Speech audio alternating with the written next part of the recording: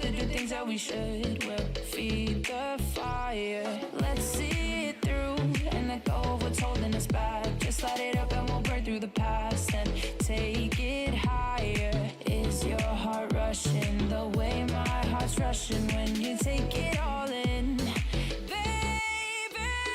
this is when we come alive. Do you feel it? We'll take the world by storm, just you and I. You and I.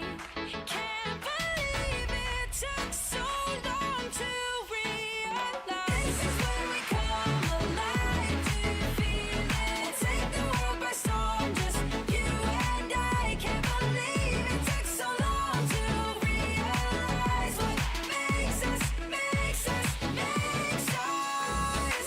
This is when we come alive. Do you feel it? We'll take the world by storm, just you and I. Can't believe it took so long to realize what makes us, makes us come alive.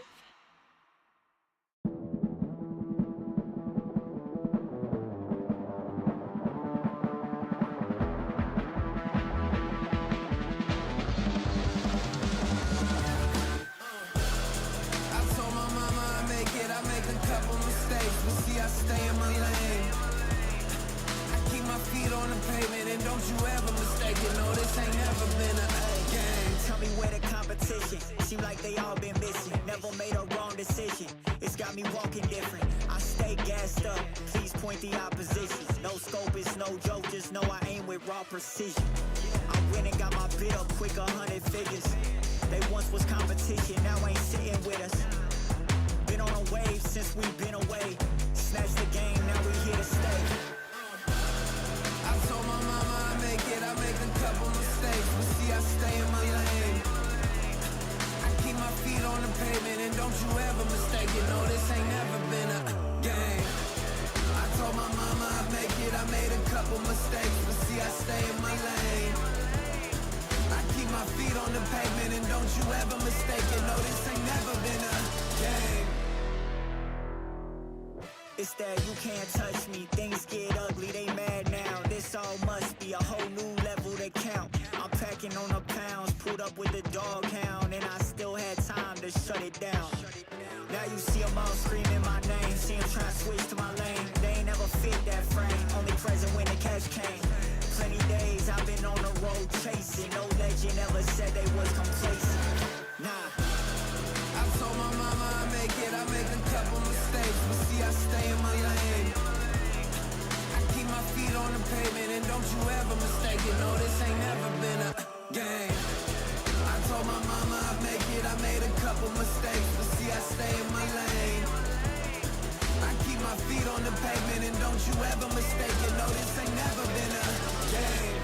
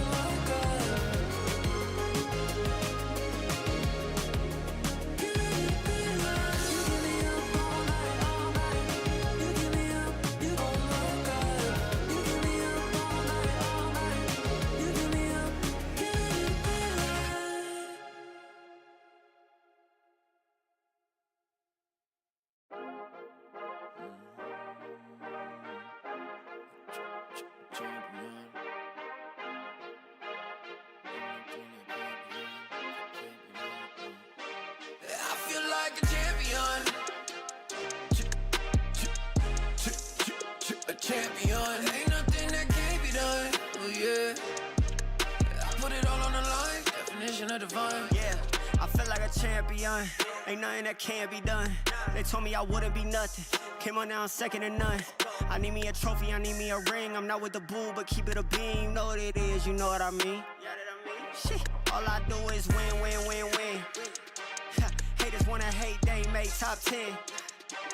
Double, triple team, what they need to defend. I juke left and I'm gone with the win. I'm gone with it. I feel like a champion. A champion. Ain't nothing that can't be done. Oh yeah. I put it all on the line. Definition of divine. I feel like a champion. A champion. Ain't nothing that can't be done. Oh yeah. I put it all on the line. Definition of divine. Feel like a champ, MVP status. Yeah, the win been guaranteed. So let's see about it.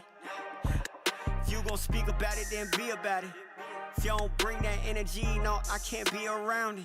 Nah, I'ma shoot my shot, I'ma stick it, watch. At the tippy top, I cannot take no loss. 2 seconds on the clock, they gotta give me the rock. I got a game on wet, yeah, I got a game on lock. I feel like a champion. A champion. Ain't nothing that can't be done. Oh yeah. I put it all on the line. Definition of divine. I feel like a champion. A champion. Ain't nothing that can't be done. Oh yeah. I put it all on the line. Definition of divine.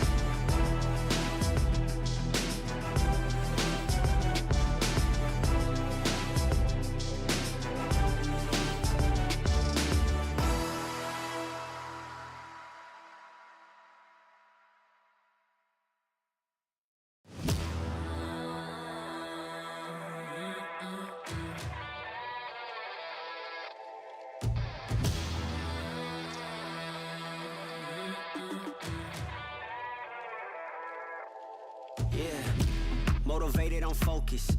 Came a long way from the lowest. Yeah, gotta get it, the mindset, gotta put it in motion. This is the moment, gotta one up my opponent.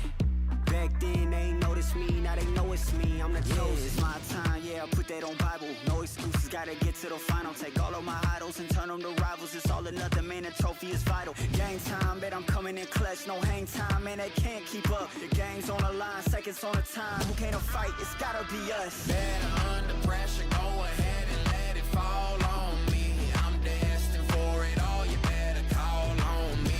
They say what doesn't kill you make you stronger. All that pain, it done made me to a monster. They say what doesn't kill you make you stronger. All that pain, it done made me to a monster. Yeah, whole lot of times they doubted I wouldn't be who I am without it. Sleepless nights, I counted. It all paid off, it's really astounding. I had to keep the faith to elevate. Hope for better days, they were coming. Now we can celebrate, knowing every day is abundant. Yeah, it's my time, yeah, I put that on Bible. No excuses, gotta get to the final. Take all of my idols and turn them to rivals. It's all or nothing, man, the trophy is vital. Game time, bet I'm coming in clutch. No hang time, man, they can't keep up. The game's on the line, seconds on the time. Who can't fight? It's gotta be us. Better under pressure, go ahead and let it fall on me. I'm destined for it all, you better call on me. They say what doesn't kill you make you stronger. All that pain, it done made me to a monster. They say what doesn't kill you make you stronger. All that pain, it done made me to a monster. All that pain, it done made me to a monster. All that pain, it done made me to a monster.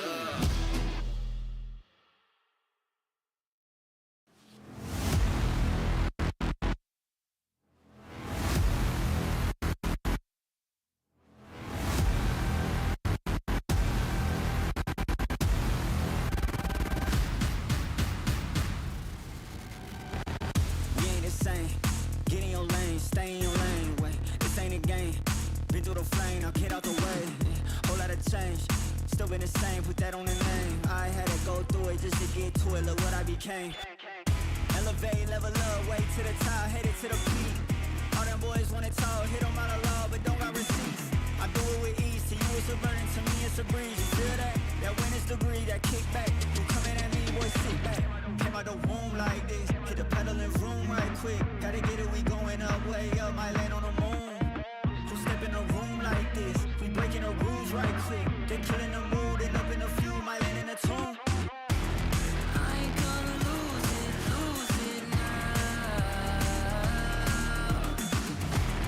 Gotta keep it moving now. Elevate, level up, way to the top, headed to the peak. All them boys wanna talk, hit them out of law, but don't got receipts. Elevate, level up, way to the top, headed to the peak. All them boys wanna talk, hit them out of law, but don't got receipts.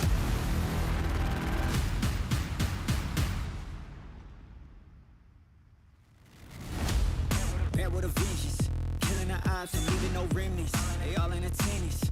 Gotta go big, I aim for the fences. It's mine, I sense it. Back in the scene, I'm back to the business. Back on the front line, gotta grind. It's time that you be the witness. At the time, turn a repeat to a 3P, yeah. Got the franchise on me, you more like G Lee, yeah. 21st century, you all the way BC, yeah. Old boy been washed up, I'm nashed up in TTA.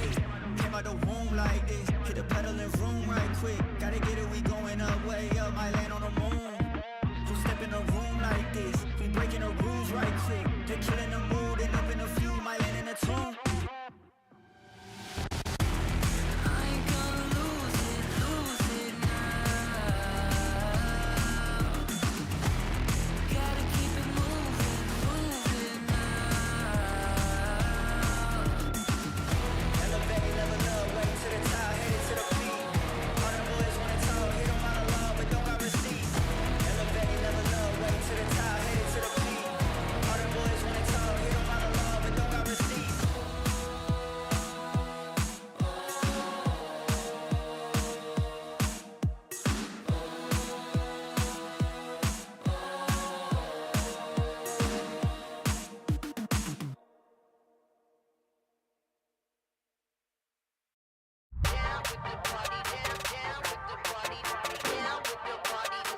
where I'll be. Down with the party, that's what they told me. They wanna get down at the party, cause that's where I'll be. Down with the party, that's what they told me. They wanna get down at the party, cause that's where I'll be. Down with the party, that's what they told me. They wanna get down at the party, cause that's where I'll be. Down with the party, that's what they told me. They wanna get down at the party, cause that's where I'll be.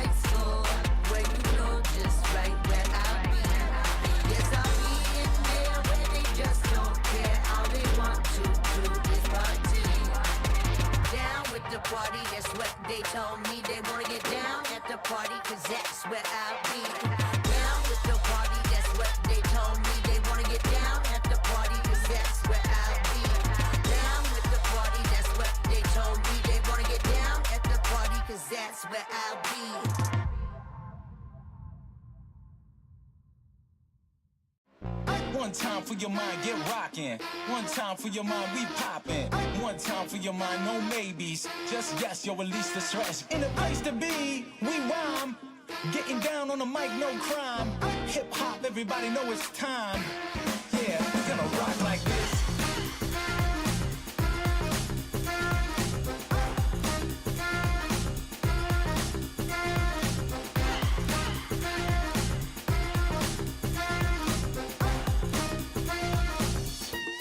Yeah, we're gonna rock like this.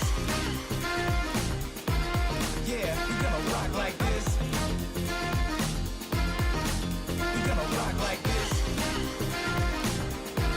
Yeah, we're gonna rock like this.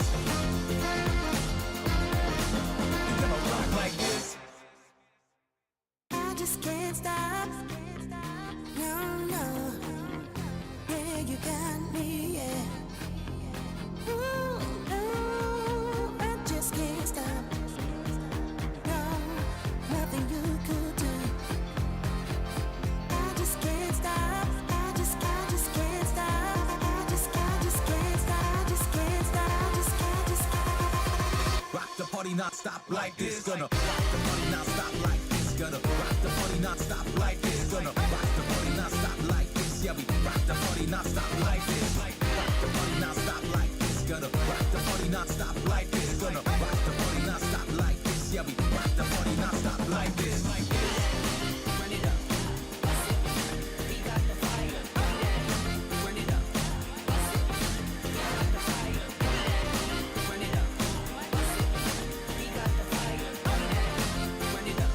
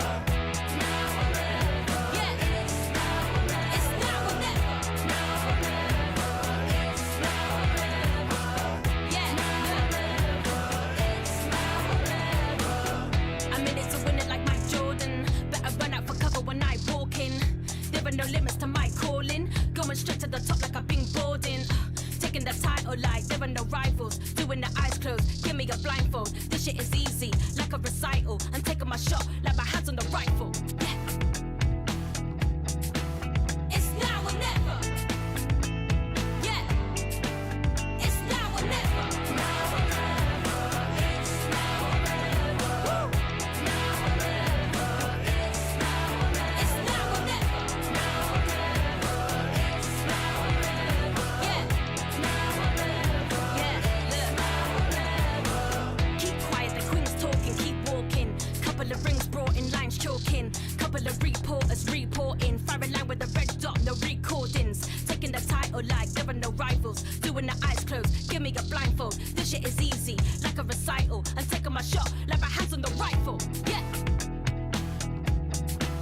It's now or never. Woo. It's now or never. Now or never. It's now or never. Now or never. It's now or never. It's now or never. Now or never. It's now or never. Now or never. Yeah. It's now or never. It's now or never.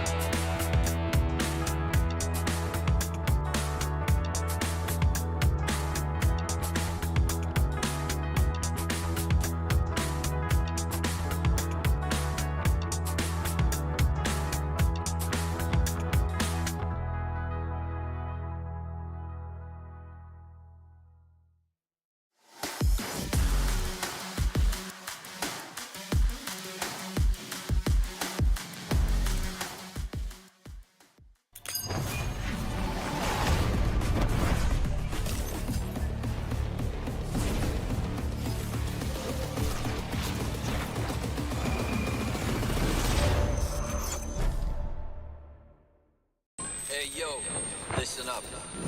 If you're here for the safe plays, if you're here for the hero shots and predictable endings, you're in the wrong place. We're here to shake things up. Teach lessons the hard way.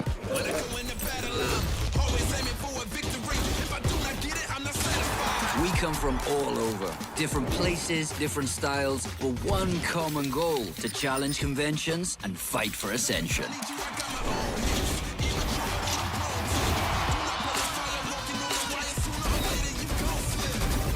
We're stealing the spotlight. We're the ones everyone's gonna be talking about tomorrow. In short, we are the future.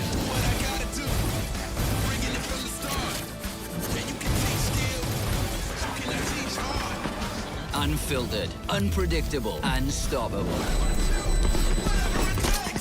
Here comes it. Hey! We are challengers. Hello everybody, welcome back to Valorant Challengers. It's day 2. We have had an incredible first day to start things off, and we've got more to come. I mean, it's all the same team, so we're just going to get all the same action going on now.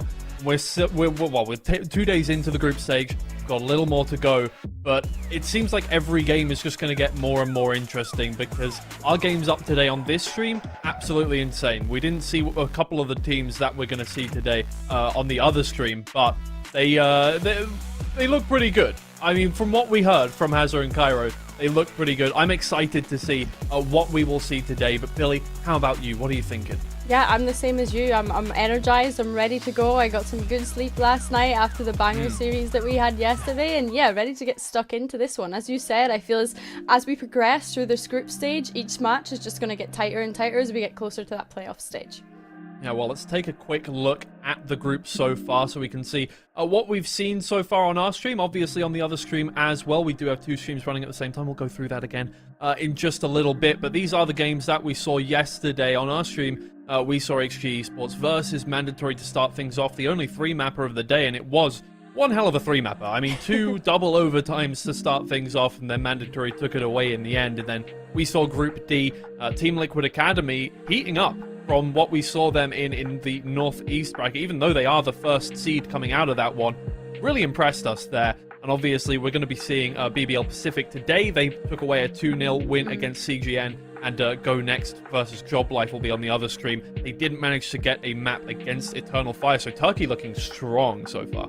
Oh yeah, 100%. I think BBL Pacific and CGN, you know, that was kind of a rematch from last year's Ascension, which is very exciting that we get that in the first day of Challengers. And I think Go Next, probably a little bit disappointed to have lost their very first game, right? Of course, formerly Shakmat. They were probably a little bit, like I say, disappointed to be coming away with a loss initially, so they'll need to get their heads down and get these next couple of wins under their belt.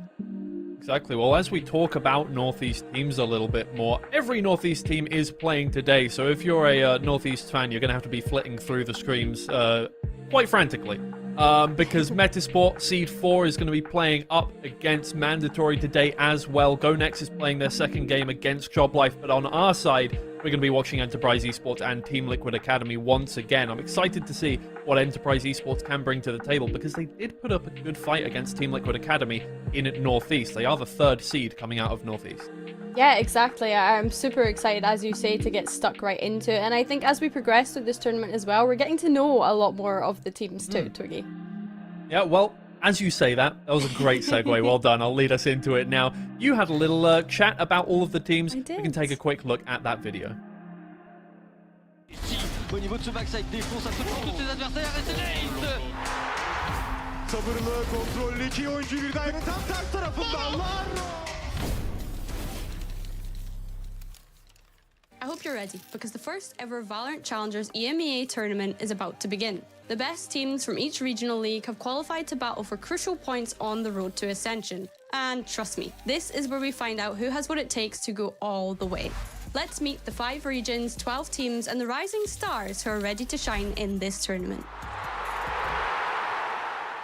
First up, DAC Evolution, a region with 2 powerhouse teams ready to make their mark. CGN Esports, the kings of DAC, holding the most championship titles in the region. Built on regional prides, they represent Cologne with their legacy. With Wolfen's Tier 1 experience, they're ready to prove they belong at the top once again. Then there's FOKUS, DAC's only team to ever reach VCT before franchising. Led by the deadly duo of Alorante and Sus, they dominated this last split to secure their spot. But can they do it again on the international stage? Over in France, we've got 2 squads with unfinished business. Mandatory, the eternal runner-ups. 4 Challengers France League finals, 4 losses. With Sivov and Enzo now on their roster, they aim to shed that label and prove themselves against other EMEA teams. For Enzo, who's been in Tier 1 before, competing in some of the biggest international events with Fnatic, this could be 3rd time lucky on his road back to the top. On the other side, we've got Job Life, the undisputed kings of Challengers France with 3 consecutive titles. This year, they feature Starkzo, one of the first Valorant champions with Ascend, who stood out during the last split alongside fellow Polish player Unfake. It will be exciting to see how this duo performs in the tournament. Now let's talk about Northeast, where new blood meets experience. Shakmat, one of the strongest Polish rosters of all time, a core that's been together since 2023. With Chris and Kozok leading the charge, they now aim for their Grandmaster moment, ready to checkmate the competition on their way to Ascension. Then there's Team Liquid Academy, the first ever Academy team to win a Challengers League. 3 rookies, no prior experience, but raw, untapped talent. GSR emerged as a key player with standout performances on VISE in the tightly contested regional finals, which featured 5 intense matches and culminated in Team Liquid Academy's victory. Metasport. This Norwegian squad isn't just here to play, they're here to reach Ascension. Step 1, qualify for the first Challengers tournament. Done. Now, with Angus bringing experience from last year's Ascension stage, where he finished 3rd, they're looking to turn ambition into reality. And don't sleep on Enterprise Esports. They fought their way to the finals but fell just short. Oh my god! Now, 2 former Valorant World Champions, Zeke and Keles, are back. Can they reclaim their spot among the elite? Next up, the Rising Series. Traditionally the Spanish league, but now featuring a new wave of Italian talent breaking through. HGE Esports came, fought, and conquered. They took down Dynasty to claim the title, and at the center of it all, Hyber, the Finnish player who's been tearing up the scene. Now, he sets his sights on the next challenge, ready to continue his warpath. Dynasty, the other Italian squad that will put everything on the line to secure the most points. You may already know Barry G. He's been here before, making it to Ascension. Let's see if he can do it again and take Dynasty all the way. And last but not least, Turkey, where some of the best players have proven to come from. BBL Pacific, the partner team of BBL Esports and back-to-back Berlic League champions. Last year, they climbed through Premier to earn their place in Ascension, proving that it can be done. They fought their way to the finals but fell in a very close 3-2 to Apex. Now, they come back with one goal in mind, redemption. Then there's Eternal Fire, a team built on a fire and ice combo. QT, the high-risk, high-reward playmaker, and Brave, the silent but deadly closer. Both know what it is like to compete in VCT EMEA. So, will this be the perfect balance to reach Tier 1? The battle for Ascension points starts now, and you won't want to miss a second of it. Who's making a name for themselves? Who's proving that they belong at the top? And who's setting themselves up to be just one shot away from Tier 1? Let me know in the comments who you're rooting for. It all goes down from March 3rd to 9th, so get ready, because the future of Valorant starts here.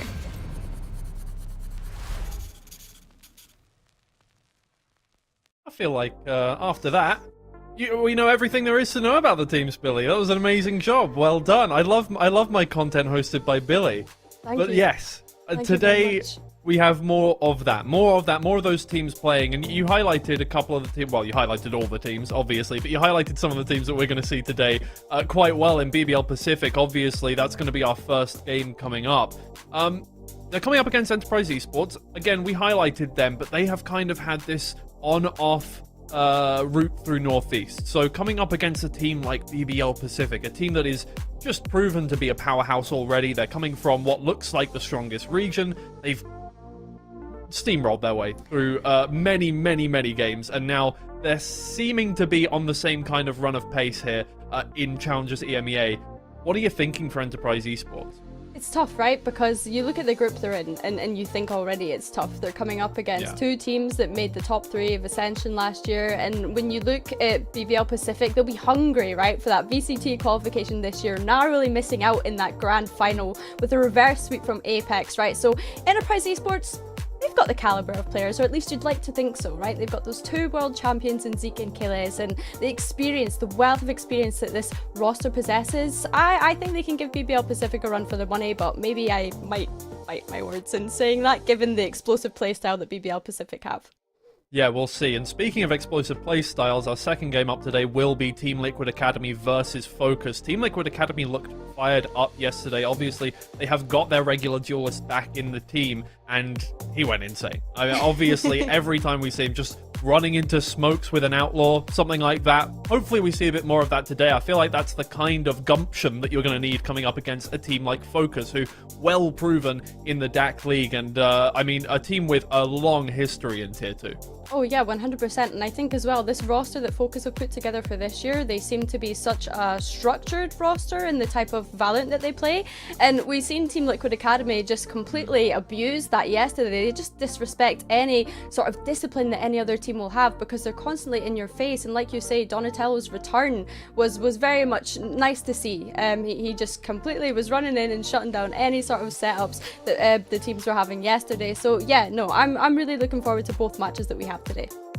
But those aren't the only matches that you can watch. We've got another stream going at the same time, and if you're a France fan, you're definitely going to be watching that one. So we're just going to hand it over to Pavlos and Ryan to tell you all about what's going on over there. Hi guys, yeah, we're coming live here from the East Broadcast, and we've got a brilliant set of matchups that for anybody that's interested in them, make sure you tune in to us. Now, first up, we've got Mandatory versus Metasport. Now, Metasport haven't really played their game yet, and they'll be looking to prove why they deserve that 4th spot from Northeast, but Mandatory, on the other hand, they had a very grindy game. 2 overtimes, went to 3 maps, and they barely got away with a win against HG. So interested to see what they do in this first match. Oh, they have a lot of grit. It was definitely a lot of fun to watch them. So being able to see if they can actually get out of groups into playoffs will be exciting. But on the other side, for the second game, you've got Go Next Esports, which had the debut under this organization as the Chatmap team from Northeast. Not the best start. 2-0 loss against Eternal Fire. Pretty one-sided as well. Means that if they lose this next series up against Job Life, it's curtains closed on their challengers run. So they're hoping for a little bit better. Job Life, it'll be their first game. They've seen their opponents. It'll be an interesting one to see exactly how both these teams play, Pavlos. Yeah, it'll be interesting. Close affairs. Every map matters. Every series matters. So make sure you tune into these games if you're interested in them. But for you guys, best of luck with yours. Hope you guys enjoy, and we'll see you on the other side. Wonderful. I'm sure we will enjoy. There is going to be no end to the fun we're going to have today. And obviously, if you're a Northeast viewer, you're going to be all over the place. But I do hope you come back to me and Billy's warm kind of welcome here on the desk. And we're going to have some great casters for you as well. We haven't, I mean, you've seen all the casters that are there. Actually, you can check it out on social media. You can see the talent announcement so you can get an idea of who is going to be casting our games today at Val League NE on Twitter and everything else that you want to go for. So, games coming up. We got BBL Pacific versus Enterprise Esports first. We've taken a quick overview of that one so far, but let's go a little more in depth with these two teams. I mean, starting off with the Turkish #1 seed BBL Pacific. Absolutely insane stuff. The stats that they've put up so far are ridiculous, and coming into Challengers EMEA looking pretty much exactly the same. Maybe not a steamroll yesterday, but a very good performance to start things off. Yeah, absolutely. And I mean, this roster, we've seen the majority of them play at Ascension last year. Like I said, a team that actually came up through Premier as well. Let's not forget that. So yeah, they've had an exceptional performance so far, getting that first win under their belt. This year, they've got the addition of Krevin, apologies if I've said that wrong, who is coming in from Howl Esports. So a great addition into this team, another strong player from that Turkish league. So yeah, I'm really looking forward to seeing how they get on in this matchup today. Yeah, exactly. I think this match should be... I mean, the thing is, what looks like from them is their group is going to be, at least for them, relatively simple. That's what they're hoping for, at the very least, that they can just get their way through the group, get towards the playoffs very quickly, because we're kind of seeing this emerge now, especially with Eternal Fire winning their game, that Turkey is going to be a superpower in this tournament. So for Enterprise Esports, definitely the underdog, I would say, coming into this one as the third NE seed, but hopefully we'll be able to put up some good numbers. We have a little highlight of one of the players that they're going to be coming up against, and I mean, this is just the player at the top right now. Stats-wise, the best player in this tournament.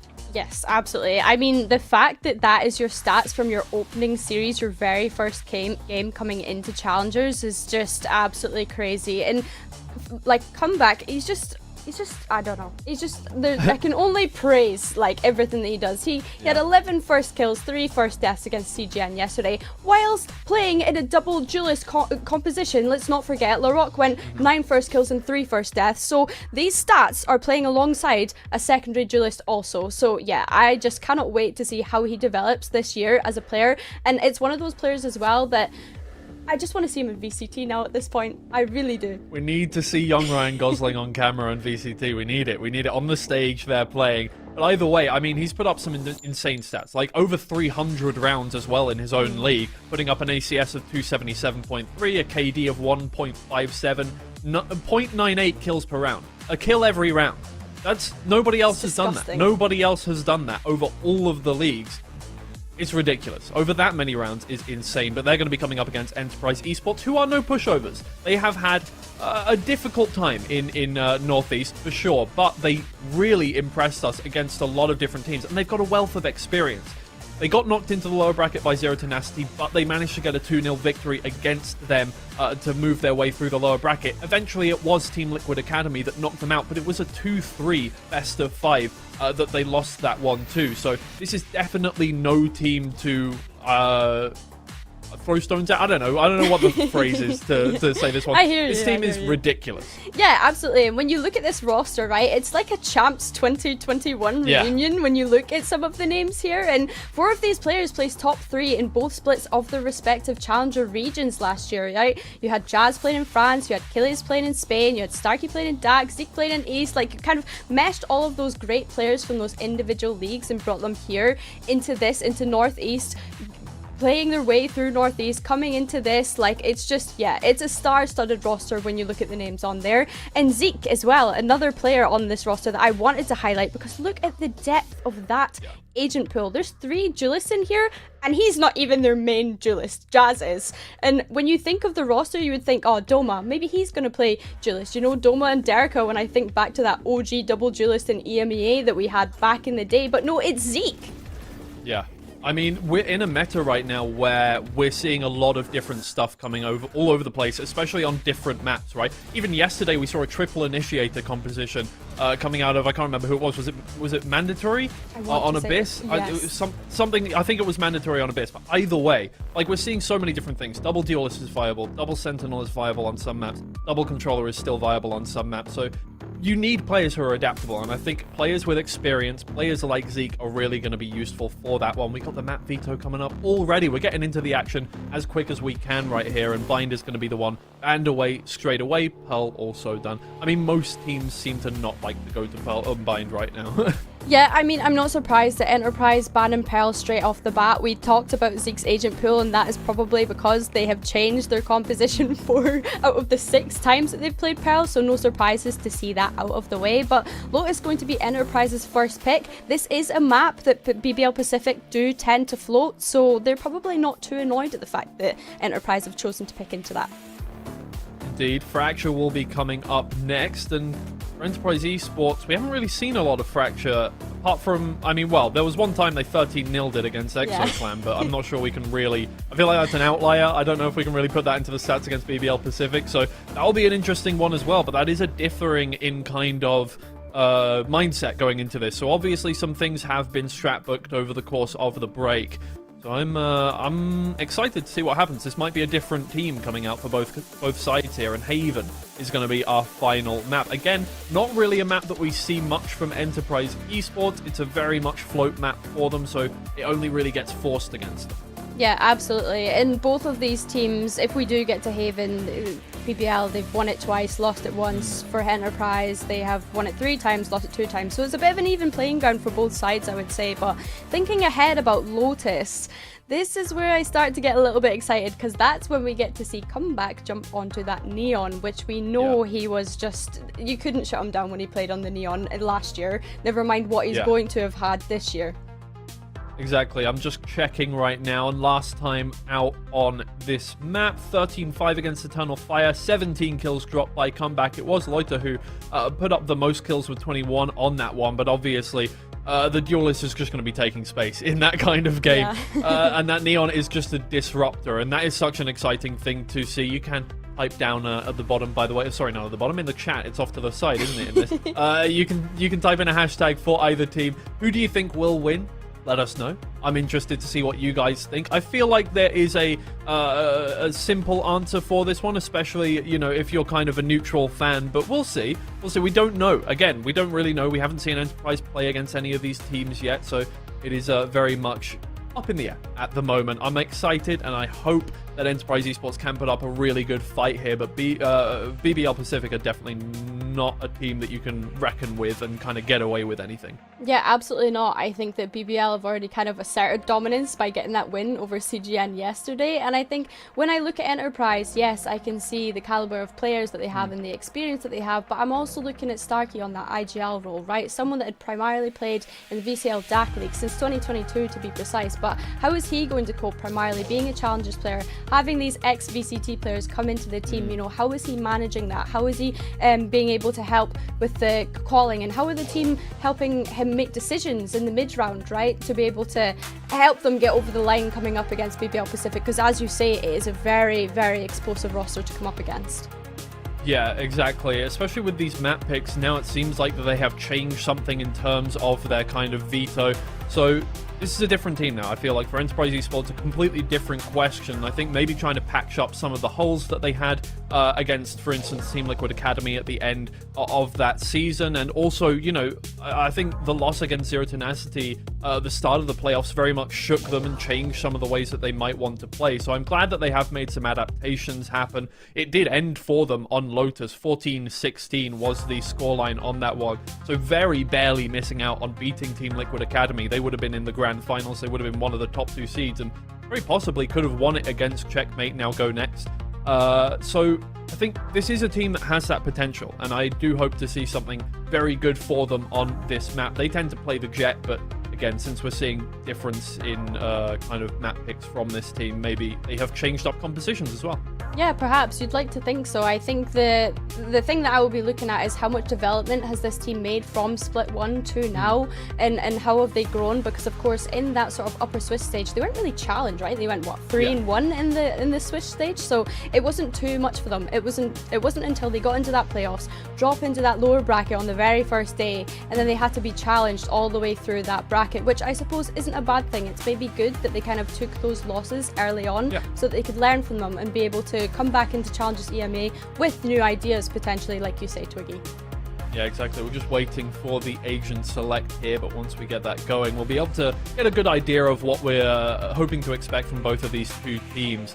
I mean, in terms of BBL Pacific, obviously we've talked over and over again about comeback. We've talked about how good this team have shown to be. They had a little bit of a slow start yesterday against CGN. Not really a team that we were expecting to put up a massive fight against them. Obviously, you know, CGN are a great team, but not the first seed from DAC, first of all. And second off, BBL Pacific has kind of been talked about as being, you know, the S-ranked team, all of this. So a 13-8 to start things off in a fashion where they lost, I think, 5 rounds to start off that first map in a row. Or, sorry, no, never mind. It was the second map, not the first map. The first map was absolutely fine to begin with, from what I'm looking at. But yes, the second map, a little more difficult for them. Obviously, it was CGN's pick. But do you think for them, it is critical for them to get a good first map out of the way here, really get into this series? Because I think Enterprise like that kind of long series. They've got the experience. Yeah.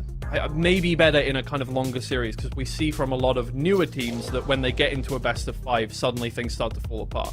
Yeah, and I mean, we could argue that BBL Pacific are a newer team, but this core has been together since March of last year. So you would like to think that they've been able to develop in that time. You know, they've been through the best of 3s, the best of 5s, the Ascension last year as well. So I think that they're well drilled in being able to have the resilience and the sort of longevity of being able to play a full 3 mapper if they need to. But it's moments like that where we get to see not only Comeback performing well, but we get to see La Rock, we get to see Lotus. They really thrive in those kind of moments, and they are the kind of players that I think the team can rely on to keep the energy and hype everything up. We've seen Rose as well, the IGL of the team, screaming across the stage at Ascension. You know, they are a team that you would expect to be kind of timid, given that they had come up from Premier last year, but they're not. They will completely disrespect you. They have that sort of champions mindset for a team that, again, like we say, still feels so young.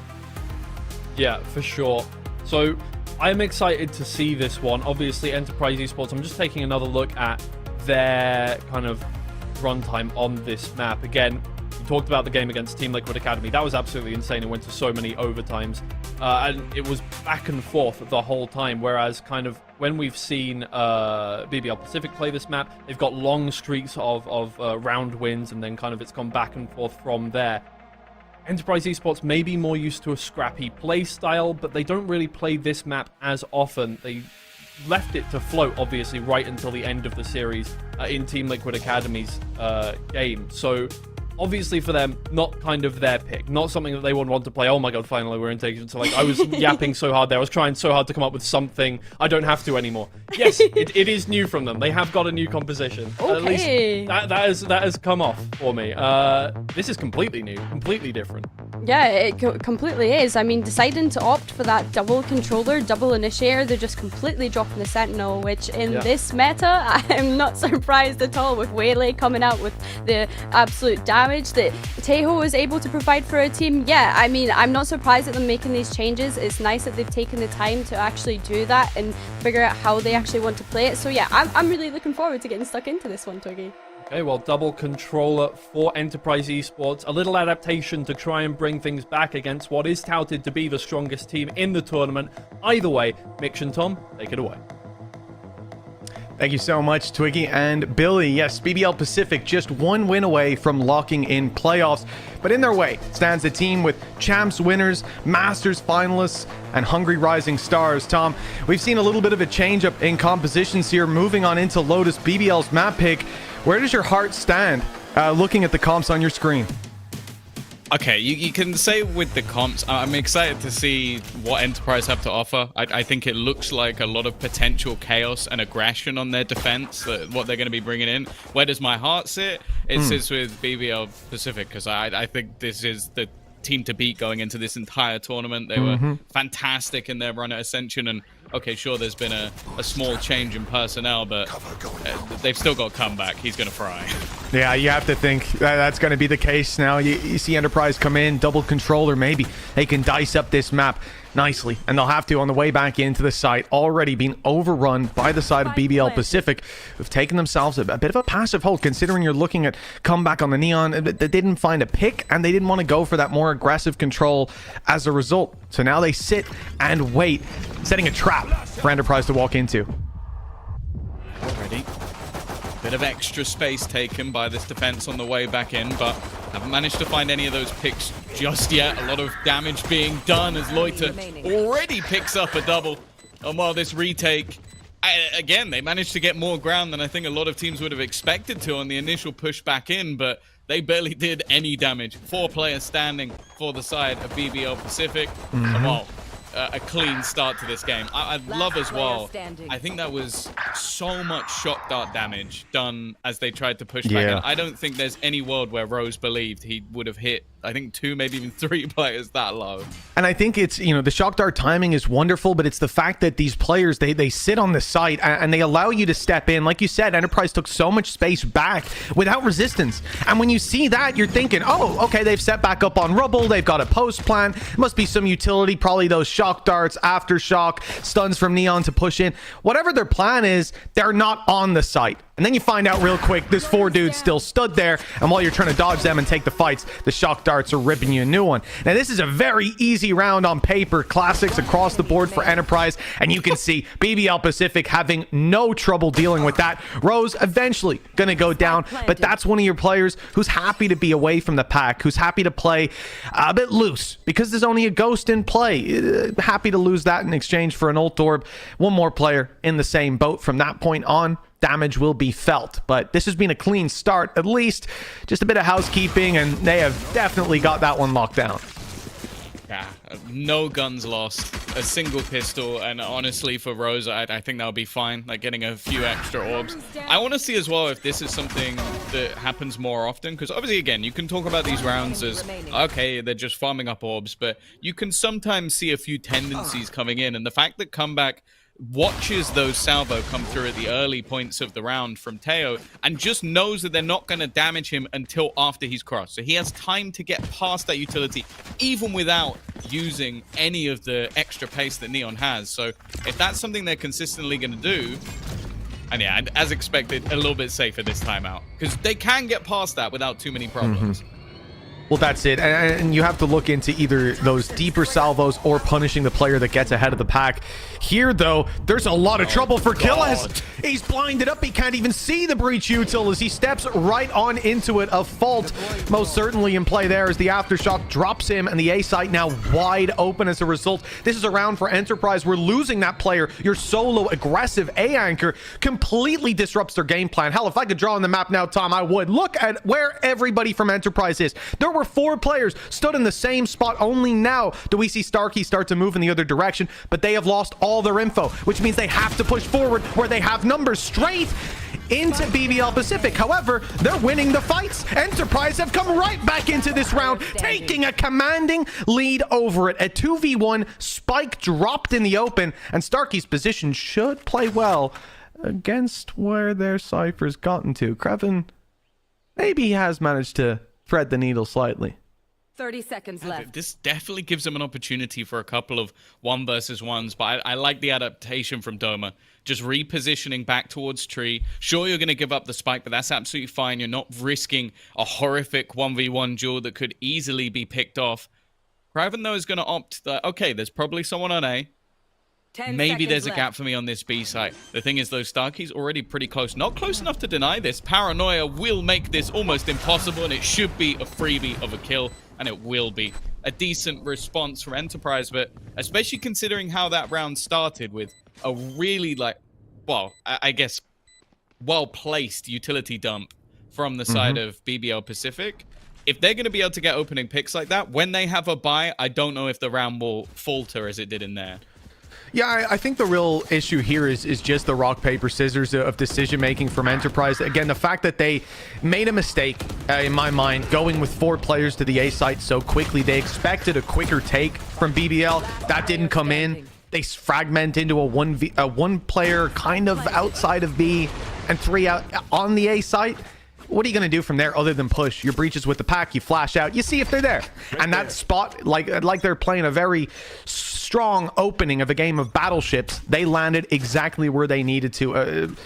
All the players were there, all of them were blinded, and they picked them off. That's a great recovery on a round that should have stung a lot more. Now, though, still economy there for BBL. They bought an op, they got a shot off, and that's the end of the story. Comeback is in the ground.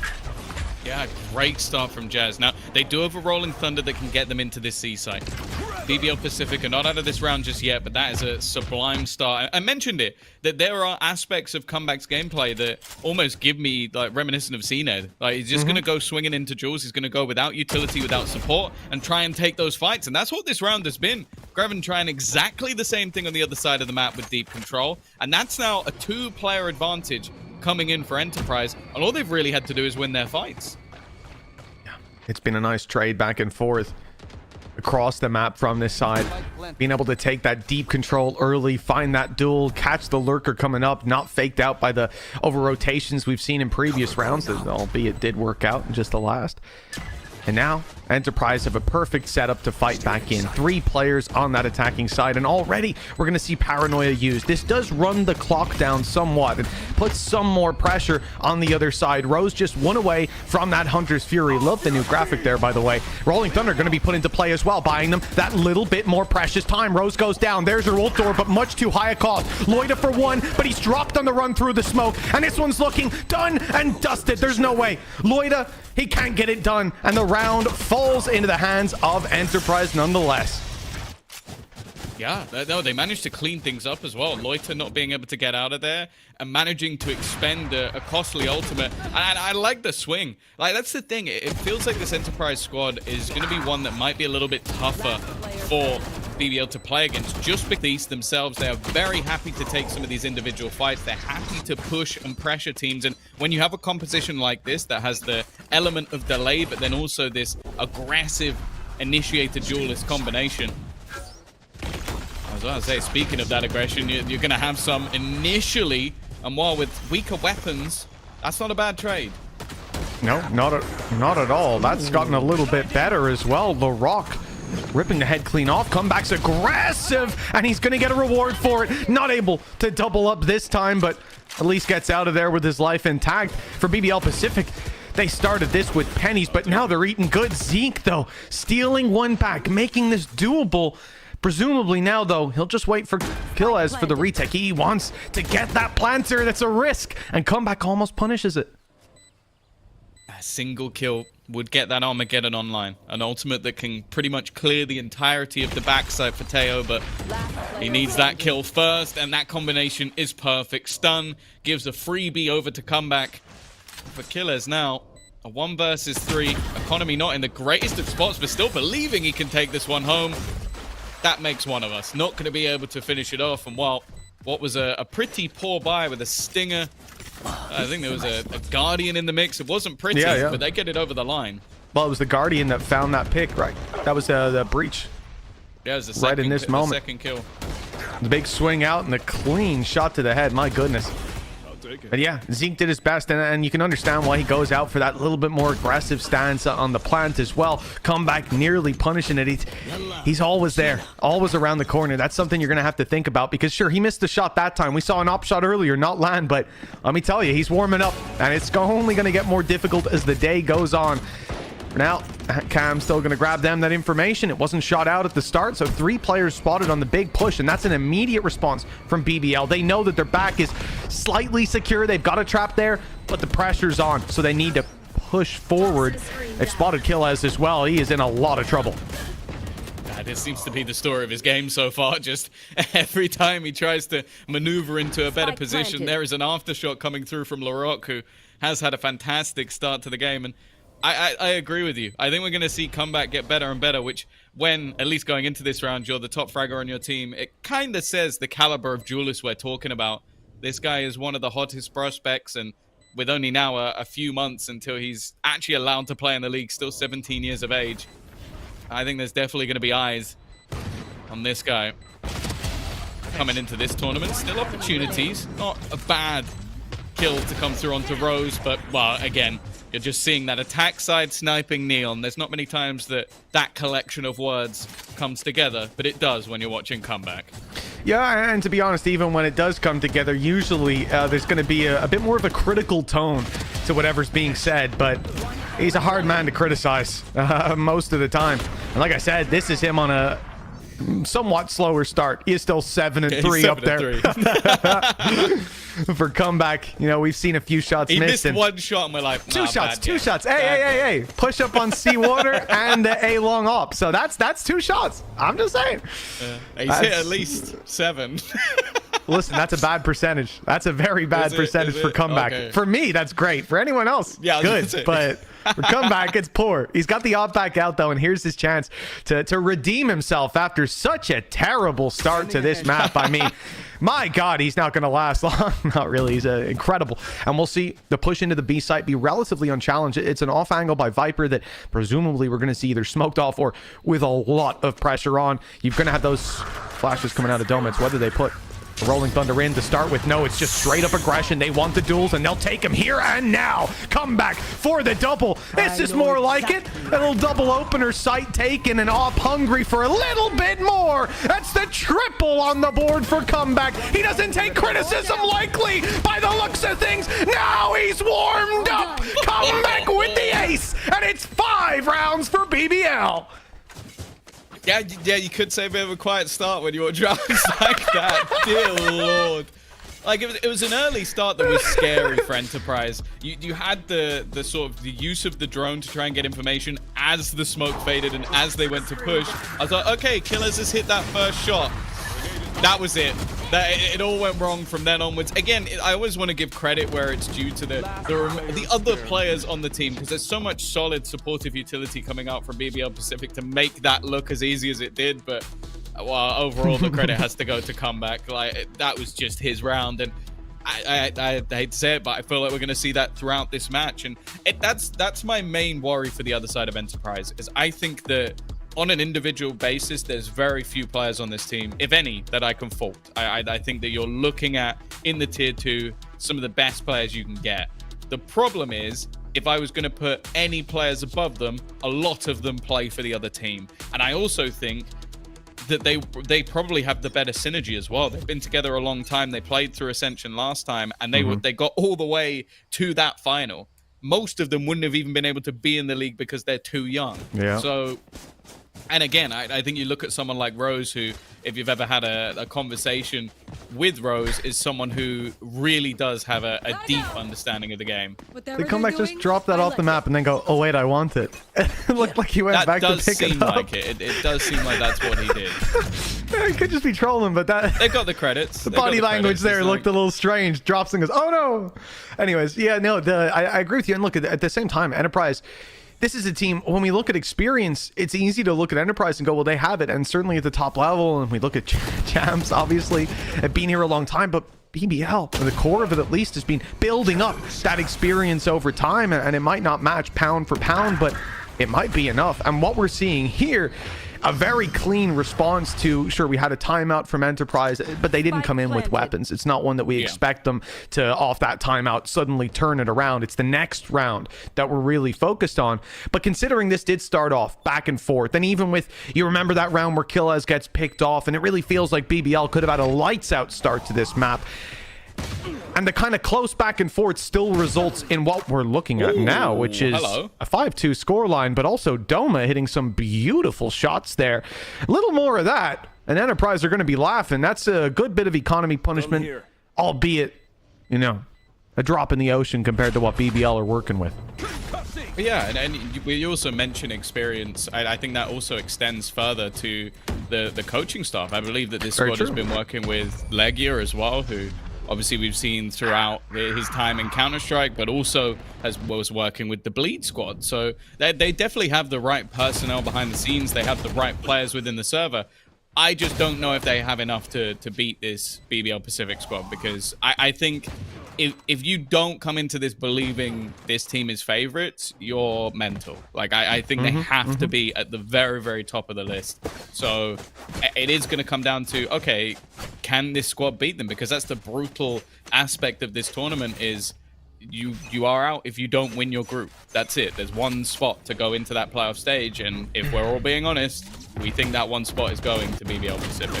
Well, even if you expect them to be on an even footing, the reality is BBL Pacific already have that one win under their belt. The 2-0 is a guaranteed top spot in a group of 3.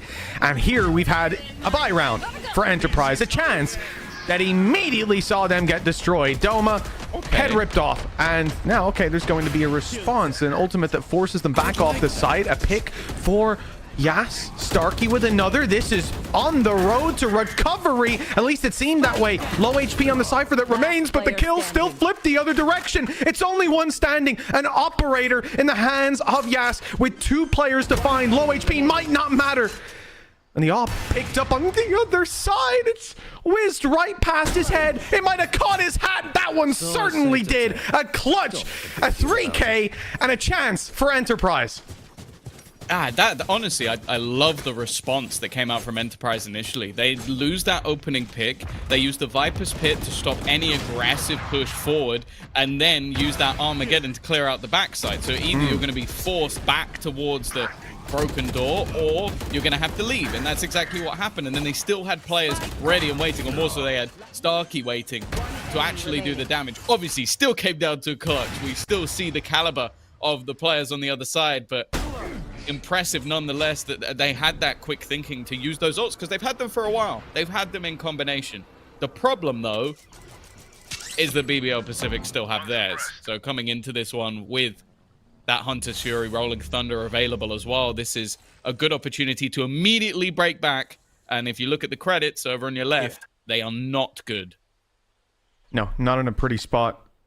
This round, fighting right back would propel BBL into the lead, a locked-in lead for halftime.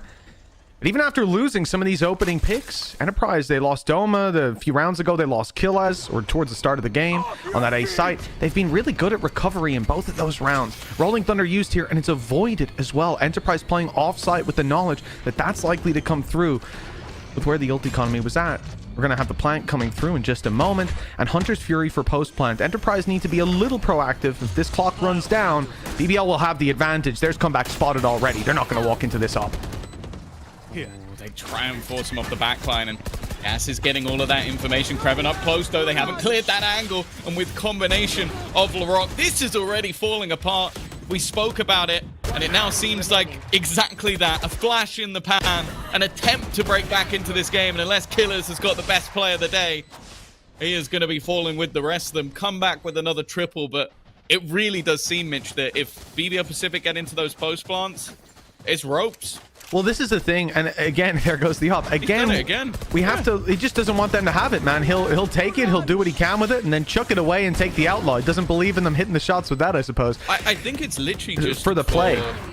It's for buy rounds. Like, what he's doing is he'll have it for the buy round, and then when he knows his opponents are going to be eco, he doesn't want to risk them getting an operator, so he throws it out and buys an outlaw, so that then there's no chance for them getting it, and they'll have a weaker gun that his teammates won't die to. Like, it's definitely expensive to do that. Sure. But when you have the credits, you can. And it's worth it, right? Because with the movement that Comeback has and the ability to take 2 shots with that outlaw as well, you get into an angle.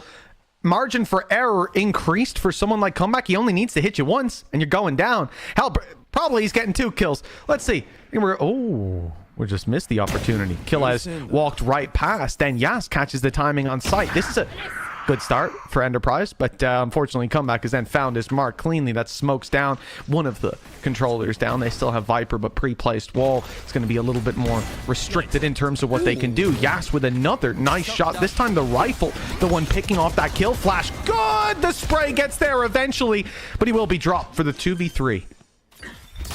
Gotta be careful. Gonna try and use the snake bite, but it isn't able to delay. Was planted on the other side. Still potential in this round, but the weaponry disadvantage is pretty big in this scenario. Needing to connect those shots, LaRock does it, and they're just fighting this one tooth and nail. They didn't even attempt to move. They're like, all right, you peek us all together, and we'll still win with a disadvantage of players. 8-3. Dominant half, especially after rounds 3 and 4. It's only really been that one blip round, the clutch, that came out for Yas that really gave them anything. Since then, okay, this round wasn't plain sailing, but they still looked comfortable. Yeah, and even, you know, looking back at the round before, when they have that Hunter's Fury, when they get into the site, the decision making from BBL has been fantastic. You know your opponents are going to play a bit more fast, a bit more aggressive, and so the response is to play up close, play on the smokes, play on the cages, catch them. Comeback is catching them. Oh, he's running it down into their spawn. Unbelievable. That's a second now found, and this guy just will not stop. If you didn't already come out of this half thinking BBL just looked like the better team, does that not highlight it for you? Comeback looks like he's smurfing right now. Yeah, it genuinely looks like he's just running around with the best aim in the server. There's someone else, I don't know, maybe Rose's nickname in game is like his Sova or something. I don't know. Just a pure support player at this stage. But you're gonna get the assist from this guy. He's looking for his second ace. He's not even giving it up, just pushing all the way in. And oh, he gotta go for the knife! Oh my goodness! Oh, I can't believe the things he's doing in this game. This is absolutely outrageous, and you know what? I think Enterprise are going to be pretty happy about our schedule here. It's halftime. It's time to go to a break. Take a breather. You're going to need it. When we come back, more of this.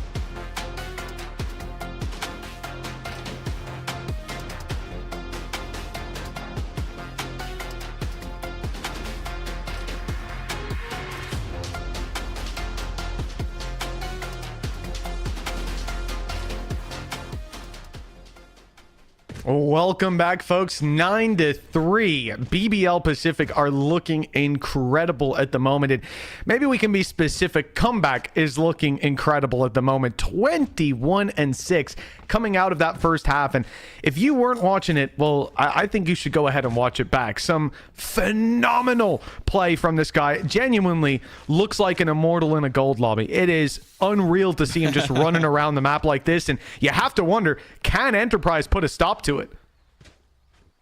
Wow, yeah, I think that is the question everybody has on their minds, because it is a difficult response. Now, I will say in the last couple of matches we've seen from Enterprise, they've definitely looked better on their attack, but I don't think that matters so much when it comes to BBL Pacific, because you're talking about a team that the last time they played defense, they went 6-0, and the time before that, they went 11-1. So I think I think this might be a done deal, but you know, some people believe in curses. Maybe this new composition will be able to at least make things a little bit more disruptive. And while an attempted, what seems like a ruse going in over to the B site, has dragged a lot of players in that direction. However, I'm not sure if Rose has also just spotted. Yeah, he has. He spotted the A take. I hate Durka. Every time I look at a decoy now, I have to triple check the map just to make sure that's the real one and not, well, and it's not the real one. Just walking it right in. Look at the Enterprise haven't completely lost their minds. And the A site, yeah, although they were spotted, they've waited quite a long time at this stage So it's really anyone's guess where that play is coming in. BBL, they realize that, and they decide that A main aggression is the play. The door's been open. They know someone's here. Comeback smells blood in the water, but it's him that ends up getting bitten. Lloyd around the back, though. He is making this one much more palatable. It's down to a 2v3 with Enterprise having Zeke and Yas having to fight back into that angle because the spike is down. They've got to take that space, and it's a 2v3 with a flash and a paranoia ready. No follow-up, though.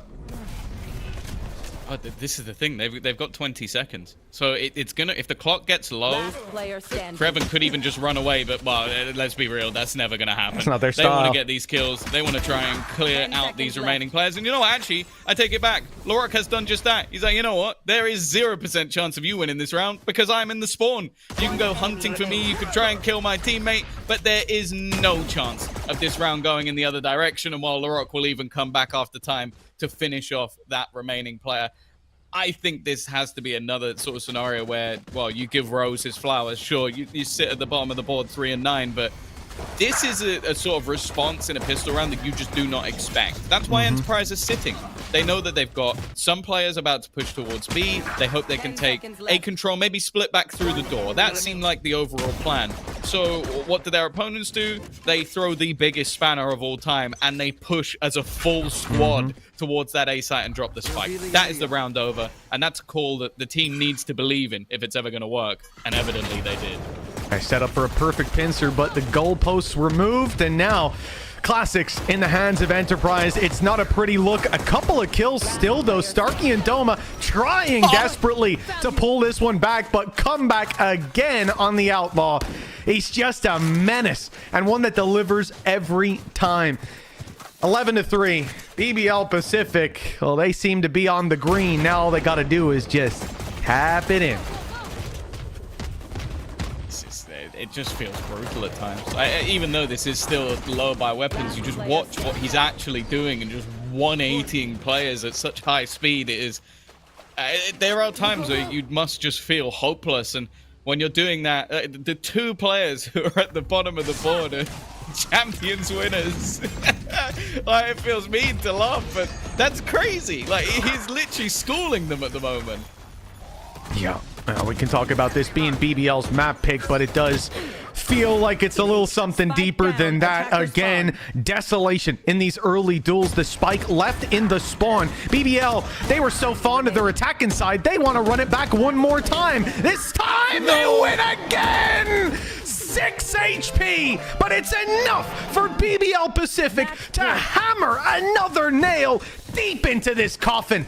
Enterprise, geez, I hope the fracture's been looking good in scrims. Honestly, the way that they're playing this game, it seems like they don't even have time to dig 6 feet deep. They are just, they're just throwing them away like trash. Like 12-3, utter domination. And yeah, we've seen them just battle in their opponent's spawn. Like they've got dinner reservations. They're looking to try and move on here. And wow, Enterprise. Let's hope there's something better on the next. It's even just he's using himself as a decoy at this stage, trying to get the IGL stats up a little bit, but it is going to be quickly over. It seems Starkey at least has managed to gain some ground, but again, a spike has been dropped. A player outside, a wraparound coming in from behind as well from Kreven and Wild. If it wasn't bad enough, it's now all left on to Killers, who does get one, but it needs to be a clutch. Man, this just looks like they're on the ropes, but BBL Pacific keep on swinging full force. They're going to the bell. Enterprise. Where's the ref? Yeah, where's the ref? Someone put a stop to this, please.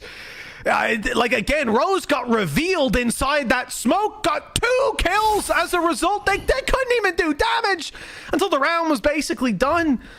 Oh, man. The dominoes falling, the tables being flipped, and for Enterprise, we said this is a BO3. They're going to have to rely on Haven and Fracture. This one is done. Killes with an attempt to clutch this out in the 1v3, but the firing squad, 2 players waiting, and they saved the best for last with Comeback hiding up the back. Tom, listen, I gotta say, I pity our analyst desk on this one. What the hell are you gonna talk about other than just roll 15 minutes of comeback highlights? Because that's all there is to it. There's a lot of good play here, a lot of good reactions, but geez, you take this guy out of the game and maybe it's gonna be a close one. He's unbelievable. Wow. Honestly, I hope they didn't go to the bathroom. That's all I'm gonna say, because this game was over before they could even get back. Oh, wow, Tom, what a game. Well, listen, we've got our analyst desk on standby, I believe, so let's give it over to them. What did you make of that one, folks? I think Tom put it best when he said, honestly, we may as well just play the game again. Actually, I don't think we'd be back in time for the next map if we played that map again. That was utter...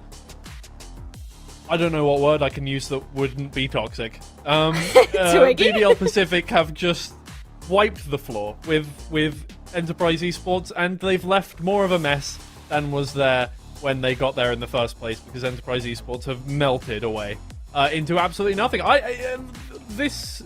Look, maybe it wasn't an amazing map for Enterprise Esports. They changed a lot of things. It could just be the composition. We don't know. Let's not jump to conclusions that BBL Pacific are going to absolutely sweep them. Well, I mean, let's talk about that composition, Twiggy, because when you look at Enterprise's composition, on their defense, you would think they have so much stalling power, right? They have that Breach, they have that Tejo, they have the Viper as well, you know, like, they're more than capable of being able to stall this aggressive approach from BBL Pacific, but when you have LaRock with that supportive utility being able to help Comeback just push deep into your spawn, we've seen Team Good Academy do it so many times yesterday, it looks like a similar kind of tale here. And I do want to shout out Enterprise Esports, because there was like a couple of rounds where they were kind of able to punish BBL Pacific's solo peaks. I think it was the round where Jazz was holding down A site, I want to say. So like they did really well to kind of get themselves into those more advantaged situations. But I mean, when you look at BBL Pacific, every single player coming out on top, Rose, the leadership, the mid-rounding that he's able to contribute to the team, like, we have to look at the project as a whole rather than just Comeback, despite Comeback being the name that was constantly in Mitch and Tom's mouths during that map. I mean, he went triple positive. There's not really any other way to put it. 24 and 8 is one hell of a statement piece for Comeback there, and I don't really see any way we can kind of scrounge too many. I mean, you gave Enterprise Esports there, you know, the positives there, and I think, you know, again, this is the first map. It was BBL Pacific's map pick. Fair enough. You go again. You go to the next map. Fracture, we don't know what to expect from Enterprise Esports. We really, I mean, that's ridiculous. That is absolutely ridiculous. I mean, 244 damage per round. That's an ACS. Yeah, that is. Scoreline. Like that, most players will have an ACS lower than that over the course of any map. I want you to go into your career ranked right now, check all of your ACSs. I don't think any of you are finding a game in your top 10 where you had a higher ACS than he had an ADR. I think as well, like, the thing with Comeback, we kind of seen a little like highlight package put together there, was his ability to jump on to the operator, to the outlaw. Like, he was using snipers on attack on Neon. Like, he was just so confident in being able to just pick Enterprise off one by one, and one kill was never enough for him. He was just constantly in your face. So yeah, going into Fracture, Enterprise Esports better have an answer. Alright, well, we're going to give them some time to think about that, because we're going to go to a break, and hopefully Enterprise Esports can come up with something to get more than 3 rounds in the next map.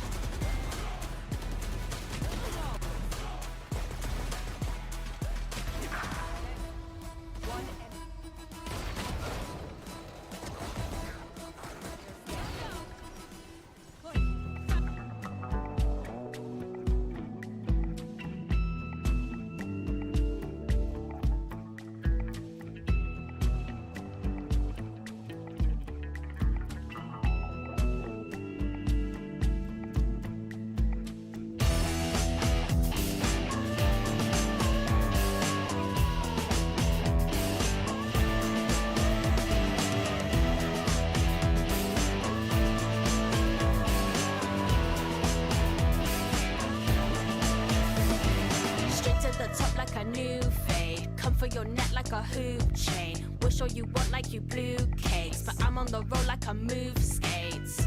Settle to the top like it's due date, and I'm never gonna stop like LeBron James. Big dreams, yeah, live large. We go hard to play hard. Dream big, live large. I work hard to play hard. I'm coming for the top, and I ain't never gonna stop. Oh no. Dream big, live large.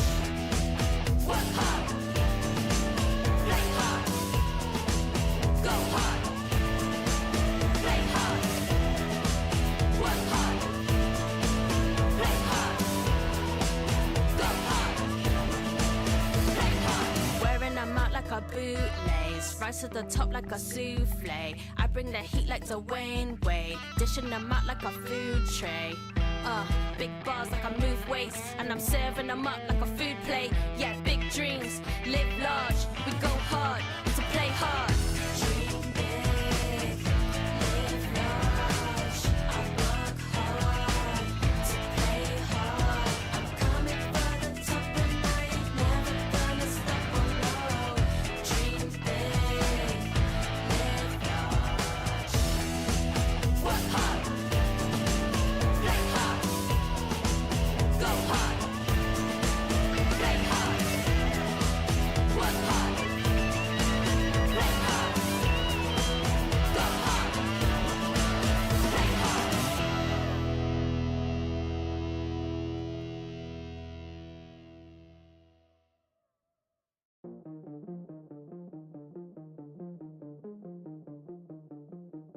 Let's go. Hey, step back, look at the wrist, wrist. Let go, let it go, switch. Hey, turn the heads, can't miss this. Run it up, it's my fitness. Windows limousine tinted, stay up out of my business. Hey, you can never break me down. Need more to take me out. They was all cool back then, now they wanna hate me now.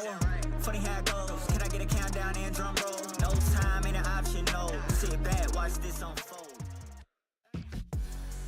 Welcome back to VCT Challenges, everybody. Not VCT Challenges, not quite. We're not there yet. Comeback made us think that we were there for just a second there, I think. But yeah, EMEA Challenges.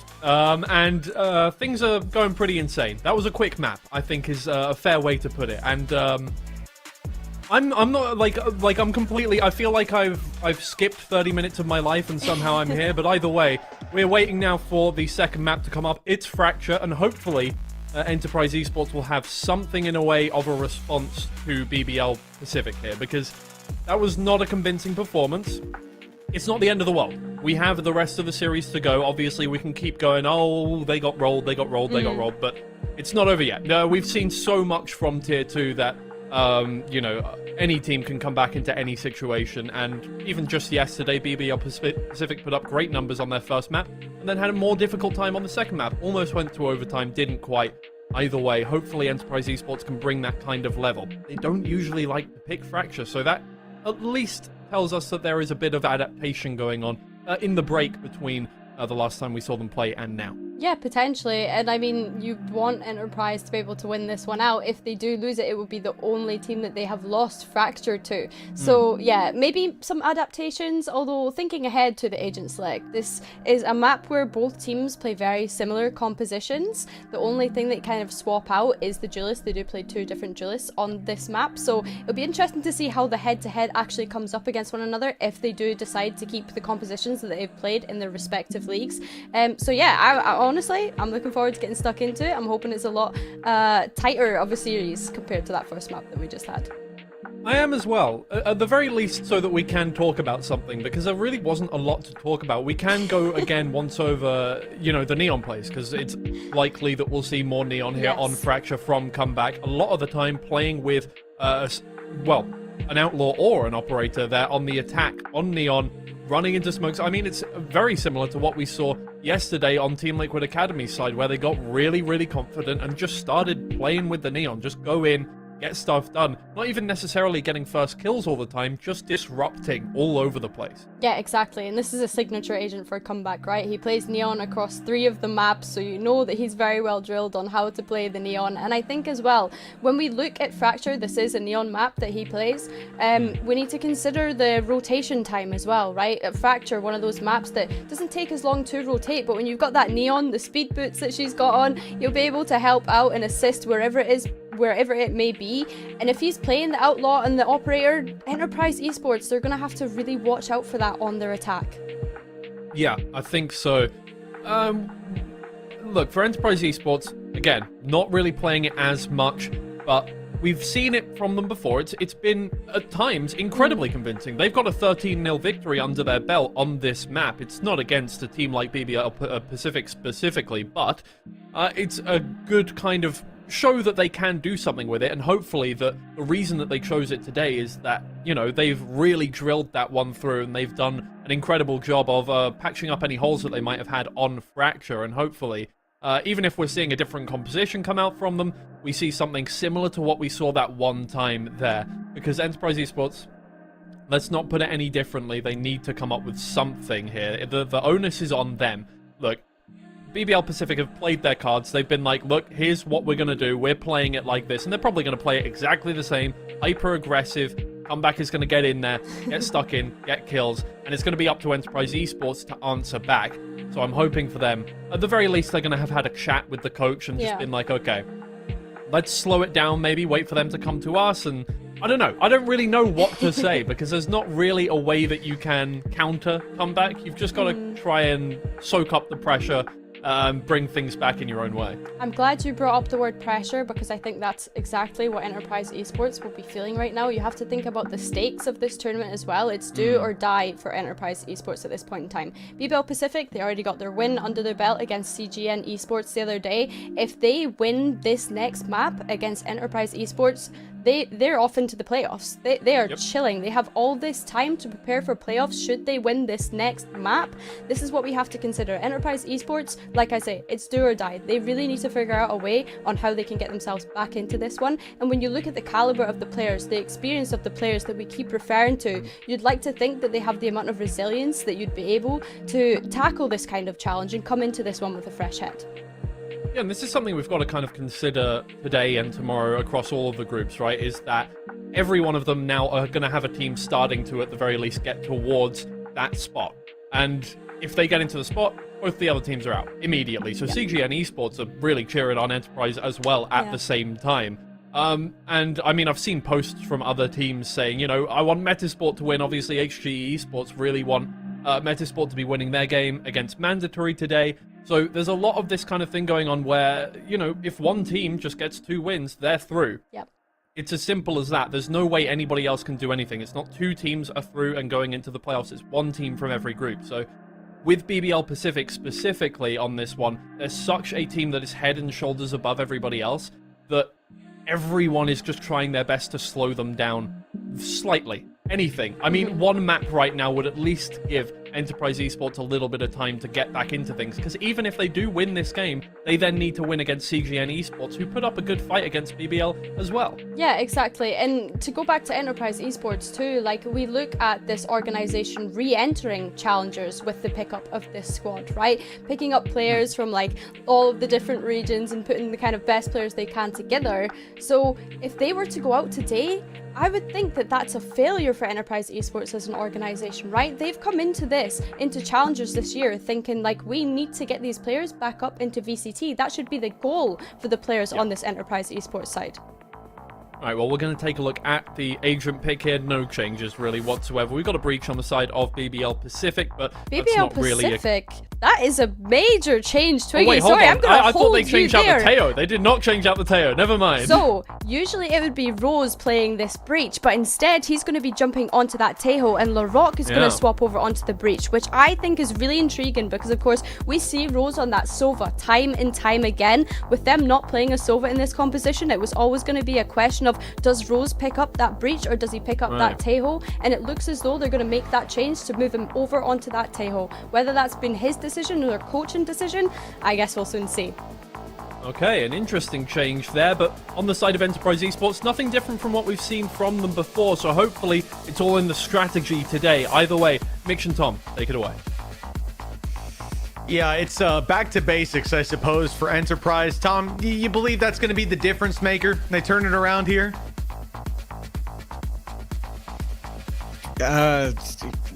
No, I don't know. Like, obviously, we've seen BBL Pacific have a recent loss on this map, but if I've learned anything from good teams, that's normally more of a motivator to fix what's broken. If it's something that isn't broken, then you don't really need to do anything to change it, which makes it rougher for Enterprise. Obviously, this is more of a comfort choice for them. I'm excited to see Rose taking over the tail. I think a lot of people have been putting aggressive players on that agent, so having more of a supportive player in that role could be very interesting. This is such an aggressive stance. Comeback is being given fights, given opportunities, and we'll take that first kill.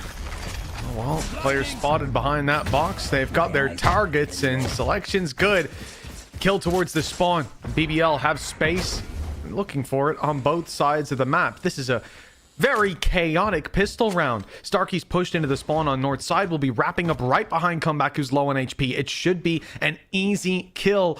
Looking at the map, at least, and certainly when we switch to his POV. Plant coming through. Killez is close, not expected, and he gets the jump for a couple of kills and a chance to defuse scot-free. What can Kreven do from this point? There's no way he gets towards the site in time. There's no utility to force him out of position, and hell, there's two players standing between him, even if he had the space to get there. The space and the speed, I suppose. Yeah, I think actually you have to give credit to Enterprise here for how they were able to adapt. I think having Kreven managed to get into their backlines so early on, it was definitely a problem. I think that was a nasty surprise for Zeke. But the fact that they then utilized that themselves to swap sides of the map, regress behind Comeback, and then basically have the planter and everybody else surrounded within the site, definitely gifted them that pistol. And I think an important one. They got off to a slow start on both halves of the previous map, and I think just getting a little bit of wind in the sails is important. The thing is, though, BBL Pacific are not going to let that go lightly. They are bought here. Putting it all on the line. Understandable with the results they've had previous. A couple of kills, though, go against them. Kreven able to at least recover one. With those weaker weapons challenged up close. Someone like Zeke happy to take the fight to come back, punishing for that previous map. And now the confident start that BBL were looking for. Well, they came in with confidence, certainly with their investment. Unfortunately, it won't be that dominant. Well, shy of Larocque pulling off a 1v4, but based on what we've seen today so far, maybe I shouldn't be so certain of the outcome, but it is a difficult task to say the least. Yeah, he's going to have a little bit of time because every single player is very far away, but the rotations on this map are incredibly quick. So all he can really hope for is a mass error or his opponent splitting up, which option 2 is not happening. They are all looking to go together, all looking to just play off of those trades. Even if he somehow manages to hit 2, that's going to make things a lot more difficult. Stun put in. That's a decent start. Isolates one of the battles, but Doma is quick enough on the trade. A big one coming through for Enterprise. And I'm thinking they expected that. Like, you look at the buy, they went with mostly rifles. There wasn't, I believe, a player playing with a pistol either. They definitely had at least one extra SMG. And also, the immediate use of the salvo and the Molotov. Like, they expected their opponents to try and blast through that top side of B site, so that they double set it up with util. So it's like, okay, Comeback, you can now try and run through our util, but you will burn and you will take that extra damage from the salvo. Well, this is what we needed to see. Roadblocks being put up ahead of Comeback, because so far he has just been off to a blazing start every time. Rounds where it felt like he was maybe up against too many numbers. At least the trades had come through, and geez, he'd walk out of there with an ace. For now, they've put to bed that danger, and this round won't see very much of it resurfacing for the side of BBL Pacific. They've only got weak weapons, pistols, a couple sheriffs invested here and there, but for the most part, an opportunity to build up some orbs. And shy of any big mistakes from Enterprise, there shouldn't be an opportunity to turn this round into anything more than that. I always get a little bit worried when I see Larocque with with the Sheriff. Maybe I should be a little bit more worried about Kreven having a classic. I feel like this is one thing that I am a little bit worried about so far with Enterprise, is that is now the second time in 3 rounds that this man has managed to get into a position that doesn't seem to make any sense or seem to have someone watching. Yeah. The player can't have been looking at him, because if he gets that kill from there, but where was he looking? Maybe he has taken damage, so maybe it was just a whiff. Maybe he timed it on the brim smoke. Who knows? Either way, Spike has gone down in the site. Yas holding strong, and he will not let go of that control till Kreven again from the side catches a headshot. The classic doing work, most of the work, till Rose stepped up to the plate. Recovered rifle doesn't get the kill. Reload needed and caught in the open. He will go down. Damage is done, and if this was round 2, this is not bad. 2 players left alive, some decent economy damage considering big investments from Enterprise. But it's round 3 instead. They've lagged behind a little bit in the usual flow of the game. And so instead, Enterprise perfectly happy. They've still got credits to fall back on, not just here, but in the next round as well. And in the last map, we saw a dominant start for BBL. Now, it seems like the shoe's on the other foot. Yeah, no, a great start. Okay, the economy isn't as high as maybe you'd expect with 3 rounds in a row, but this is basically what BBL Pacific have been building up for, and there is no bonus opportunity. Full rifles on the other side, and a very aggressive crunch being attempted on that north side. It's not really been spotted yet, and actually Kreven has to be incredibly careful. Yeah, turns his back to an opponent. That is a great start to the round for Enterprise. It's a good beginning, and they're not looking to give it away either. No for aggression. 4 players coming in from the satellite dish. Yas ready to fire it through. Dash already in, taking topside control, looking to leverage it as they drop down, but Larocque is right behind them. It's an easy spray down, and just like that, the round flips on its head. It's Killaz with a 1v3. He's picked up the first, but Comeback with an operator is waiting for him to round that corner. Okay. BBL Pacific right back up into it. Rolling Thunder possibly not needed there. Yeah, it was just a little bit late to the party, but I think they're going to take the round win nonetheless. This is the thing, that there's been a few players in history that had the breach with this much individual skill. I'd say Scream did it at one point. I think the name that really springs to mind for me is Kesnet, but I don't know if they had the same level of utility that we're seeing from this youngster, Larocque. His positioning there was primed. Knew there was an edge on the smoke that he could take an extra position, and just quick enough. Like, there are so many players that maybe get 1, maybe get 2, but whiff on the 3rd. He's so snappy. So clean, though, to begin for Enterprise. 2 quick kills. Aggression coming through from Yas, punished, but the trade is there again. Doma from further back, the dropout from Kreven, though they're used to him trying to slide up behind them. Ain't happening today. Larocque, 1v4. And after a lights out round in the previous, this comeback, so to speak, is quickly put to bed for Enterprise. This is what they needed. Again, the chance for this game to snowball in the other direction is in the back of our minds. They just got dominated on the opening map, but they were playing a new composition, the double controller on Lotus, and they could not get to grips with it. They tried to slow and stop comeback. It didn't work. Well, now they've taken a bit more of an aggressive stance. Instead of hiding and waiting for him to come at them, they're getting in his face, and it seems to be working for now. Yeah, no, I like what they've been doing with their aggression so far. I think they've been really utilizing a lot of that Teo utility well, like basically forcing players into more awkward fights. And I think they've got the gamble right most of the time. That's always the difficult thing when it comes to Fracture, is maybe you take a part of the map away from your opponents, but they have managed to either find the lone player the round before in Kreven, or in this round just managing to separate those duels enough with their own utility that it ended up being some quite easy openers for them. So yeah, definitely looking like a much more comfortable map. And I think as well, you look at players like Killers, he's already outdone himself from the previous map. And I think you could see that level of discomfort, the amount that BBL Pacific were able to push him into a corner or hit him with like 5 or 6 pieces of utility at once. Well, that hasn't happened so far this game. So far, yes, but there is plenty of time left and plenty of rounds to go. 4-1 on the board for now, though. A very strong start for the side of Enterprise. They've already exceeded the expectations, or well, the results of the previous map. They had 3 rounds there.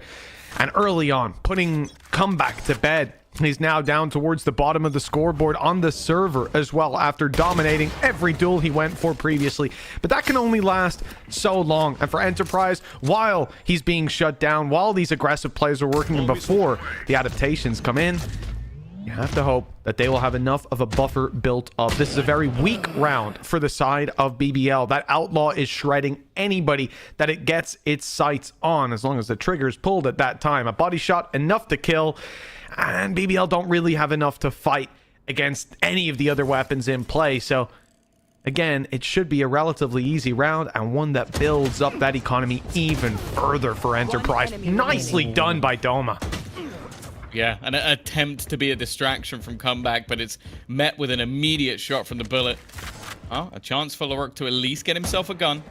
1v4 would be impressive, but they got to be careful not to give this youngster too many opportunities. He's always talented, but that was a nice couple of shots coming out from Yas as well. And that's the thing, he as well has been having a pretty decent start to a lot of these rounds, like really taking map control away, getting up in opponents' faces. Sure, he's fallen a lot of times alongside it, but that is the sort of curse of the duelist. Again, though, this is where the full buy will come back in for the side of BBL Pacific, and I want to see if there is a response, or if this is just going to be the sort of same crumbling we saw from them last time out on Fracture. Oh. It's like coming into a round like this, that's where we'll get an answer. Oh, that's a leg shot. Leg shot. Down to 30. Yas caught in a corner and deleted as well. The guided salvo picks him up. Rose stunned and gunned. Nobody able for the trade with the smoke down and the stun in play. There was nothing to be said about that. Doma's done well and ult well used. Kraven, though, again able to slip up behind them. That cage might not have went where he wanted. Second one going to be used instead to throw in some confusion. This is buying a little bit of space for the push on the other side. Oh! What? He's falling through the air? I thought for sure there was no way he gets that kill, but just quick enough to correct. Puts it into a 2 versus 2 scenario. Has the information, or at least rough information, of where Zeke is, and 1 away from having that orbital strike online. Timing here is going to be absolutely everything. He shoots a bullet. No. Doesn't manage to connect the shot. Now they know exactly where he's standing. Seems like the plant may be denied at least a little bit longer, forcing Loiter back into a pretty awkward corner. That's the thing. If you know that there is a player around this corner, you could not gamble with that plant. It's not safe from that position, and that forces them back in the other direction. Starkey, with solid positioning, has been able to put this into an advantageous spot, but it does seem like the idea from Loiter is to go all the way back to the other side of the map, which as of right now is completely open for business. And he's going far enough away, they won't hear the steps. So, you know, at this point, Annihilation Online, it could be an absolute disaster. Or Armageddon, pardon me. But that won't come into play because they don't know until now that the plan's coming in. But Starkey's got him. The pressure of the time got to him, I suppose, not wanting to go deeper on site and risk it. But, well, just poor target selection for that plant. That is how the round's decided. I'm really enjoying what we're seeing from this early util dump out from Enterprise. I think they're doing a great job of forcing these fights to become incredibly awkward for the side of BBL Pacific, which we didn't see in the entirety of the last map. Like, they were comfortable the entire time. I think credit needs to be given to Starkey, because think about how many times now we've seen the opponents look to respond and there's just a smoke in the way. Like, they have managed to isolate them with utility, and they're still going to fight this again. This time it doesn't go quite so well. Yas not even avoiding the first shot. This one straight to his head. Armageddon comes rolling through. Not finding anyone and not denying that weapon as Comeback claims the space later with the fast lane. 3 players from that defensive side on the B site. There's only 4 on the map, so definitely one weak point, although reinforced by some trap wires. Here's the information coming into play, and up close is Comeback. Only one to be found. That rifle down. Rose, though, catches Starkey. That's the A site wide open. The only problem here is Kraven couldn't make it to the rest of the squad. I thought he was going to be caught by this push-up, but they wait for the ult orb. It buys him time. He's back with the squad. And a 4v2 now on lockdown. Both players have been herd towards the spawn as well. Of them held. Spike planted, time ticking, and well, a bold attempt. They've got the finances to throw these guns away, but I'm not sure that was necessarily the play in an attempt to try and get back in. Doma as well. That's the thing. If they can make this costly, that holds so much value. But it's more so, is he just throwing a gun straight into the wind? Or is this actually taking things away from opponents? It does seem like there's still an attempt to potentially clear this remaining player out. But seems like, at least in the case of Loiter not having a gun, it's worth a risk. Around back in the other direction for BBL, the slow climb can begin here. I don't think we'll see that same aggression coming out in main. It's been attempted now 2 rounds back to back, and both have resulted with Yas in the dirt. And Starkey being caught on that push-up really caused them problems, though. It's losing that map control, opening it up for BBL to claim space, and then the fact that they hear the steps towards the spawn, so all 4 players immediately are focused on A main. Smokes are down. Molly, well, first of all, Smokes and Guided Salvo come in. That buys them time to set up as 4 or 3 in A main as Rose started to go elsewhere. And then a Molly goes into play just as they step into that smoke to sort of toy with the angle. So Enterprise are forced forward. I think it was Killaz just into the open. There's nowhere, burn in the flames or step into the real danger. For BBL Pacific, that's a perfect round to get them back into things. But like we've said, Enterprise, they still have economy, and we've seen ults used relatively recently. You look at the Rolling Thunder Orbital Strike combo that was used outside of B main, so that's going to be a little while till it's back online.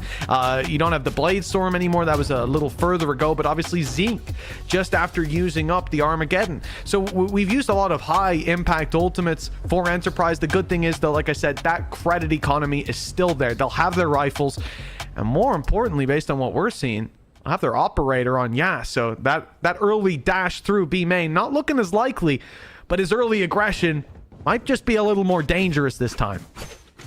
Oh yeah, you can already see on the map he's switched up his position. It is going to be an attempt to try and deny any form of dish control. Again, with the way that we've seen this hard lurk coming out from Kreven, there's a good opportunity for him to find those early fights. And while instead it was Danger Man and Hero of the last map, a comeback is already gone. More with this deep control, Kreven goes walking through. There are multiple scenarios. I think he's definitely dead to rights. He still gets one there. Gas is in just in time with that operator, but he's smoked out. That's a big problem. Denying this plant could cause issues. Never mind. Swing into the open. Killaz is traded out immediately, but that kill keeps favor in their hands. A push through the smoke from Rose there is ambitious, to say the least, and Loida barely avoiding that breach. Util gets a smoke down. Little angle to play off. He's going to try to catch someone just off the edge of the smoke, or at least he was. Needs to isolate a fight here. The trades will be easy in a 3v1 unless he lands those shots real quick, unless he's in a very wise position or catches them with utility out. Luckily, Doma was watching the push up, and that one is put to bed before the real danger emerges. 7 on the board for Enterprise. A much better start to this map. Oh yeah, this hasn't been particularly close either. A lot of these rounds seem to be ending within the first 15 to 20 seconds with just how effective the aggression has been. Again, another opener coming off the back of the Jet, this time with the operator. Sure, there was a response, but it's always been this 1-2 punch. I think Killers as well has been a major difference maker. He's been fantastic, at least being able to firstly keep himself alive, but also keep pretty much a lockdown one side or the other. And wow, I think they're so worried about this aggression at this point that you're going to see come back, buy up that operator. The thing is, though, it has always come with supportive util. This has not just been a solo push, although this might be, and well, never mind. I guess he can do both. It always comes with so much utility, except when it doesn't. And that's the thing. A little surprise factor with that early aggression. It certainly caught the side of BBL Pacific off guard. Killaz, which way is he going to be looking when this player rounds the corner? He glanced away just a moment ago. Rose, okay. No weapon out on the clear. That is a dangerous example to set. Kraven's going to be shut down attempting to make a tunnel out of those cages. It does not get him to the site, though. It sends him to the next round. Comeback's waiting there, too. Larocque, the last man standing, 1v5, and they know exactly where this man is, running at him with the shorty. I think that's a kill for each barrel. Not bad for Killaz. Yeah, I said he has been fantastic. It seems like every single scenario that his team finds themselves in, he is ahead of the game. Like, he is ready for whatever the opponents are going to throw. And the fact that he almost solo holds down towards that B site with the tower, sure, there were crossfires being held from other players, but this is just looking like a complete different level of comfort from Enterprise. And I think this is a map that BBL Pacific are going to have to come back to the drawing board, because they are struggling against what has been a lot of aggression, which is something you kind of expect them to deal well with. You can imagine so. Understand your own benefits in that way. My goodness, no. Rose is not having a good time. Taken down on the ropes, one player down, a big one as well with ultimate online, and a round like this, the value could have been massive. But instead, a little bit of utility removed. Still the orbital strike for Loida, and with that plant, Rolling Thunder comes online for Larocque. So BBL Pacific have quite a lot of that post-plant utility, and we saw this over on Lotus, where they would get super aggressive on the back of that, fake out the post-plant and play aggro. It's not really an option here, certainly not with the control they had, and so Enterprise are able to get a foothold, opening the door and playing to main. But look at the position of Loida, further back, looking to isolate them with the Rolling Thunder going through. That's when Loida steps up and catches them on the side angle. Now they look to take Loida down, knowing that the orbital strike is in play, and it could be a big danger, but it won't even be needed now. They know where Killis is, and the time is ticking for him to get this done. An ace needed, and Larocque stands firmly in his way. Great response from BBL Pacific, but still trailing at 8-3. Yeah, again, you look at the way that the round ended up starting, it didn't look like a pretty picture, but I think, again, we talked about in the last map, when this squad gets into post plants, there's always a threat, there's always a danger, and with the ultimates they had being proactive to take back that main control late into the round, and having that deep position coming out from Loiter, they've set themselves up at least with a bit of hope. But it's similar to the last map. Like, I feel like Enterprise have been fairly dominant in the manner in which they played this one, and this is not going to change anytime soon. They are getting aggressive once again. I don't even think Comeback has any clue that there's a player past the corner. Well, whether he knew or not, he certainly reacted in time. Was suspicious, and that's opened up the door for Rose to walk up on Killes. A bit of revenge for the previous round. Comeback, though, is trapped. He's been stunned up, and no one is there to help. The only option is to move to that B site with the spike. Yes, it is. They'll move right on in. You got to be careful. Starkey just used those smokes as a tunnel. He's moved around to Arcade, where he's now being spotted on his way up the rope. It won't be free. Stunned, and now they're dropping in with the shorty. Oh, it's Kreven to take the kill, but who knows? Maybe he saved his teammate an embarrassing death. A 4v2 as the spike gets planted. This now leaves an operator in Zeke's hand. Doma has at least the knowledge of where his opponents are. I bet he wishes he had that aftershock still online, but instead he will meet his demise via Kreven. And while now, with all the utility still left to play with, thrown in to deny an orbital strike if they need it, there really isn't any hope for Zeke in this scenario, unless they're just all going to run at him, maybe line up for that operator. With the time ticking, I think even that won't be enough, and Kreven is there to put that final body. It's a late resurgence, but a slight one at least. Well, we'll see if that is enough. 4 rounds at the half.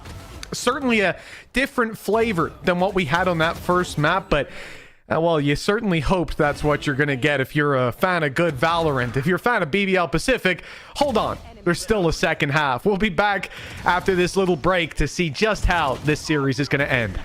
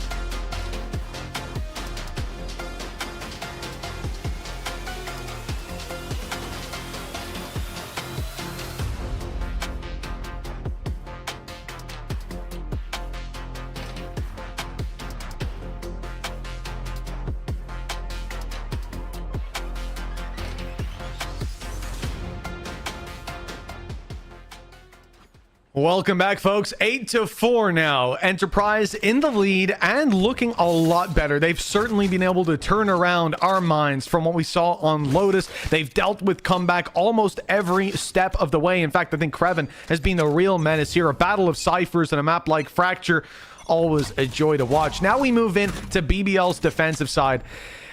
Comeback, he was shut down constantly on the attack. Tom, do you expect it to be the same here, or we about to see that typical comeback popping off with an ace just as we draw attention to him? Maybe not an ace, but I definitely think with the setup that his team has, there's good opportunities for him to get a lot more done. I feel like he was shut down by the aggression of opponents. Thing is, though, I'm a little bit worried for Enterprise here. You're looking at 4 players pushing in one direction. Now, it seems like this was just an attempted ruse to hold players onto this side of the map, just destroying utility as they go. They still have both sides completely covered with a south side hold from Zeke, just keeping an eye if anybody's to go pushing, which is what they expected. The fact is, though, BBL Pacific are playing much more passively. The only player that really needs to get info is Kreven, and while that information is about to come his way. Well, that was Killes over on A. Now, hearing those rotations, this is the whole game plan. 3 players stepped off site. Here he comes. He's dropped down, but he's been hurt. They know that he's here. And as a response, look at the mini-map.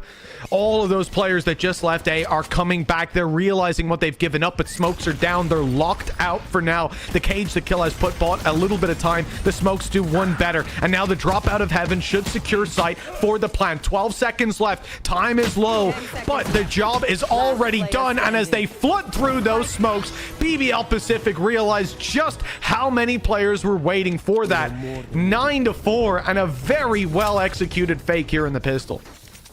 That was a fantastic call. Right? That was one of just, we know that they're going to over-rotate if they spot information on the other side. They heard everything with just leaving that lurk player, and then they can pull back and just fight it as a squad as their opponents try and rotate into almost pre-take that site back. A huge pistol round as well for Enterprise, because that was the real road back into this one for BBL Pacific. You're looking at an 8-6. This is possible, but a likely 10-4, that's a long road to find. Yeah, it's a very different game that you're looking at. And BBL Pacific, in the previous half, they lost the pistol. They came in with a force buy, and it sort of left them on these pillars made of sand as the game went on. Their economy flip-flopping around, and a lead given to Enterprise that they were keen to capitalize on. This time, BBL Pacific invest nothing. It is a bit here and there of utility they're probably going to keep for the next round, and classics all that's brought to bear in terms of the arms. They have a nice setup. 2 players on the site just holding this push-up. They've predicted well. They'll use the guided salvos to tempt them into pushing forward. A flash here and the jump up. Another flash, but the spams are doing work. If Laroc got that kill, maybe they could make this costly. But just 1 player on the floor for Enterprise, they're going to look at that as a big win. Yeah, no, they could go into the next one with a fairly comfortable purchase, not really having any issues in terms of those weapons disappearing. And that's the thing, they are basically playing fairly safe second rounds throughout this matchup so far. I think realizing that, okay, there's a decent chance that our opponents are going to invest a little bit more than maybe they should. So let's make sure we play it safe. Let's not give them any sort of route back into this one. And at least as of right now, with just 3 rounds needed to close out map 2 and keep their hopes alive. It is really brutal the way that things have sort of laid out. Obviously, going into this game with the factor of BBL Pacific already being on a 1-0 record, it basically means that a loss here is elimination for that side of Enterprise. Obviously, they still need to play that extra map. They won't be going through to the playoffs, but they'll play it to get that extra point on the board, which of course will play a part later in the season, but it will mean that they're not going to be playing in the next couple of days in that playoff spot. So it really is, for the players on their side, huge that they managed to take this one over the line. And the thing that gives me hope, at least, especially against a team that, as said, I don't think anything changes with the level of caliber we expect from BBL Pacific. But this gives hope that, okay, maybe this squad can actually do it, because if this wasn't a clean showing on their own map, you still would favor the Turkish. We're back into the swing of things. Investment decent for both squads. And this is where things can start to go back in BBL Pacific's favor. A long road ahead of them, but they've shown us that streaks of rounds are well within their grasp. Immediate trap destruction just as it gets placed down, and look at BBL Pacific backing off, giving that space. It's Kreven who doesn't want to bite of the cherry, looking at his entire team on the other side of the map. They decided to play retake, maybe punish off the trips. That didn't work out for them. Now they're back to the retake, and look at this aggressive position that Yas and Zeke are in. Catching one, stun comes through, and they can back off. Easy peasy. That's a free pick. Well, if Comeback hadn't traded so quickly on the Outlaw. Yeah, I was about to say, it's sort of free. They still lose a player instead. Again, another off-angle corner, and the crossfire is sublime. 2 players try and capitalize, 2 players fall. And now you speak about the sniper, you speak about Larocque and his ability to turn rounds. They need it here, because this is looking like they're falling flat on map number 2.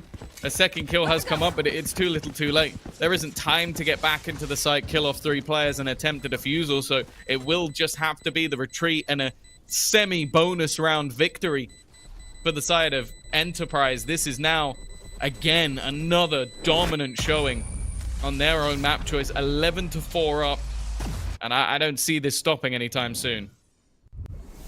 No, it definitely doesn't look like that's in store for us here today. A swing in either direction is what we've seen so far. And look, when you look at BBL Pacific overall, when it was in the Turkey Grand Final up against Eternal Fire, they played Fracture. It did not go well, man. I mean, the whole series, you know, it starts out BBL looking so dominant. It's 13-5, 13-6. When they got to Fracture, they got 13-5. So this is very much following their track record, and I think speaking to a strong map pick for Enterprise. We can't overrate the familiarity with this composition that they're running compared to the previous, where they were trying something new to attempt to crack the code of BBL on Lotus, and it didn't work. But the code here, it almost comes pre-cracked. This isn't somewhere that they're very strong on. Security is low. They've got a 4-character password, and there's no special characters in there. But we move on to Haven. Could be a completely different story. Could be a close match to close us out in the series. I think that's where we're going, Tom, by the looks of things. And, well, BBL Pacific, they've not got a lot to work with here. Again, there's going to be weaknesses with the Sheriffs, the Guardian, and the Phantom. But these are the kind of rounds that, looking at the last map, they looked most dominant when these came out. Well, let's see. They've got the gamble correct for now, although they try and aggress, and it's just going to be the trades going in favor of the attack, attempting to try and get something done here, trying to make a play, which definitely worked out for them in the last map. But this time, you can see, I also feel like Enterprise have done fantastically well to adapt to what their opponents have been doing. It might have taken them a map, it might have taken some comfort of their own, but they have been able to do that. Spike will be planted. Rose at least able to get one, getting closer, and well, we'll just edit that out and cut to Killers' point of view. Nobody saw that. Yeah, I'm certain they won't put that in the replays. Our EVS team's going to be very kind, and we can all have a lovely day. But 12-4, yeah, like we said, going into that round coming out as well, we're starting to get the feel, and this one is already put to bed. The side of Enterprise look very solid here, and this inspires a lot of faith that you move on to that next map and we'll get a close conclusion, because the pressure is on already for Enterprise. Losing a map coming into the series, like we highlighted a bunch of times, BBL Pacific 1-0 up. If they win this, they're locked in for playoffs, and Enterprise's tournament life is over. Coming into the second map, you imagine that pressure only builds and builds and builds. But despite as much as it compounds, they've been delivering a more level-headed performance here than what we saw in the previous. Dominant here in opening duels with another for Yasin. He's looking the wrong way. But still, they've got that 4v4 with 8 rounds to try to finish this one out. It seemed like this was a fake, but the thing is, Rose has now got back in time. It's not pretty, though. He's now got to rely more so on Kreven. First goes his way, but incredibly low on HP, and the spam from Killers is enough. But even still, this is a ruse on a ruse on a ruse. They have now gone back to the B site. Deep control taken from Zeke. Larocque, whoa, he gets a little bit lucky. Zeke is not homed in on that angle on the smoke, and now it will be a 2v2. Plant in. Aftershock's going to force him into the open, but Doma wins the fight anyway. Yeah, that is disastrous. Come back in a 1v2, op in hand, swaps it out to the rifle, knows he's likely to see a quick follow-up to that initial fight.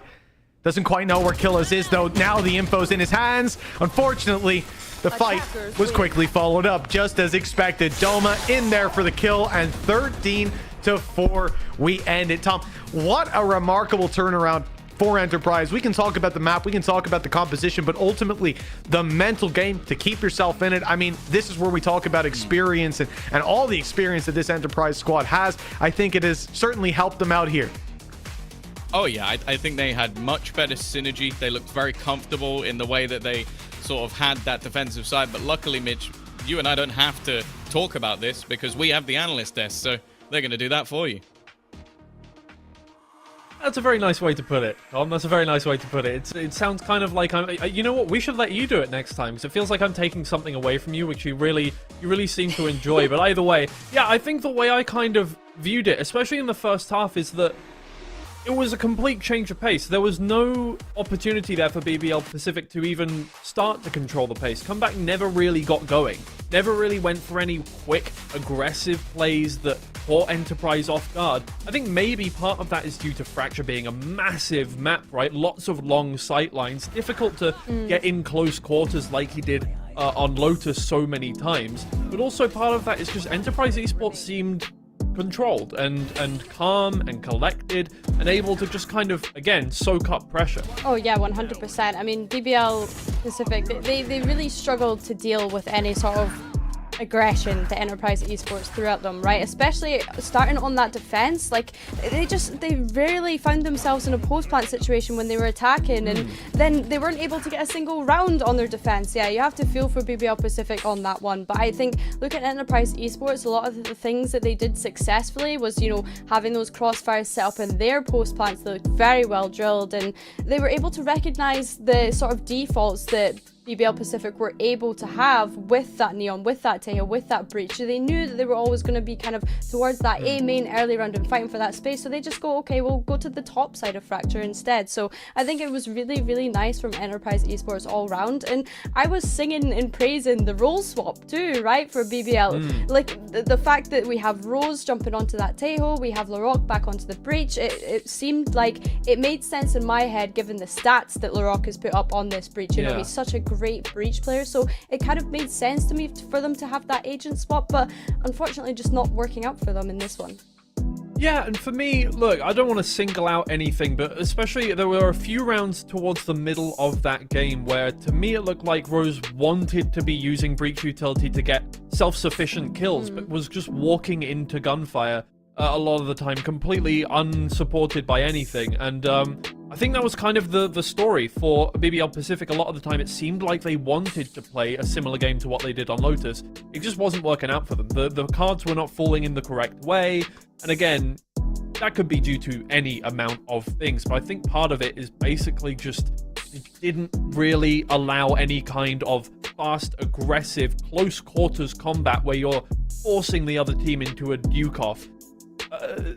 They were keeping their distance, Enterprise Esports. They were staying back. They were letting BCF come to them and then going, okay, so we just stay away, keep the fights simple, clean, and it worked really well for them. I think that's a really positive look going into Haven. But again, Haven, we're going back to really close quarters, like even closer quarters. So there's a lot to keep in mind here, but those are two very one-sided games, and hopefully the final map will be a little closer than both of those. Either way, we'll be back very shortly after this break.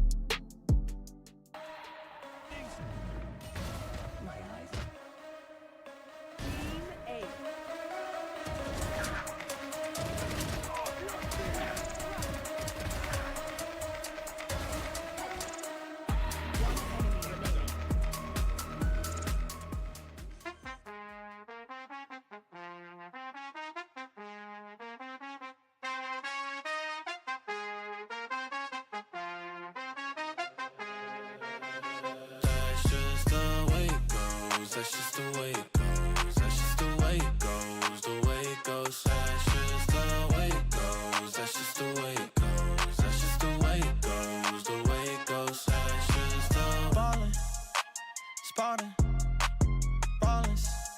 Phone was dry, but now everybody calling. Good at taking risks, yeah, I always go all in. Swear to God that I'm deaf to the talking.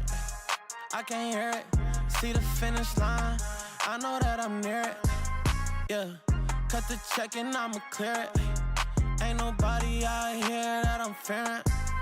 Hey, easy to see things all on the way up. Used to think it's hard, now I feel just like a layup. I've been in the gym, yeah, I'm tryna get my weight up. That's just the way it goes, that's just the way it goes, that's just the way it goes, the way it goes. That's just the way it goes, that's just the way it goes, that's just the way it goes, the way it goes. That's just the way it goes, that's just the way it goes, that's just the way it goes, the way it goes. That's just the way it goes, that's just the way it goes, that's just the way it goes, the way it goes. That's just the. Hey, you ain't real, it's like you got a few disguises. Walk in the room, I know I'ma be the flyest. She like me, yeah, it's hard for her to hide it. One-on-one, ain't nobody like this. Got this far by doing me, I'm everything I knew I'd be. I don't care what we used to be, no, yeah. They try and get close to me, you can't get what you want from me. I got this vision you can't see, no. Easy to see things all on the way up. Used to think it's hard, now I feel just like a layup. I've been in the gym, yeah, I'm tryna get my weight up. That's just the way it goes, that's just the way it goes, that's just the way it goes, the way it goes. That's just the way it goes, that's just the way it goes, that's just the way it goes, the way it goes. That's just the way it goes, that's just the way it goes, that's just the way it goes, the way it goes. That's just the way it goes, that's just the way it goes, that's just the way it goes, the way it goes. That's just the.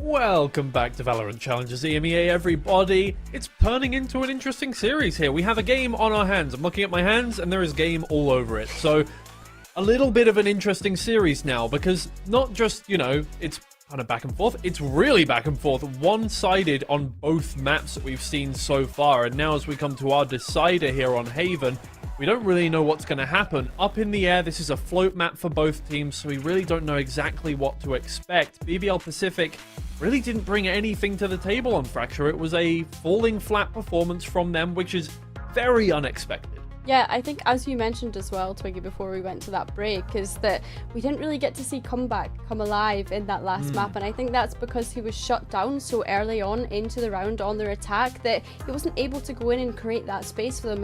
And as well, when we consider Rose on the Tejo, you know, should be able to create space with the Tejo utility they have, but they just all looked a little bit too nervous to take any sort of fights as soon as Comeback would go down. Like, the kind of confidence was lacking, and that's a complete different story from what we've seen in that first map of Lotus. They were very much in your face and full of energy, I would say. So yeah, it's a difficult one, and you think going into Haven now, how are these two teams going to go up against each other given that they've both been one-sided on each of their map picks? Yeah, well, another side of the story is of that of Keyless and Kreven, right? Because Keyless put up 20 kills on that map. You wanted to put together a graphic for this one to bring us through this, so tell me what you're seeing here. Yeah, so Keyless and Kreven, I wanted to put these up against one another because we know that both of them have historically played the Cypher on that Haven match, which we are going to next. But I think as well, to highlight Keyless, that first map on Viper, he finished bottom of the table on stats across the board. However, on that second map, on Fracture just then, he was jumping back onto that Cypher. It was very clear to me that that's very much a comfort pick for Keyless, seeing him finish top of the table on that one. But I think as well, when I look at Kreven, he was able to get so much valuable space for the rest of his teams across both maps as well, right? I think the way in which he's playing Cypher is exactly what BBL Pacific need. And yeah, he's just finding so much impact and value from the lurks that he's able to do across both of these maps. And it'll be interesting to see how that translates into Haven.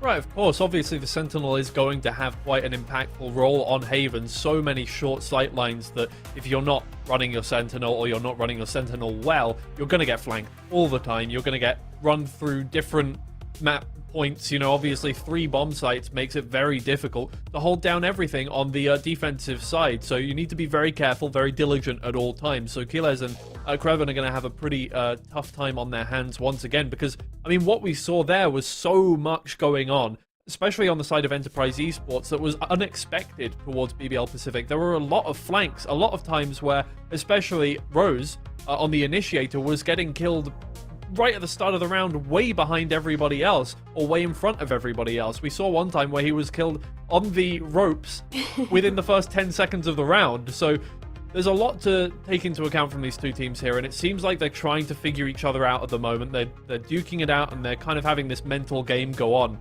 Yeah. And that, I think, is the reason for these one-sided scorelines. 100%, and I want to shout out Starkey as well. We kind of spoke about him briefly at the start of the day, but I think the difference in what we've seen in map 1 to map 2 is absolutely incredible. The way that he's been able to adapt around to BBL Pacific's playstyle has been so nice to see. The Colin coming through on that Fracture side was just so picture perfect, right? I think that the fact that he can go from that first map into the second one and come out with such a dominant scoreline, it really just speaks a lot to how he is as a leader for this team, and just being able to adapt on the fly to the composition that BBL have shown him. Yeah, no, I think it's really good, and we need to keep our eye on to Starkey as well, because I suspect Haven, you know, like it's such an IGL's paradise, as what I would say. That's what I call that map. So yeah, I'm going to be looking towards him as well to see if he can keep this momentum going. Yeah, for Haven, for BBL Pacific specifically, I was just taking a look at 13-4 against Istanbul Wildcats. That was the upper bracket finals for them, and they won that one outright. Absolutely great. But then against Eternal Fire, the other team, obviously from Turkey in this tournament, 13-15, lost it in overtime, the only other map other than Fracture that they lost against that team. So definitely some holes that they need to fill in that map. Definitely some things that you might need to take a look at, but obviously it's a float map for them that was picked by Eternal Fire, so it's one of these ones where maybe there's some adaptation that's needed, but maybe it will just be play it by ear for both teams, right? It's a float map for both of them. Neither of them really wanted to be in a map 3. Enterprise have changed up their comp a little bit here. Yeah, so it's, again, the same story from what we had last map, where we have the same composition. It's just that Doma and Zeke have decided to switch over. We're going to see Doma on that breach instead of usually the Sova, and of course Zeke jumping onto the Sova instead of usually the breach. So interesting to see how that works out for them in this. I know that Zeke is obviously the person that usually jumps onto that double duelist with Jazz, so yeah, I'm thinking that it's maybe a good thing for him to be able to set Jazz up appropriately being on that Sova, but yeah, I don't know. Time will tell. Yeah, well, critically, Comeback still not going for that Neon on this one, still sticking with the Jet. So we've got a mirror comp going on. It's going to be an interesting final map for these two teams. Obviously, if Enterprise win this one, then we go on tomorrow to see who is going to win out this group. But other than that, this is going to be a very interesting map. So Tom, Mitch, take it away. Thank you, Twiggy and Billy. Yes, it's time to find out how this series will end. Enterprise fighting for tournament life, while BBL Pacific want to lock in playoffs here and now. Tom, it's anyone's guess which way this one's going. Back and forth domination.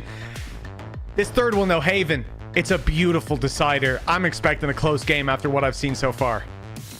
Yeah, you'd have to hope so. Obviously, for I think BBL Pacific, we've seen them sort of bring themselves back from the brink before. Like you go back to them playing within their own region to get here in the first place. They had some blips. One of them was this map, but in a much closer fashion to what we saw from Fracture. That's the thing, though. I think that this one is very much going to come down to much more fundamental play. And what a start already for Yaz, but he's going to meet the same fate.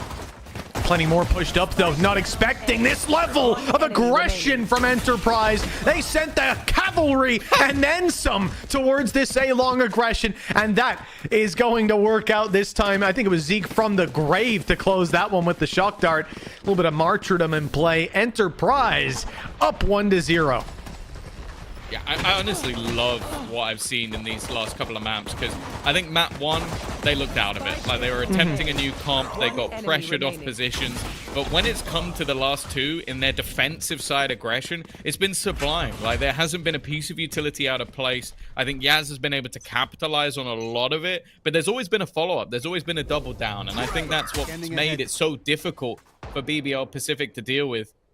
We saw on at least the last map, they attempted to go for a force buy on their attack side and bring this one home. They've not done it this time, and honestly, I like that. I don't want to see them overextending, maybe even being a little bit too overconfident, because I think Enterprise have already proven that they are not just going to lay down and die. Oh no, they've come to battle, that is for sure. The classics in the hands of BBL Pacific, less so, you would imagine. That was a long-range kill. Larok has just taken the fight from mid, the bottom of the steps there, and gotten a fight on the back of B site with a classic. All right, hell of a start.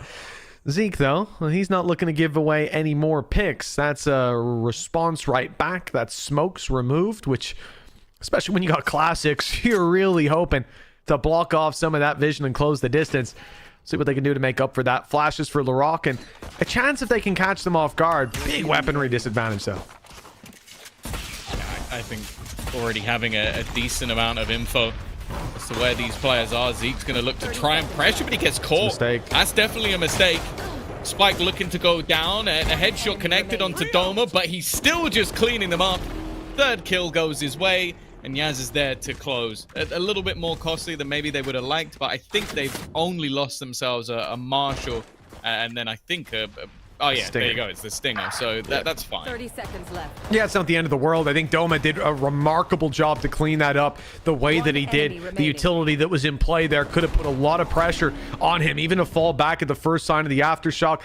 They pushed through it as well, a little bit of a surprise element, but he was ready for it. And with the Guardian as well, that many numbers and weaker weapons, close range, he could have easily been overwhelmed, and that could have turned the round into their opponent's favor. But instead, he held strong. They've got a good buy on Enterprise for this one. Of course, it is BBL Pacific's first full buy. Enterprise have a couple weaker weapons. They've got Guardians for the fights, and they've got a very aggressive position. This drone on its way out will clear that, though. And now, Starkey is in a lot of trouble. The drone tagged him. There was no way out alive, but they've managed to get the trade on the Rose. Another great shot with the Guardian from Doma. they're going to re-aggress again. 3 players looking to try and pressure in towards mid. Again, I think Enterprise have done fantastically well at just repositioning, not sitting pretty, and that's the spike down in the dirt. It's been retrieved, and they're still pushing behind. Loiter has spotted it, though, and he might just be the savior of the round. Even still, though, they are falling, leaving it all onto Kreven. Low on HP might not be expected, but again, Doma, just like the last round, a big individual player, 3rd into his tally, and a 3rd round for Enterprise. Yeah, listen, we'll sing the praises of Killaz last map. He was a big reason they got so many rounds on the board, especially towards that first half. Comeback in the first one, unbelievable. But these last 2 rounds, they've been Doma with this Guardian. He's been able to turn the tide of it single-handedly. A 3K in this one, the same thing in the last. And when those rounds have come so close, that is a heaven sent to have this man locking it down. 7-0 start to Haven and 3-0 in rounds for Enterprise. Now BBL Pacific come in with, again, very weak weapons, looking to up the pace a bit and move quickly into the C site. But look at how quickly Enterprise are reacting. 2 players on site now after one trap goes down, and Doma close by. Killaz has killed one through. Oh, okay, all right, just clean him up. Barely even need to see him. Well, this is looking like an absolute slaughter. The shenanigans of map 1 have quickly dissipated, and I think there needs to be the topic of the overall story here. It's for BBL Pacific, they win this game, they are through. They have made it to the playoffs, they get to challenge for the title. They lose this game, and they are the biggest CGN fans on the planet. They're looking for that squad to win their match, and I don't know if it then comes down to maps or rounds or whatever you want to talk about. Take your pick. That's not a place they want to be in at all. And already they're going to take a relatively early pause going into their second bye, because no one wants their life to be in somebody else's hands, especially a team you already beat. Well, that's exactly it. I don't think they're going to be your biggest fans going into that one. Oh, we just have to lose a few more rounds? Oh, okay. Win this one 13-2 and they're out. All right. I'm a fan of that. 4-0. BBL Pacific called that pause. But, also, if CGN win dominantly enough, they'd go through. They go through instead. Yeah. That's the other thing. So they're not even going to be thinking about whether or not. That's true. They need a specific amount. It turns to nightmare fuel, but yeah, you start. Let's put it this way: they don't want to go there at all. No, exactly. You never want to be in a position where you're watching another team with your tournament life in their hands. That is just a tragic way to spectate a tournament, I'll say. 4-0 start, though. It's looking like that could be where we end up. We need to see BBL Pacific step back up. They've called that pause because the pressure is very much on. The last map can be a write-off. It's Fracture. They know that they're not that solid on Fracture anyways. It's been a struggle for them in recent memory. And it was Enterprise's pick, but here we're expecting it to be more level territory, and they haven't been able to get off the ground just yet, with big individuals stepping up for Enterprise, big individuals that we hadn't even seen so far. I think Doma's impact here early on, making waves. And then you ask, how much more do they have in the tank? For Enterprise, I think quite a bit. And for BBL Pacific, we have to ask, did that tank run dry going into the last map? Yeah, I'd be very surprised with what we've seen from them so far over the last year, but it is starting to get a little bit scary. The fact that it seems like a lot of players have started to really step up for Enterprise. Their setups have looked fantastic on this defense, and we haven't really seen much, even in just some of those huge plays we got from map 1 from BBL. This hasn't looked like the same team, but now at least looking like more of a risky attempt through in towards this A side, but they were ready for it. An immediate counter. It's going to be Comeback as the only player really to make it through, but he still gets one. Zeke does well to at least keep this one possible, though. 30 seconds left. Last player standing. Oh, that dropout from Killaz. He thought he had the moment, but with him falling, this round may just go by the wayside. An opportunity for Yas. Both of the players who have full HP don't have full shields, so one bullet will be enough to drop him. Problem is, there's only 2 barrels there, 2 shots, and there's 3 opponents to take down. He needs great target selection. He needs an opportunity to be gifted to him, or perhaps the shorty to ring true with his double barrel of its own. The time ticking away, though, and no moves from BBL Pacific. Nobody looking to throw this round away and gift it to Enterprise. It's the right call from them. You can see the shot quickly hit when he's given a chance, but the round was already decided. a good response. That was the thing. I think that this round definitely still looked incredibly scary. I think Kreven hitting an important shot and then the trades being there from Larocque to at least keep the advantage. But the idea from Enterprise I actually quite like playing completely off-site around that Rolling Thunder, just trying to set up. I think it was just a split second too late from Doma, because I believe Comeback had already made it through, and that was the major problem. Is rather than just focusing on the stunned players in front of them, they then had to focus on switching, and that's where, well, just the trades were enough. Now, for BBL Pacific, they have to string it together. They've got to go back to back. Fight their way back in to this half, because so far it has been dominated by the other side, and this could just be a blip on the radar. BBL Pacific, the credits are also run very low. This is one they can't afford to just let slip and reset them completely. Enterprise showing a patient face, and Hunter's Fury available late into the round as well, a minute on the clock. Despite those traps being out on the wings, there's not a whole lot of control for BBL Pacific. With Yas pushed up on A, they're playing retake for B, and well, it's going to be forced out. Hunter's Fury, that's the big thing. If Zeke's able to find something before they can get the plant in, it doesn't seem like it. Maybe just going to use it to force out some of the backlines later into the round. It looked like he was poised for it. Instead, though, wrapping round behind, he's waiting for maybe a stun to go into the back to try and help him out. He heard the step. He knows there's a player there. And there's the confirmation. Target selection is perfect. And Kreven is down. Backside cleared. Great usage of the ultimate. Not thrown through on a whim. Instead used with precision. Loida does well to pick one up on the side. Garage is under their control. But the spike is already tapped and pressured. Loida needs to swing wide and swing now. A damn good attempt with 3. But that's not enough. And just like that, Enterprise are back to winning ways with 5-1 on the scoreboard. Yeah, I think that is genuinely the difference at the moment, is the synergy. Waiting patiently for that stun to come in just made it so much more difficult for Kreven. There was an immediate push through from Yaz as well, just in an attempt to try and close the distance. And then I think on the other side, I watched Lotus set up a paranoia to go onto the spike when it was tapped.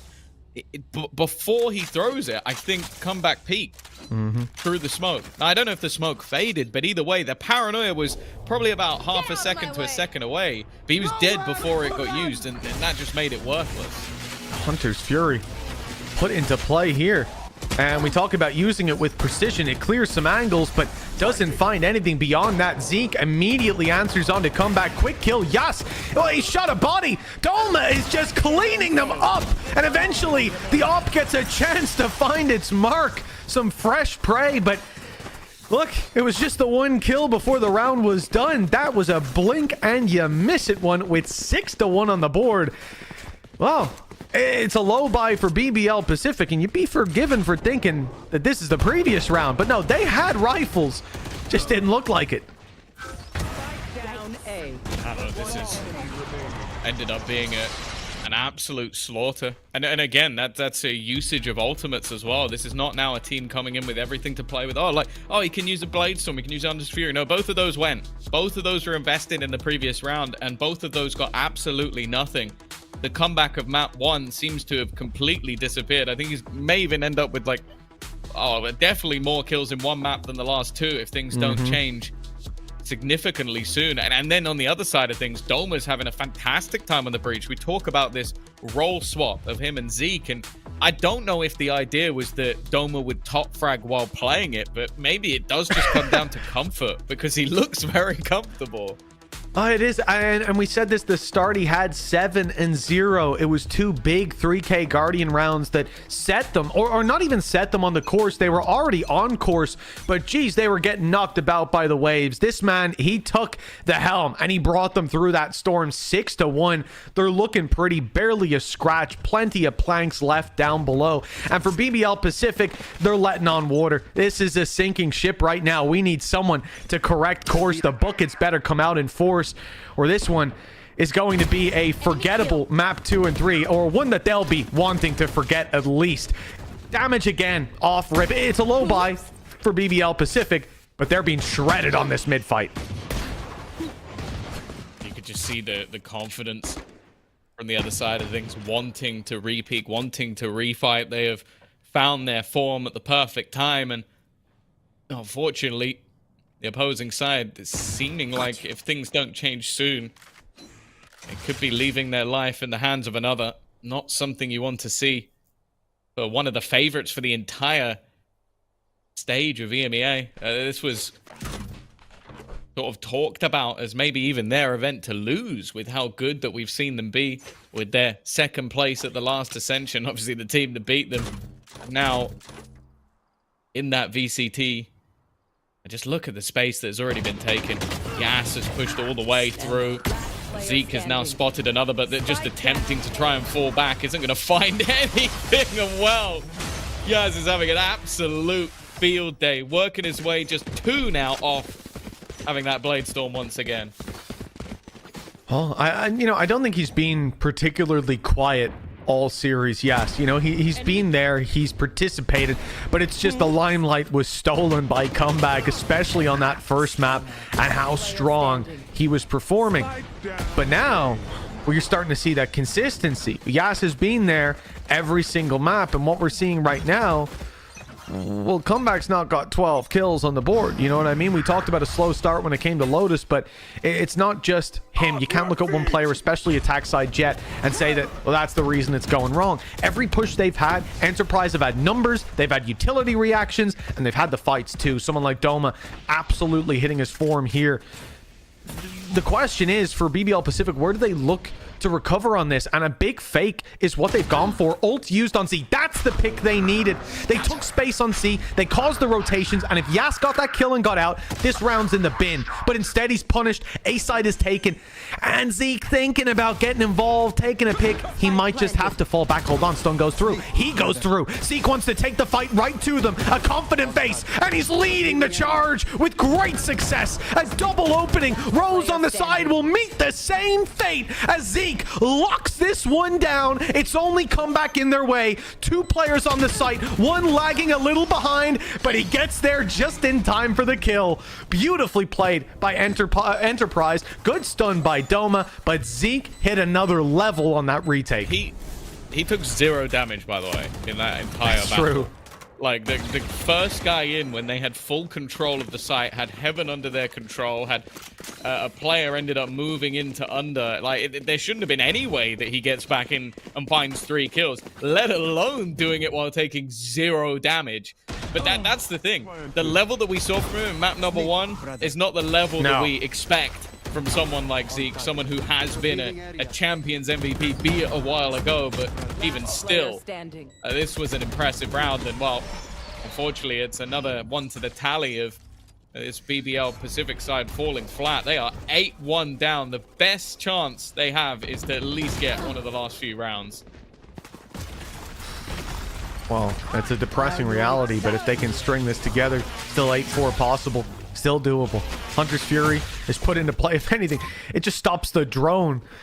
But it's enough to send BBL Pacific back in the other direction. And for Enterprise, having been revealed on that A site, there's no reason for BBL Pacific to walk into them. They know that this side of the map is open and the plants will be acquired there. It's one of the best scenarios they've been in. There's no doubt about that. Ultimate's not online for any of the players on Enterprise. So the same can be said for the others. Almost have to wonder if a mistake needs to be made. That might be it. An easy kill. Starkey's going to catch Rose, looking to try and rotate. Now the time has been ticking. They've managed to almost make sure there's nobody in that back box, and Paranoia's gone through again, but there hasn't been that capitalization. Once more becoming more problematic. The flank coming in on 2 different fronts. Spacing, not bad, but Kreven will now put this one to bed. Killers finding a kill could have turned the tide in their favor, but not this time. Finally, BBL Pacific are back on the board. Even if he just gets into that corner and can start the defuse, perhaps Starkey could have covered him. There would have been a chance. But with him going down, yeah, that round was put to bed. A lifeline, perhaps, but even then, we have to look at how the next rounds go. And you have to look at this one here where Enterprise go for this hyper-aggressive pick down A long that spirals into a win for BBL Pacific. We won't see that level of aggression surely coming out. That is a sample of overconfidence that I expect will be hard to find in the next 2 rounds. A nice closeout here for Enterprise, a 10-2. That's their tournament life almost definitely back in their hands. But if it's 8-4, if BBL Pacific do get back into this, again, that's going to test the mental of even the best, the most mentally fortuitous? I don't know how to say that. Fortified? People, I suppose. That'll work. Nice shots by, yes, nice shot, I should say. He shut down before he gets a second out the barrel, and Killaz in the same position. Ooh, okay, there's one, but Zeke is going to respond immediately with a shock dart. Larocque dangerously low, Spike still on the deck, and they have to deal with Starkey, who's sat towards that long position, dropping that Spike once again, leaving Kraven with another opportunity to try and turn this back around. Now, he does have time. 45 seconds left on the clock, doesn't necessarily need to battle forward into either of these players. Could opt to try and bounce out of there, and Starkey's playing this one intelligently, almost baiting the idea that he's fallen back and instead is playing in the corner. That is such a disgusting move. He didn't break the trip the first time around, so went back to break it to make his opponent believe he had left. That is genius. Spike down, C. We're seeing levels on levels in play. That shot from Larocque was nuts. Shock dart that came through Starkey, I thought was unlucky. The fact that he had actually shot just as the shock dart landed for the kill, so they knew he was there.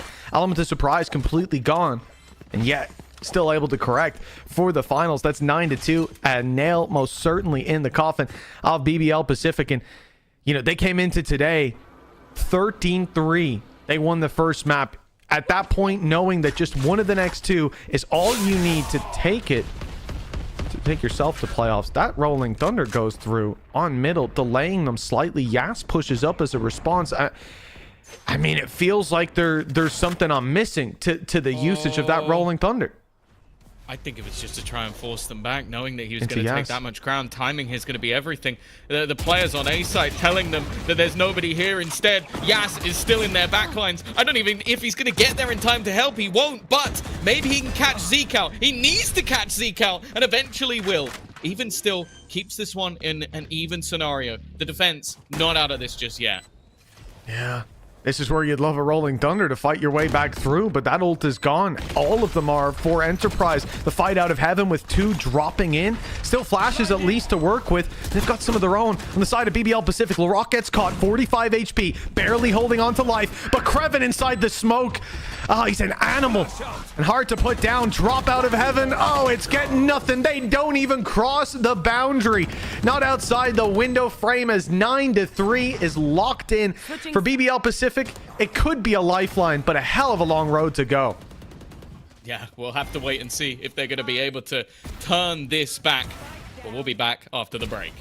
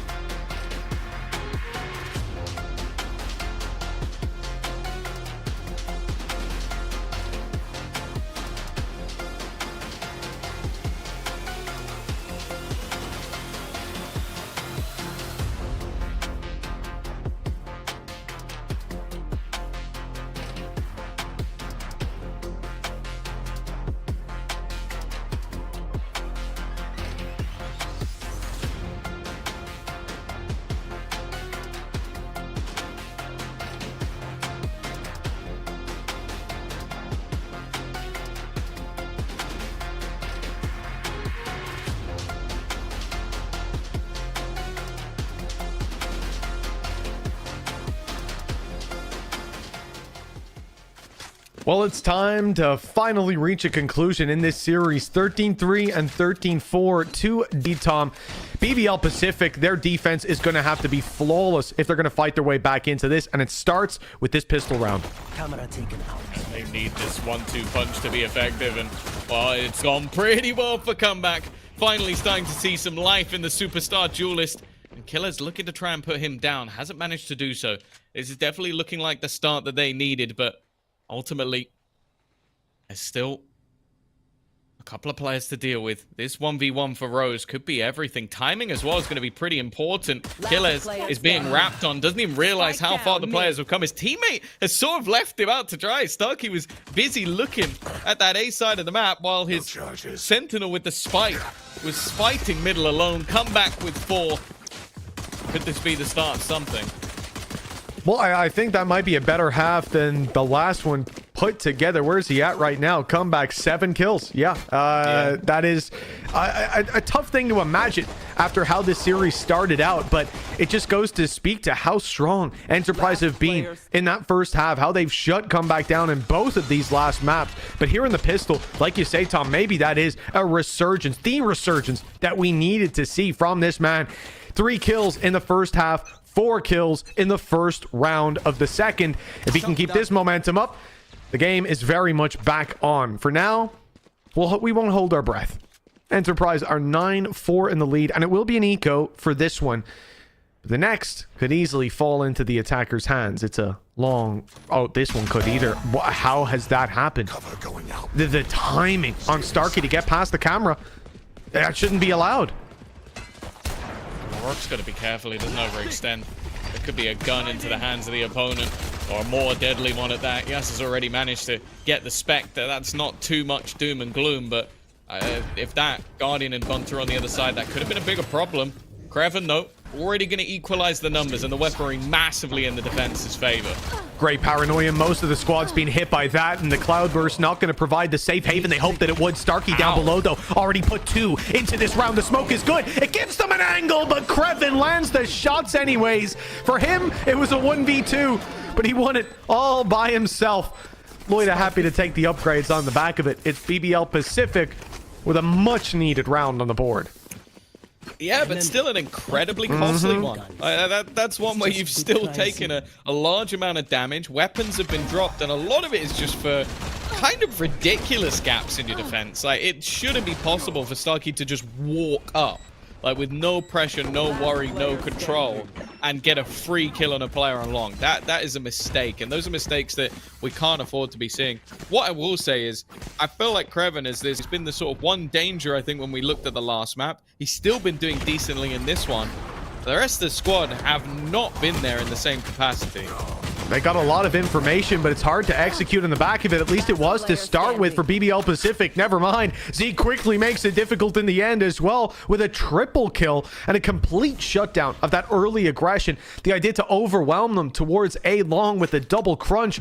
It's a nice idea, but one that clearly in execution fell apart after revealing, was it 2 or 4 players? They certainly had a lot of information towards long, and still the backup was there. Here. Enterprise, well, they barely break a sweat on the way to this C site. That could be double digits on the board, and well, with the economy damage that was done in the previous, I suppose it did leave them a little bit more vulnerable in this round anyways on that defensive side. Yeah, I think that's the main thing. This isn't like they invested everything to try and make sure they won this round. It was still a bonus. So you're now looking at this as, okay, Kreven, try and do what you can. Try and remove some weaponry, make this one costly, maybe even try and get a sneaky defuse. This would have to be one hell of a gamble, especially now already tagged down to 18. It didn't come through. 10-5.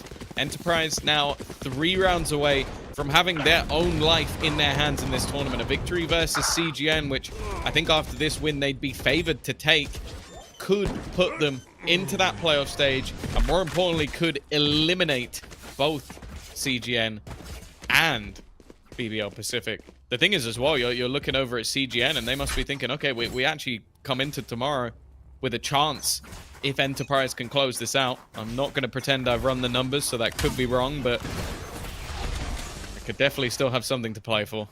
Well, I don't think you could run the numbers till this game is over, right? We got to see how the how the cookie crumbles before we figure that one out. It'll be a job for the big brains in the background, but not Bodog. Oh my god. They come to his house.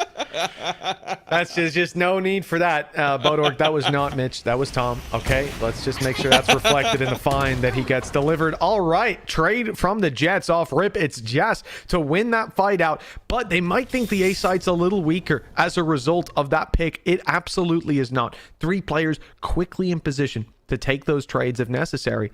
But Enterprise, well, they just pumped the brakes as well.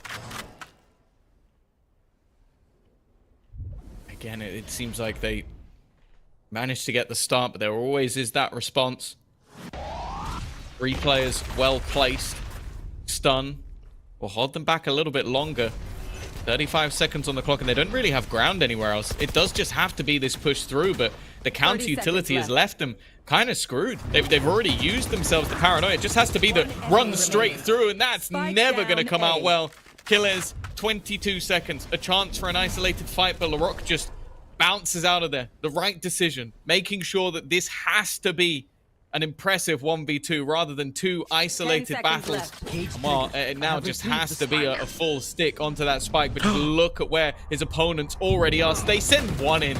It's clever stuff. There's no hope for him to even get this plant down. I was worried that maybe they'd send both, but well played by BBL Pacific. Yeah, I think they just had the read on the fact that you're up against Killez. He's going to try to take that push to start with, so they line it up. As soon as the cage goes up, Paranoia is on its way, make it a bit more difficult for him to plant, or at least a risk for him to do so. This is really where the round falls apart. The fact that LaRock is able to get that double, the fact that that close corner isn't checked, so the first kill went to Kreven anyways, and while they're trying to take him down, it's just open for LaRock's taking. That's a big problem. But for Enterprise, still a 4-round lead to fall back on. There's no need to worry just yet. Bladestorm for comeback. It's activated. And to be fair, you know, it is kind of needed here to bolster the economy. They've got a Bulldog on Kreven as well. Like, the weaknesses are in play. Same can be said for Enterprise, though. Doma can't even get a rifle coming into this one. So we're definitely seeing the battle scars for both of these teams. Just for one, they have that advantage of a Bladestorm to help them out. I kind of need some more of that comeback magic. Not just the man himself. Already, Loiter, decent position to spot, but it's how much he wants to overfight. This doesn't have a mass amount of support, at least for now.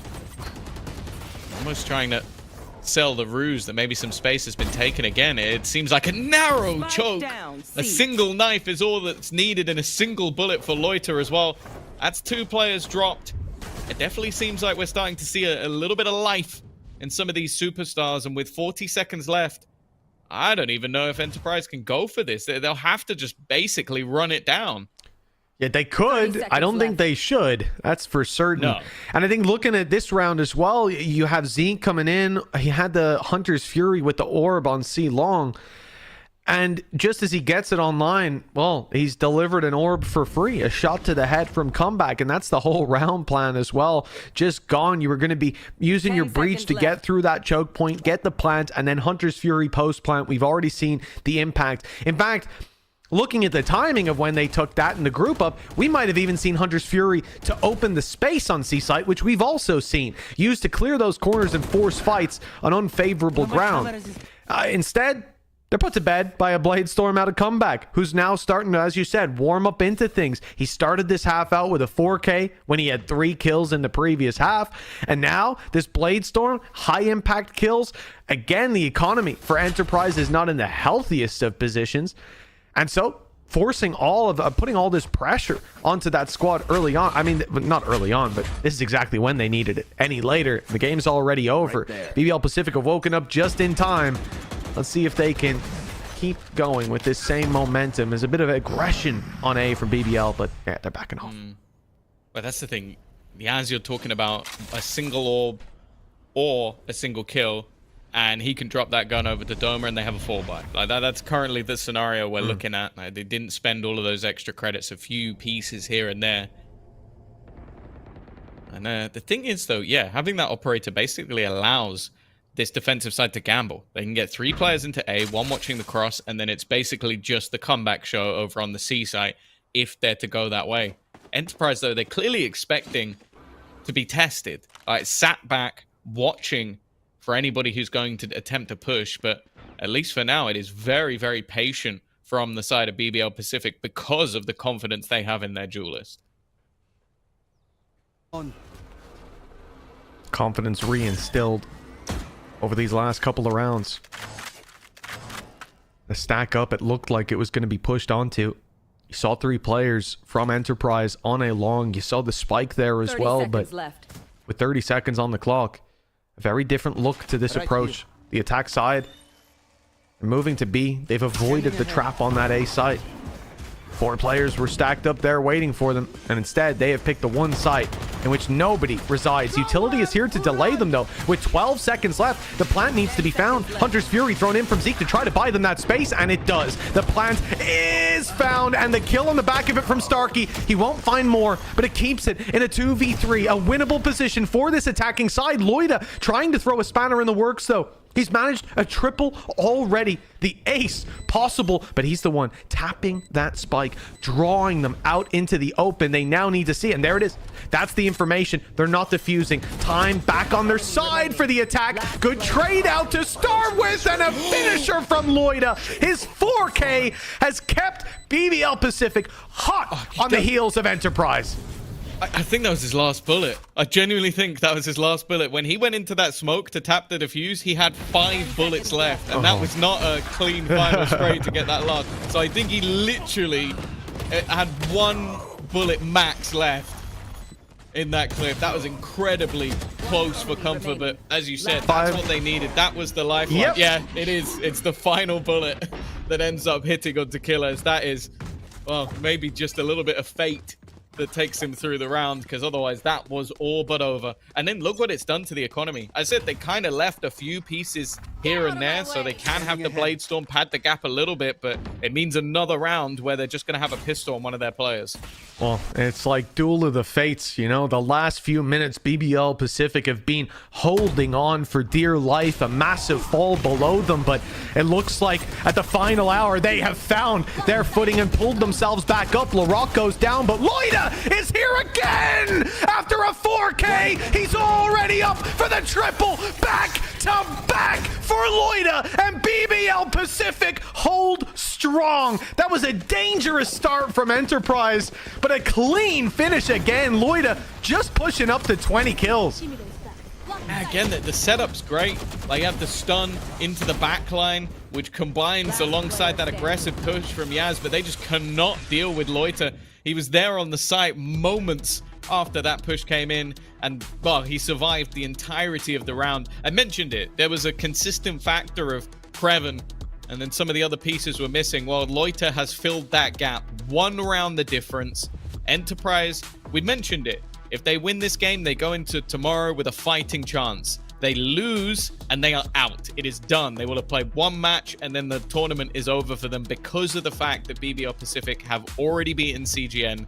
That'll be enough to take them into the playoffs. It's brutal. That is the truth of this tournament. And after such a good response, such a fantastic first half, the fact that 6 of the last 7 rounds have gone their opponent's way definitely feels like a tide has turned. Well, this is their last timeout being used as well here in regulation. 10 rounds on the board, the first to breach double digits, but now just 1 away from BBL Pacific catching up with them. I'll tell you what, Rose has got to be fuming seeing all these 4Ks go by, just rubbing it in his face at this point. But you know what? You'll be happy as long as those rounds keep on going up for you. That's all you need to see. Double digits possible for BBL Pacific, and like I said, it felt like for so much of this game, BBL Pacific have been holding on for dear life, but they are pulling themselves up with all their might now and looking to be neck and neck for this final stretch of the series. Tournament life on the line for Enterprise, playoffs almost within BBL Pacific's grasp. They are still a round down. They've still got more to do, but it seems like it's becoming more and more possible. Rolling Thunder available for Doma. Could be something to get them into the site. The counter utility is set up. That's the thing. If you used to put this through now, there's an opportunity to connect onto 3 players. They are not playing with this ultimate in mind. maybe just look to counter them out with a stun, but this is a scary prospect. There you go. 3 players have been connected, but hey, Larocque goes, anything you can do, I can do too, and throws out his own. I can do to probably exactly the same degree when it comes to that ultimate. Nice stuff for Rose. There's the first found. He's coming in for a little bit more and does a ton of damage. An easy cleanup on Loida. He's seeing nothing but heads. 3 and another 4K for Loida, lighting up the scoreboard and equalizing it for BBL Pacific. This is their hero. Yeah, if anybody's going to ask the question, what was it that turned the game? What was it that changed things for BBL Pacific? It was one man. It is just this individual brilliance coming out. He's peeking into his own teammates Aftershock, and even then gets swung by a completely different angle and is aware of it the whole time. 24 and 11. He is eclipsed Kraven. Well, now they sit 10 and 10. It has taken a mammoth performance from one of the superstars. I say one of because they've got so many. Can they use that? Can they channel that? Because otherwise we are sitting here looking at him having to get 30 plus kills. Even from this point onwards, he needs another 12 if they're going to win. They have very much leapt out of that pit now. What a climb this has been. They have risen to the challenge. And now pressure on for comeback. He's had a rough run of it. Yes, the one delivering that beatdown, but Kraven quickly back in there with a kill. Starkey's pistol was enough to equalize. Larocque in with lots of damage. Loida backing him up, and the site will not be seized by Enterprise just yet. Zeke, the only one standing, and it is a firing squad that he walks into. The triple for Larocque. No doubt Loida saying, well, if you weren't here, that would have been another 4K. 11 to 10 now, and the lead cemented for the defense. This is... I love how, because it's been such a streak, it feels like cemented is 1 round. yeah, but 1 round. But you look at that timeline, 8 out of 9. This defense is looking unbreakable. It is. And a lot of it has come down to just the step up of some of those players. You really have to look at it now and see if Enterprise have got anything left in the tank. We mentioned it. This group is over. If BBL Pacific win this game, if Enterprise win it, they go on to tomorrow with their life in their own hands, a chance to take down CGN and make it into the playoffs. Top 4 garners you quite a few extra points. If not, they'll be fighting for just 1 in tomorrow's game. Definitely seems like a completely different tournament with very different margins, but that's the spot we sit in at the moment. Well, once again, I wonder if they do want to challenge comeback. Normally this would be a terrible idea, but I do think the C site is where we've seen their best opening. Well, there's 55 seconds on the clock. Still yet to walk in to come back on that operator. And they won't be doing it anytime soon. Aware of that danger and looking elsewhere. The B site is their target. Kraven, the one standing strong here. He's got himself a trap, but they're well aware of that. It's broken, and the dash in follows up. It's on the wrong side to challenge this, and there's nothing he can really do but play for that retake. Wrap around from comeback. He's not got the best weapon either, right? Standing outside that smoke with an operator in hand, but once it fades, perhaps there's a chance. This retake is going to decide everything, and Kraven's patience is rewarded despite Rose going down, though. Comeback is on that side as they step out of back sight. The op is waiting for them, and that shot, well, it might not have landed for him. I think the kill was already closed on. Same thing happens with the shorty. BBL Pacific, they are too quick to the trigger, putting 12-10 on the board. Yeah, no, expectations there would that would be a lot more difficult. Like, you're talking about a team going in after they kind of already used the paranoia early. They basically run out of the majority of their utility. I think as they try to enter the site, Rose gets domed. So again, like any reveals or anything were already gone. They just win every fight. I think comeback taking enough space and doing damage to the player at the back, and Larocque with another double. They have now won themselves 7 rounds in a row after what was basically a 13-4 defeat and then into a 9-3 half. Right at the depths of the game, they found their footing. They really have. Out of that pit, and it looks like Qui-Gon sabers in their hand any moment now. The death blow near, close at hand. Technically not canon accurate, but we'll move on from that. Enterprise, 2 rounds. It's such a small margin. It feels so doable, but the context of how we've gotten here, they look locked out. The opening pick, Yas is the one to fall. It's BBL Pacific with another advantage. Paranoia put down on short as Rose steps up on long, waiting for them. Maybe not with the success, though. Enterprise find a pick, and then it's returned on immediately. Yeah, they have 2 players have sort of battled versus Kreven in this round individually, and note that he is still on full health. They have not managed to even make a dent. Aftershock utilized to force back Starkey. That means they have no space. As there's 35 seconds left on the clock, they're going to go sprinting back. The B site is where they've been attempting the last couple of times. 30 seconds left. Actually, it seems like there is just going to be that hold. Smoke going down. It's realized by Comeback. They're going to make a play into the site. He's just going to look to try and hold onto that B connector control, and Kreven just isn't stopping. Had enough of his teammate doing everything. There goes one more, and Zeke, he's not turned around. Eventually, the operator will come out. And more importantly, a job that was started on Lotus has been completed by BBL Pacific as we close on Haven. Unbelievable turnaround from this team. It looked like they had fallen flat, Tom, like they'd run out of gas after map number 1. They got dominated in the second map. They got dominated in the first half of map 3. But what the hell happened for those back-to-back 4Ks? Follow up with a third a round and a half later. Just unbelievable. And whatever, I don't know if it was a coach piping up, if the IGL gave some great words of advice, but that needs to be studied. What an incredible performance by BBL Pacific, and I believe that will be them locked into playoffs now. Yeah, well, do you know what? Someone who does know exactly what happened in that map is Billy IDK, and of course, Twiggy.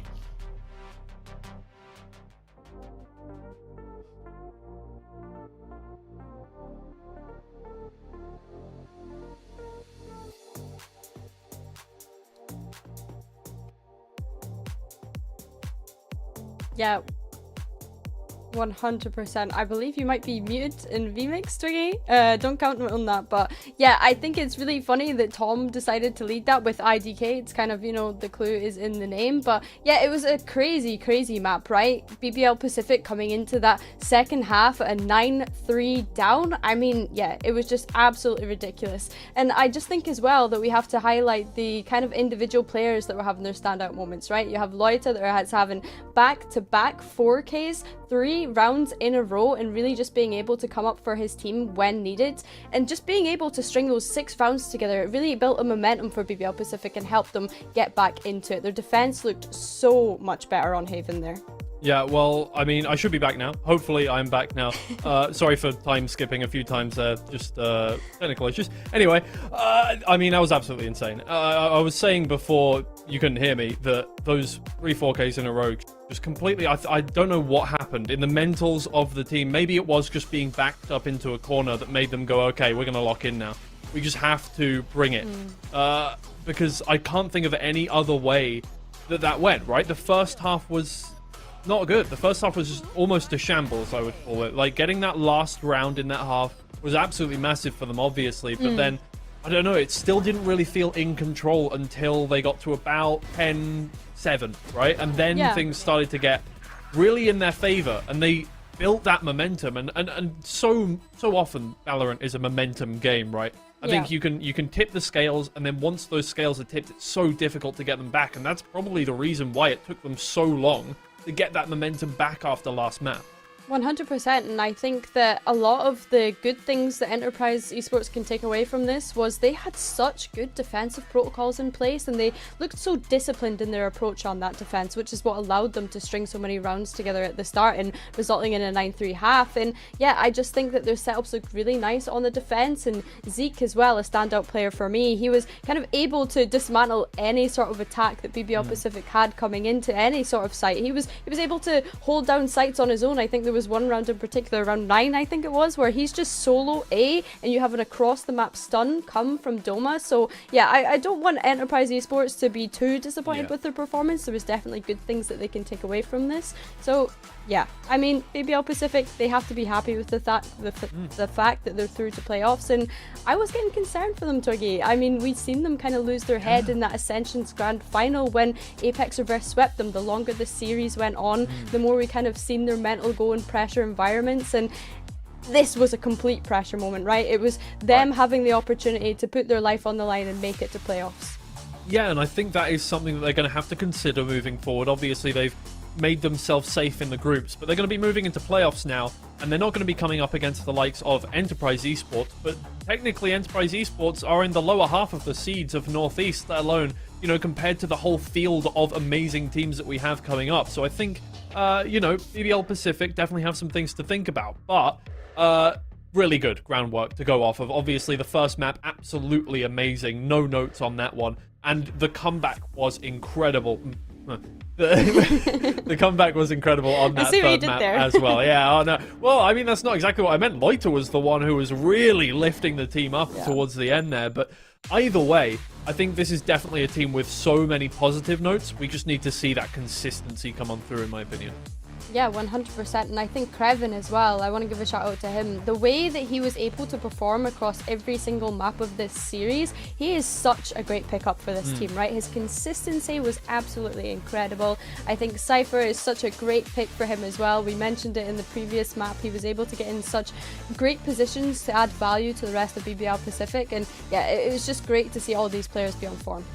Yeah, for sure. I mean, everybody got involved, and I'm excited to see what will happen when they come up against some of the other players in the field, teams in the field, sorry. I thought, you know, a lot of people coming into this tournament were like BBL Pacific, untouchable. They're way above the rest. They're S tier. I think it's definitely going to be an exciting matchup, whoever they come up against, which is a good sign, I think, at least for the viewers, at least for the neutrals. I think we can definitely look forward to some more close games. Either way, we have somebody with a bit of inside knowledge coming up with Rose here. How are you doing? Congratulations on the win.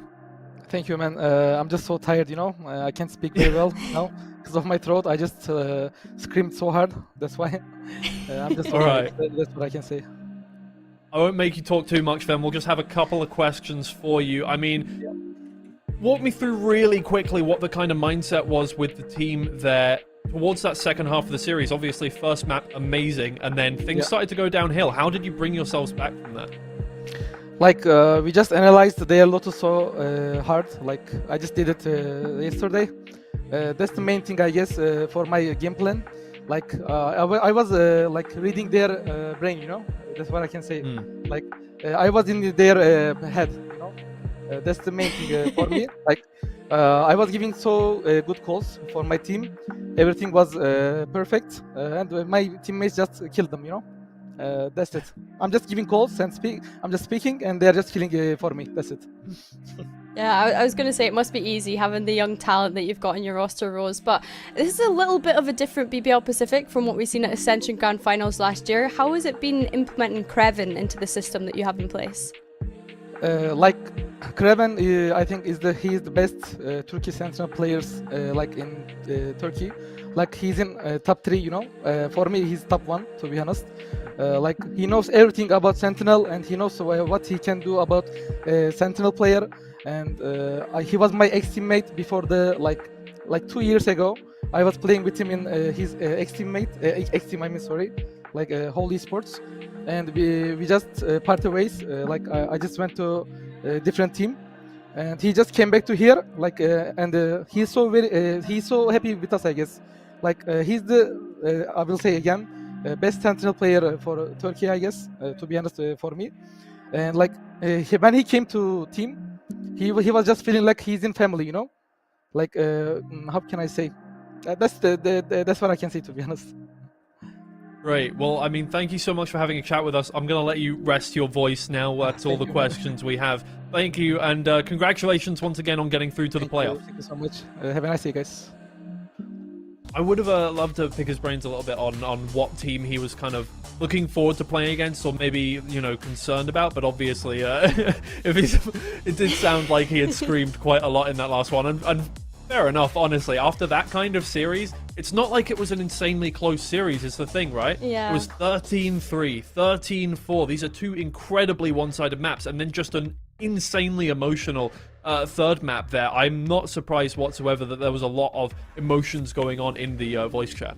I love that every single achievement they managed to have, it still feels emotional, right? We go back way back when, to the start of last year, where they were coming up through Premier, and then they were going through Challengers League, and then they were going to Ascension. They're in that grand final. So yeah, I just love that every single moment still feels like a scream-worthy moment for Rose. And again, like, I'm not surprised at all that it's him that's the one that's screaming. He was at Ascension Grand Finals, giving it. He was shouting across the stage, and I think that that's a perfect role model for the young gunners that we have within BBL Pacific.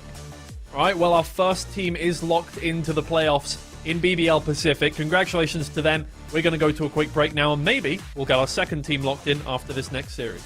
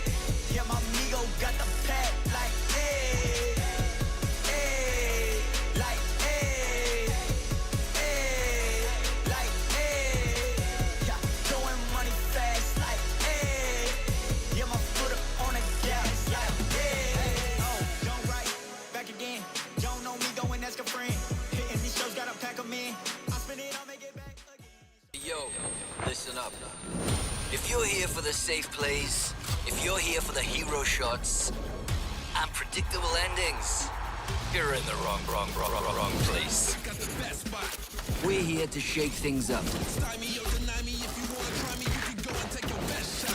Teach lessons the hard way.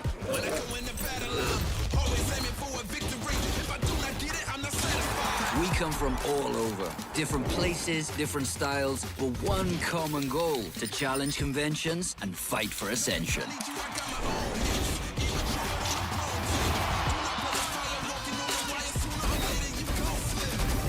We're stealing the spotlight. We're the ones everyone's gonna be talking about tomorrow. In short, we are the future.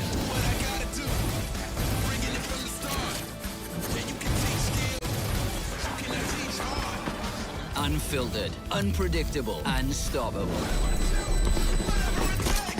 Here comes it. We are challengers. All right, welcome back, everybody, to Challengers.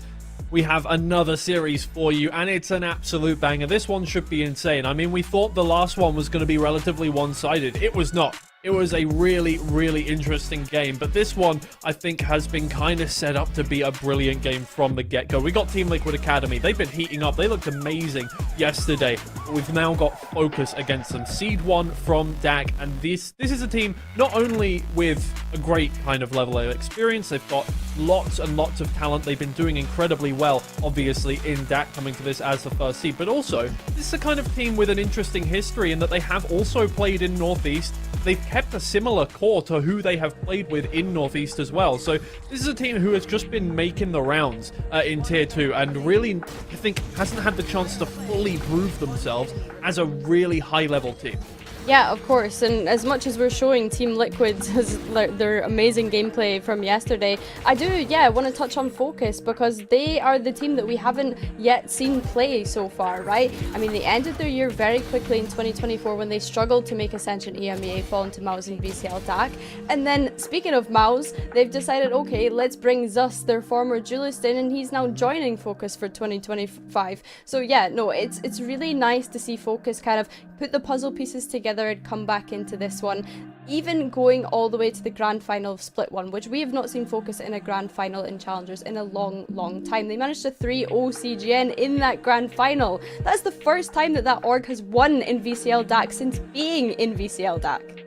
Yeah, and this is absolutely monumentous for them, obviously. I think they've been working on this kind of thing, trying to put the pieces together as an org, less than as a roster, for quite a while now, several years in fact. And it seems to be working so far. Obviously, a 3-0 against CGN. I think a lot of people weren't expecting that as well. They've really proven themselves already. Now it's all about making it happen on a larger stage. But they're up against a difficult team to do that. Obviously, Team Liquid Academy, they've already got their first win in the bag. It was kind of one-sided against Dynasty as well. And all they need to do is win this series, and they're through, and FOKUS don't even have a chance in their second game to get anything done. So they need to make this happen here and now, and then they need to go on and win against Dynasty as well with a good enough scoreline that Team Liquid Academy can't do anything to catch up with them. Yeah, 100%, and we're going to jump right into map veto. We're keeping this short and snappy, but Lotus is going to be the first map that is picked. No surprises there that they're banning out Bind. Words are hard. So yeah, FOKUS, they're going to choose to go towards Lotus, which I don't totally hate. This is a map that they have played 2 times, and the 2 times that they have played it, they have won it, so it's no surprises that they're going to pick right into that one straight away. Yeah, and Team Liquid have taken their map of Split here. This is their home ground. We saw them go to Haven yesterday, but that was more because they knew that Dynasty were going to pick Split. They have got an insanely analytical core going on in the background. Obviously, Bacon from Team Liquid himself and Cupert, the analyst for Team Liquid, as well, playing on the team. So they know what they're doing when it comes to a veto. So this is looking okay for them. I think they're happy with that Haven float as well. They just need to survive their way through Lotus. If they manage to get that map win, I think things are looking scary for FOKUS. Oh yeah, 100%. If we do get to that Haven, I mean, we've seen how good Team Liquid looked on it yesterday. They beat Dynasty 13-6, right? So if we do get to that point, it will be interesting to see who comes out on top. But I just think going into this one, I feel like it's a match that we've not even really been able to set up properly, because when I think back to how Team Liquid played yesterday as well, it was Cupert that was actually coming out on top for the team in that last map that we got to see, the minds behind the operation. So yeah, I'm really looking forward to getting stuck into this one up against FOKUS. I think it will be a real challenge for both teams here. Yeah, for sure. FOKUS last time they played out on Lotus here, and they've made it their pick. It was CGN's pick in the grand finals of DAC.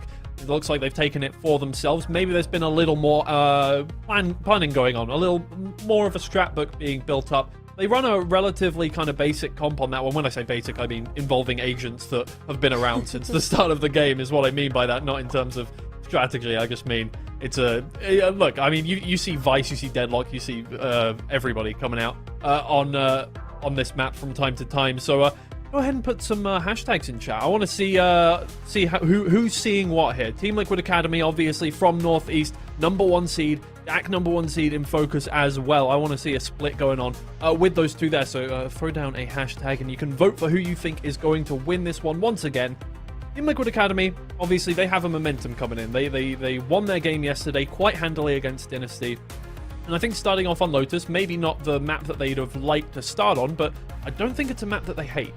Yeah, it's certainly not a map that they hate. You know, they've played it 8 times in their respective regions, so I'm wondering if FOKUS have come into this and had maybe some VOD review prepped. Of course, when we did see Team Liquid play it, they did swap out a couple of things a couple of times, but yeah, it makes you wonder, have FOKUS had a look at those VODs? Have they prepped something specifically to play Team Liquid against on? Or is it just that they're playing into their own strengths, right? They must feel pretty confident enough to choose that as their first map going into this series. And again, I want to see these two duelists come up against each other as well, right? We've seen Donatello's return to Challengers yesterday, and it was great. It was very much a I can't even speak today. Warm return from him. It's getting a long day. It's fair enough. It's fair enough. And when I look at Zus as well, you know, he was a top duelist at Ascension last year. So how is he going to do coming up against someone that's as explosive as Donatello? Zus, from what we've seen at Ascension, we've seen him kind of jump onto that Yoru, play operators at times, and being able to float around the map. So whereas Donatello, he's very much more like up in your face as a duelist. So it's going to be these two kind of players that I'm going to be keeping my eye out for. Yeah, for sure. It's not going to be the Neon for Donatello here on Lotus. It's going to be the Raze instead. I was a little scared, obviously. You know, we've already seen, obviously, Lotus started as the map 1 of last series, and the Neon that we saw in a very similar playstyle to Donatello was scary. So, thankfully, we're not going to have quite the same tempo going on there. It's going to be a little slower with the Raze going on, but we're going to see a little more track play. We've got the Fade on Ninja as well. Team Liquid Academy, no stranger to a long Lotus map, so I think they'll be okay to go a little while on this one. And I think that's probably what they're going to be going for. FOKUS, I think we'll want to end this one out quite quickly, get it onto split, and then see how things go from there, try and get to map 3, because I think both of these teams are very happy in their home ground picks, right? And then once we get to map 3, I think things will get a little more heated up. Similar to, I think, last series, but I don't know how things are going to go with this one. We've seen CGN. Yeah, I was going to say. Look, I'll give it this. We are in the Northeast channel, so, you know, maybe there's a little bit of bias in the chat there, but still, that's pretty heavily one-sided for a double seed 1 game. Yeah, that is very interesting. And I think as well, like, I think this is going to be the first match that we get to actually see Team Liquid Academy tested, right? We know that FOKUS, they're a very structured team. I did say that about Dynasty yesterday, and that did bite my bullet on that one. But yeah, I just think that this will be a real test for Team Liquid Academy going up against an opponent like FOKUS. All right, well, we will find out in just a second. It's going to be our casters, Mix and Tom. Take it away. Thank you so much to our wonderful analyst desk. Now, this might look a little bit biased, but this was given to me by Mystic. So it feels like I'm representing both sides of this argument. We've got one hell of a game coming up for us here today, Tom. I'm excited for this one to kick off. Any favorites for you coming into this? 2 seed 1s, the best of the best, facing off against each other. It's difficult because you're looking at two teams at very different sort of stages of their, I guess, esports life. You're talking about players who have been to the tier 1, in my opinion, also some players on FOKUS who should have probably already been in the tier 1, or like, I guess technically you could look at people like Lewis who have been in the tier 1, but just earlier than like the league format actually existed. So, but and then on the other side you have these young superstars, and I don't say that lightly. Like, you could talk about players in this tournament, and then I think watching GSR playing throughout Northeast was genuinely one of those players where I went, this guy could be like a generational talent if he keeps it up. Like, it is genuinely insane. The aim that this kid has, his crosshair placement, I think is unmatched. I think you're going to have fun today, Mitch, because you ever got to cast this guy. If he's on form, it's the most fun you're ever going to have, because it's going to be on agents that you're going to go, oh, maybe he'll do okay, maybe he'll have some support of you, and then he won't. He'll just headshot everyone. And that's the thing with this roster. If they get the ball rolling quick enough, I don't know if there's anyone in the tournament that can beat them, but if anybody was going to have the experience and the stature to stop them, it is this FOKUS squad, because there is so much depth of experience that could be what takes them through. Oh, 100%, but that's enough posturing. It's time to get this game going. Team Liquid Academy up against FOKUS, #1 seeds from their respective regions, and no doubt we're expecting a brawl here today. We start out on Lotus, FOKUS's map pick, and as a result, Team Liquid Academy decide to begin on the defense, but FOKUS, oh, they've tapped it on B, they've taken the space, but that's not where the plan's coming in. They're sending it straight through to the C site. Unluckily, they have lost a player on the way. Definitely not the start they were looking for. They'll get the site that they desired, a pretty much wrap around the world, but ultimately they are going to have to play at a disadvantage. Now, the idea for FOKUS is to try and catch out one player. Like, find someone who's maybe overextending and get this back into a 4v4 before the actual retake can begin. Obviously, that relies on them having the right angles, and they have not started off well. Mystic, though, is going to be there for the trade, at least keeping things within arm's reach, but losing another, and maybe even one more to fall. No, Hoodie will stand, but still so many left to find, and Rexstone is there to make sure it doesn't get any further out of control. I love the idea from FOKUS, though. The fact that they just go as the death ball, push through the B site, take that deep control, and a spam that ends up catching one player off is an unlucky way to lose that opening. But from that point forward, Team Liquid, there's no more luck involved. They're grouped, they're pushing this together, 2-2 on the retake, and the shots landing. I'm excited to see what GSR's got up his sleeve. Like you said, you've hyped him up. You've set up a high bar for him to leap over. But anyone playing a Tejo already has me feeling pretty happy. Looking at the other side, though, for FOKUS, fan favorite for me, we got Mystic on the controller. It's always a joy to see. A shame we're not in more of a Viper meta, but hey, I'm excited to see some of those famous Mystic TPs. Or infamous, I should say. The thing is, I realize I've put the pressure on a 16-year-old to be incredible, but there's very good reason for that. Already starting this one off with a bang. Not a whole lot of investment here for the side of FOKUS, but I think that's going to be the thing. If they can sort of work off some of that utility, set up some of the players that they have, because it's not, let's not pretend like the players on FOKUS are any slouches. Like, your boy Lewis himself has always been solid individually. I think Zus as well has been a player that many deemed capable of making it into tier 1. Alorante, I'll be honest, there's not going to be a mass amount of the sort of DAC players that I'm like, he should be in tier 1. Alorante is one of them. Like, he at a point may have had the best aim in the tier 2. Again, like, just crazy headshot percentage.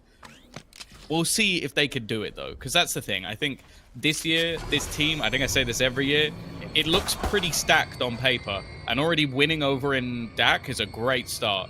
But nowadays, you have to do it on this EMEA stage as well, otherwise it's meaningless. That's exactly it. Yeah, and there's no consolation prizes when it comes to the big leagues. Team Liquid Academy, well, they're about to be tested by the remaining pistols. It should be a nice closeout for them. Mystic, though, putting a bit of a wrench in the plans. He's picked up one, trying to make this costly. 12 seconds left, and they're hunting down Rexstone, wanting a little bit more, but he's repositioned and perfectly done.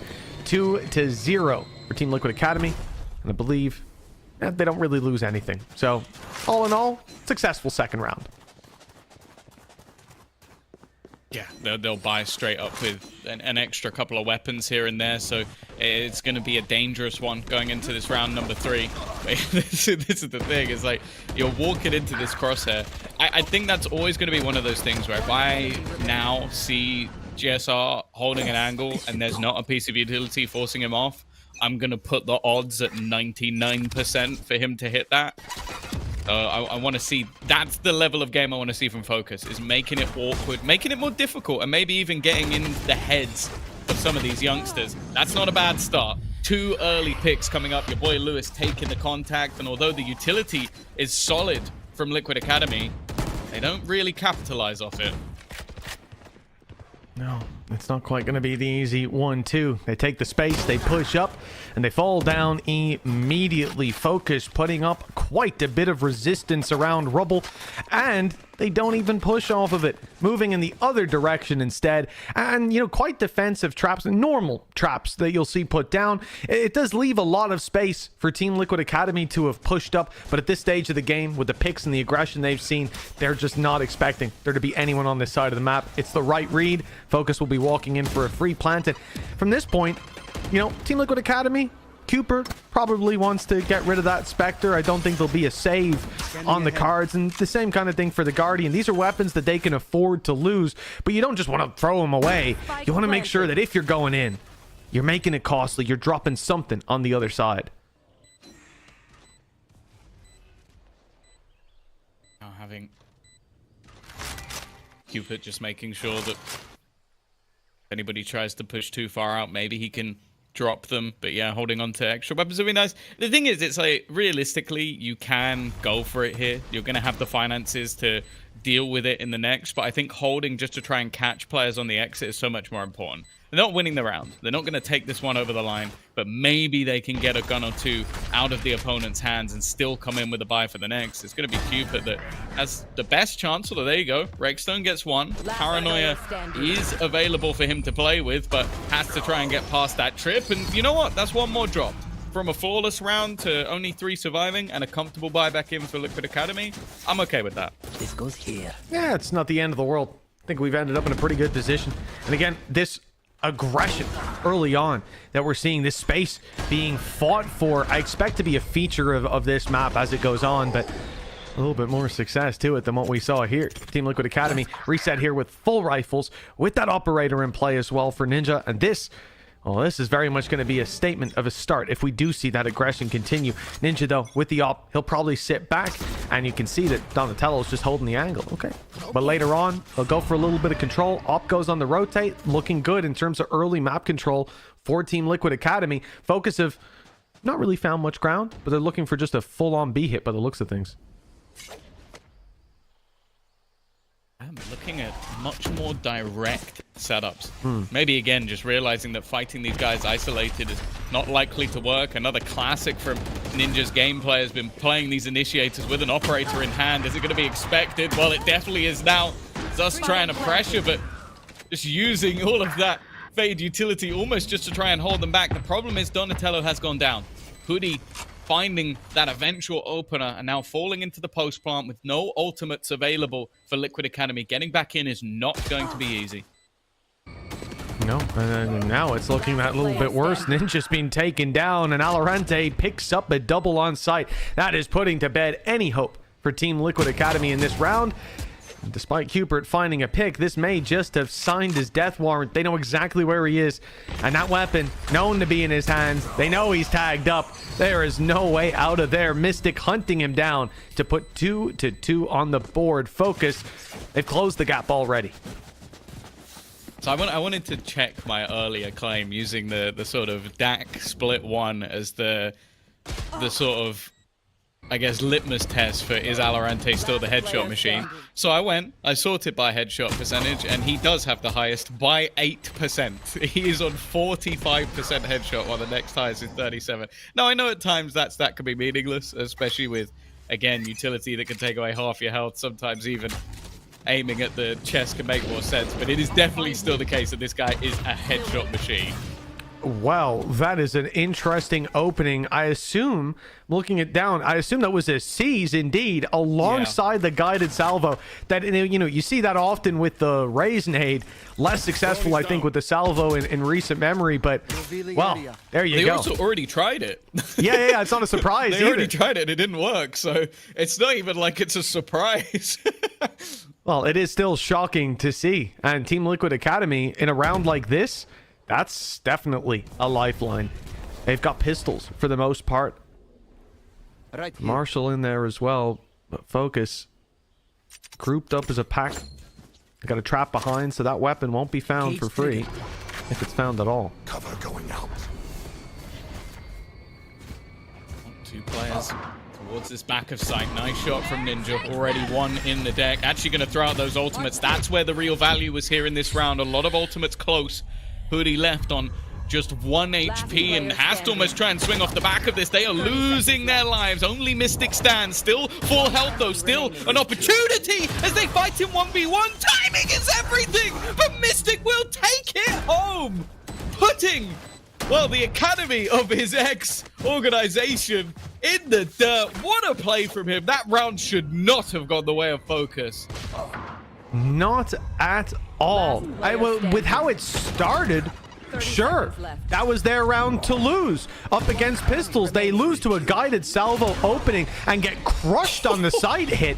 That's it in the bin. For this man to stand his ground like that, take everyone down like that was some sort of a practice regime. Looks like he's run that in the simulations a couple of times. Wow, 3-2 we go. And FOKUS, after going neck and neck, they've now stolen the lead out from Team Liquid Academy. The good thing is, for the defenders, that was a round that shouldn't have been theirs in the first place, that they lost at the finish line after stealing it. Now they've got rifles, at least.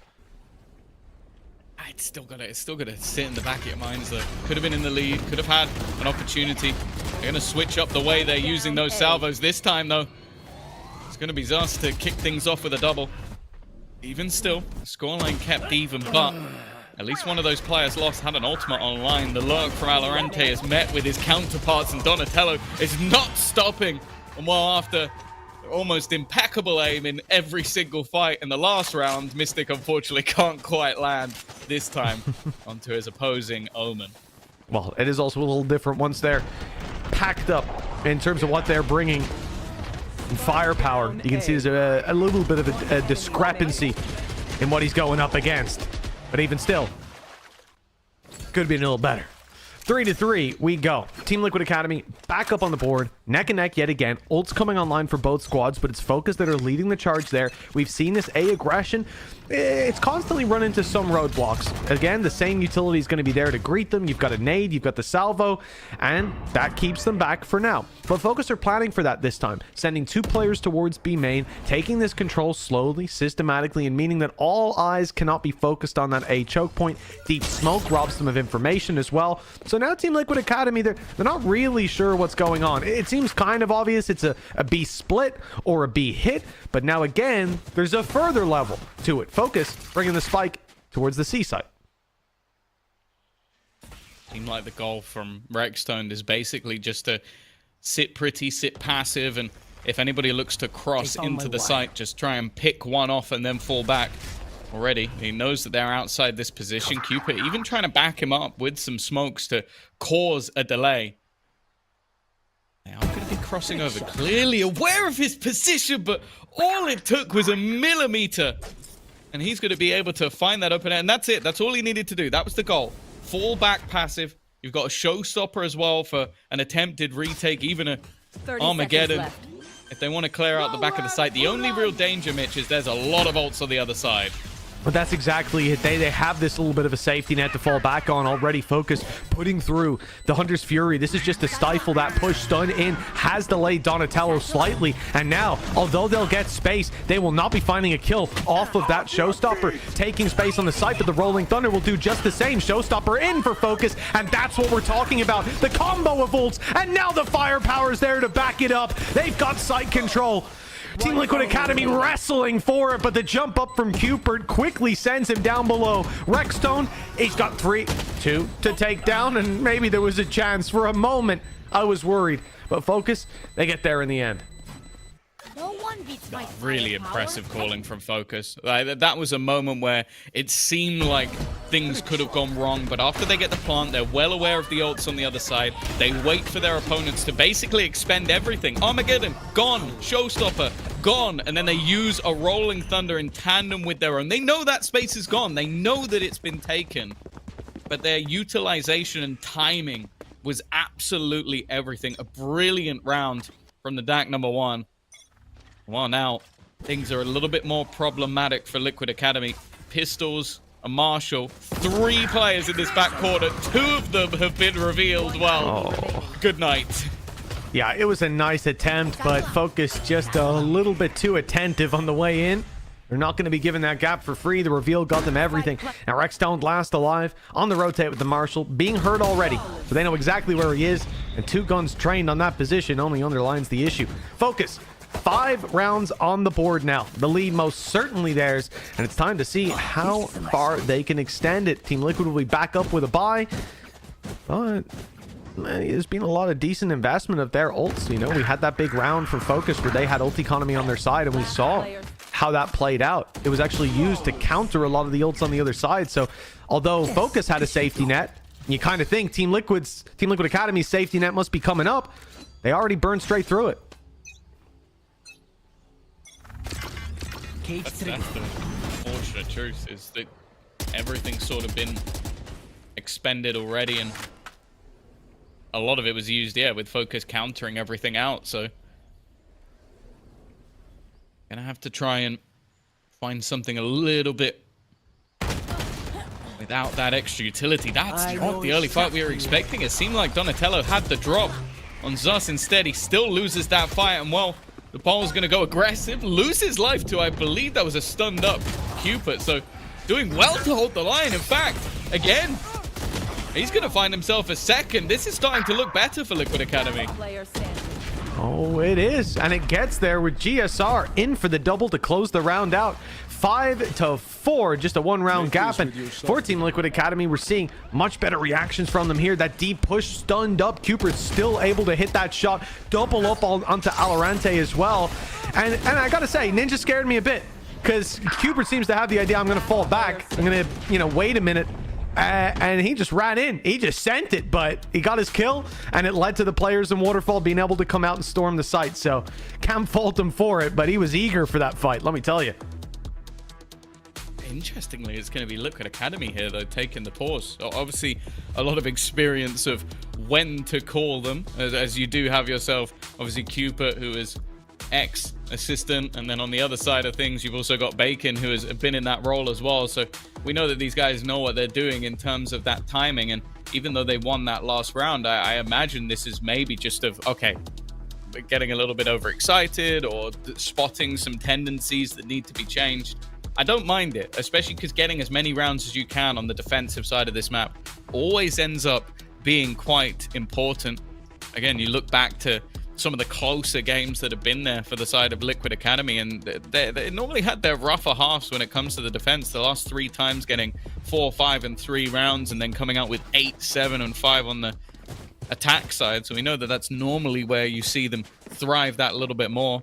On the other side, maybe a scarier prospect is that we've actually seen some very dominant defensive halves coming out of the side of FOKUS, so they might actually be happy where they are already. We shall see how things pan out. Of course, Split and Haven coming up after this, but this first half soon to go to a close, and we'll get to see exactly what happens when we swap over and the shoes on the other foot. For now, defensive, building up rounds. That's what Team Liquid Academy are looking for. Donatello having a rough run of things. He's been shut down again, opening pick to FOKUS, and that opens up a lot of space for them. That's your player getting aggressive inside of A main. Now down, they look to Prowler up inside of B. A trap is spotted there. It's going to be destroyed at least, so that's some pressure on FOKUS. Their back is a bit more open. Drone goes through, and it doesn't catch anybody. Now they think that outside B is clear. That gets Rextone to push all the way up, but that's perfect because he catches us off guard. A free kill, and he's out of here. And I feel like the star duelist over on FOKUS has had such high amounts of impact, be it getting them the opener or just taking space for others. So now we have to see within this late round what the reaction's going to be. And that's the thing. There's only 30 seconds left. I can only assume Mystic's about to teleport somewhere on the map because he's so far away from the action. Nightfall has been expended as well by the defense, something that is going to delay them a little bit. They really are going to be cutting this close as they look to go back to the A side. But there is still a player there. Cooper is here. Ninja is here. They need to go now. They've spotted Cooper, but it's too little too late. 10 seconds. He used the ultimate. And then he just went right back, canceled it from the shadows. That's it. It is done and dusted. And Team Liquid Academy have cemented that round. They have put it under layers of it. In fact, FOKUS, I mean, they just got sold on the biggest fake. They moved to the C side. It looks like that's where they're going to make the play. If Mystic goes up there and tries to TP in, they've got double traps ready for him. So that base is already covered. And because of that information they've got, there's no need for Cooper to actually commit the TP. So he just goes right back to tree and the round it's done. I don't think they could even kill him and Ninja and Plant unless it was instant. But that was the thing. I think we've seen some great calls in other rounds from FOKUS, like the round on the C side, but this one just looked messy. It looked like there was a lot of confusion in what they were going to be doing, and instead Liquid Academy, wow, they were on top of everything that was there on the board. Maybe a need to go back to something a little bit more basic, and well, I don't know if it gets more basic than buying an operator and peeking into the B site. No, it really doesn't. Let's see if it works out, though. That smoke is going to deter them. At least, again, the trap broke, and it's just in the back of their minds now. Player has to be committed to B. We look for control elsewhere. FOKUS going to shift their focus over towards Rexstone, who is peeking it right now. If that's the op that swings him, he could be in a little bit of trouble. Just now making it to Mound. It's going to be where he's put to the test, and I think after seeing them, he should be just waiting for the push through that choke point. Playing with death there, ends up almost dealing it. It's a big kill. Valorante's been caught a few times now on these lurk plays. I think he's been fighting Rexstone a couple of times. It hasn't really been going his way. Zeus now trying to pad that gap. That is a wide jump. I don't think he was expected to be given that much of a fight. Well, this will open up space and, more importantly, allow that showstopper to come online. The B site open for business. Only two stand in their way. Oh, that seemed like a bit of a mistake. Yeah, I think you just peek it at that point, mate. I'm not sure we bother with the jumps. Cooper, try as he might. He's not getting anything done there. And Ninja, yeah, well, he's going to open the door again. I was going to say he's going to escape with his life, but it's not looking likely. Okay, he grabs one. That's Mystic down. 1v2 time, though. Time is way too far gone. They've still got a nade to work with. You've got to get that op of Zeus out of here. He tries to stick it, but the nade is dead on 48 HP before he even gets to see someone. And time already gone. All they have to do is die with a bit better spacing, and it's guaranteed. Zeus locks it in. FOKUS maintain their lead. Just about. Again, I think both sides are seemingly going into their favorite half after this, so I guess a victory here for FOKUS will be enough in their mind. As this initial shot was wonderful, this jump is so like, normally maybe you get like you see a bit of leg, or you get a little bit of the shoulder, but that was full body. I don't think I'd be disappointed if Zeus missed that one. Nice attempt from Ninja. Again, you're just seeing some of the individual caliber. Oh, with the whole arsenal of utility used early on. Gonna try and get the tag, and that's wonderful. 1-2 punch. Yeah, man, Donatello in early duels here. I don't have the stats in front of me, but I bet they don't look great. That A main control towards Rubble has just been decimated again and again. FOKUS are taking that space for free, and they're not even committing that much to it. Two players here, I think it was a drone put through, and that's all they need. The FOKUS is still on the other side of the map. That's the intention. Spike outside of it, 4v3. A little bit of a tag up there as well. The thing is, though, after opening pick on A, they rotate around. I don't then expect you to get stopped by one pick inside of C main. And I guess it is because they want to just wait, gain composure, and then come in with that rolling thunder. They need to find this man, and finally they do. That was where the real danger was. hoping that maybe the haunt could reveal someone up. Okay, Ninja's landed the shot. Again, they've got to be a little bit careful. There was a chance that maybe everybody fell. Instead, it's come down to the 1 versus 1, the quick reactions there from Mystic. Ninja trying to bait the idea that he's rotated. Instead, he's looking to just swing back in through the smoke. Found the gap. Misses the shot. That was maybe the best opportunity. Mystic smells blood in the water, goes back for a little bit more, and just the confidence of Mystic to take that one over the line. It was on a knife's edge, but they do get that victory in the end. Yeah, that definitely felt like the round was going to swing the other way. Well played to Mystic, and as a result, we're not neck and neck. 7-5 at the halftime. FOKUS have the lead, but will they be able to hold on to it in the next half? We'll find out after the break.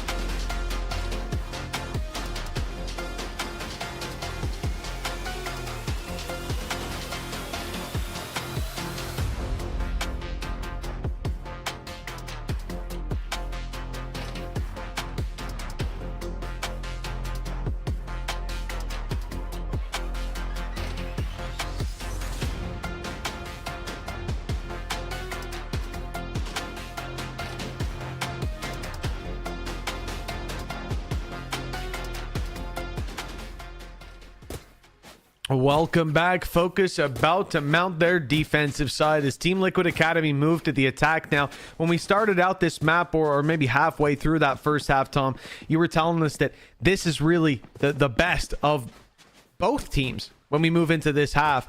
FOKUS taking the lead 7-5. If they take the pistol here, well, that lead is going to stand for a big reward. Yeah, and I think that's the thing. I think they've done well to silence some of those superstars. It's funny, like it almost feels like an old school Fnatic in a different game, where if you see Pronax at the top of the scoreboard, it might not be the greatest sign for that squad. And I'm sorry, Cupid, but I think you might be Pronax, because they've got 5 rounds. That's a compliment. But it definitely hasn't been those super. Yeah, it's a huge compliment. It's not insulting his aim whatsoever. Well, he's an iconic player, you know. If he can be the Pronax of Valorant, great idea. Well, let's set the bar higher. 7-5 for FOKUS, yes indeed. And we're here in the pistol with barriers up and a battle about to commence. In fact, a battle about to end. Alorante comes in with a quick double, and FOKUS looking to extend their lead further. But Team Liquid Academy take a leaf out of FOKUS's book. They take sight and get a bit aggressive. Unfortunately, in the meantime, Donatello's lost his fight on A main. We'll say that again. And the spike is now gone. This round has, well, it's had no resistance from the side of Team Liquid Academy. That right there was the first point of damage they did. And look how quickly they were punished for it. Yeah, very clean looking pistol. And again, you kind of said it. They got boxed in fairly early on, and it looked like, okay, there was an opportunity for them to maybe fight out of that. But once they were surrounded, it seemed all too easy for the side of FOKUS. Not the start that Liquid Academy were looking for. It. Sure, they got their map choice coming up next. I think if this one ends up slipping away from them, it's not the end of the series by any stretch of the imagination, but you have to keep sort of bringing it back to the way that this format works. If they win this today, Liquid Academy, they are through to the playoff stage. Those youngsters will be looking for that title. If they lose, it then comes down to, can Dynasty beat FOKUS to stop them going 2-0? And that's something I'm not sure I can get behind, if I'm being brutally honest. I would favor FOKUS fairly heavily going into that matchup. So I think for both teams here, everything on the line and letting things slip, maybe having to sort of come back in series. It's always more difficult when you haven't been there many times before. And I think you can talk about the likes of a Mystic, a Hoodie, playing at that tier 1 level, showing that, okay, we've been there, done that, got the t-shirt. So whether or not Cupid can sort of lead this squad back into things. Obviously a slight technical pause at the moment, or at least I hope it's a slight one. Well, you never really do know, do you? Let's keep our fingers crossed. But yeah, the series going on to split next, like you said, look at the last series we just had. You know, a team bouncing back is always feasible, and this has been a close game so far. But then you go to Haven. Well, Team Liquid Academy, they'll be very happy if we make it all the way to Haven. They've looked very good here. It was just yesterday we saw them play up against Dynasty, and well, they opened up with a very convincing win over them. It was 13-6, dominant streaks of rounds as well. So we go all the way there. We know that we're in a comfort zone for Liquid, but they've got to get there first. Maybe it's their map pick, or maybe it's, well, I would say here and now. I mean, more so the next round, because this round ain't going to be too pretty. They've only got some classics and the Sheriff, but 9-5, the recovery is definitely feasible. We want to see if that's going to happen, or if FOKUS are going to continue this beatdown. They've had players online. Mystics having a hell of a game. I said him on the Omen. It's always a treat, and it certainly has proven to be here today as well. Donatello, man, just the opening duels. The guy needs to stay in spawn for 40 seconds, I reckon, because his look is not working out today. No, and on the other side of things, Alorante's been having a great time. Another one for his collection, still holding on to the back of this site. Has a little bit of support. I think it was almost used as bait to try and sell the idea that they'd lost that position. It doesn't work out, but luckily, Hoodie's still going to be able to land these shots. Now, they managed to retrieve one of these guns, a lost battle to a classic, and somehow this becomes doable. That's not pretty for Zos. Well, I don't know if maybe FOKUS are going to have a technical pause in a minute, because it seems like technically everything's gone wrong in this round. Yeah, listen, whatever cable they plugged back in, whatever they restarted during that should have been done a long time ago. What was that from Team Liquid Academy? They have come out swinging in a round where they have practically nothing to their name. I mean, also starting out with Donatello getting absolutely ripped through a smoke. Cupid wallbangs one, gets traded out immediately. That's where you get a little bit concerned. Recovered rifle ends up picking up one of the kills, and now they've got sight. Yeah, that is going to haunt us for quite a while, let me tell you. Right click zooms in, and I think someone's telling them that right now. A little bit awkward. Although, to be honest, one of the best weapons to hit fire with. That's just how it is. Watch some sociable demos. You'll have it. Yeah. Going out. Then again, if it was that easy, I don't think anybody would bother playing any other gun in the game. It would just be, yeah, we're just the martial meta now. You're giving me an idea. This is a huge lifeline. We were talking about the potential of FOKUS running away with it. They have had a pretty big blip. And, well, Team Liquid Academy have taken advantage of it. They get those weapon upgrades. They even get to keep some of the credits that they will have saved. And not much of an investment. Zos, though, does have a gun. Paranoia is good, but Mystic can't quite capitalize on it. They're walking into a stacked site. This is starting to get very scary. The potential for back-to-back thrifty rounds. And, well, it seems like Cupid's making the call that, yeah, I think they've stacked A, lads. I think they've stacked it. They're going to leave Rextone behind, though.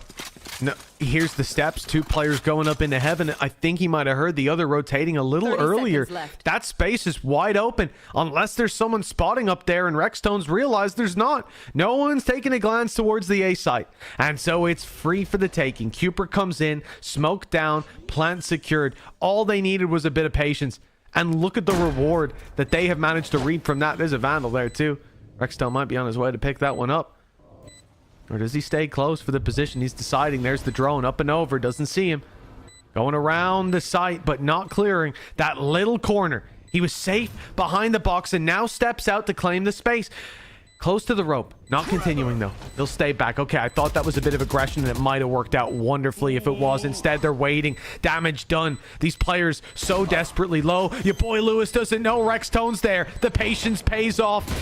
Cupert's on the rep. It's a little bit awkward, but he gets there in the end, and the door open. They know exactly where Zus is. Well handled by Team Liquid Academy. They avoided the pitfall that FOKUS couldn't in the previous. Yeah, I just like the calm. I think that's the thing. I think that's what Cupid really brings to this team, is just having someone who's going to go like, okay, that has gone as badly as it could, but let's just pause for a second.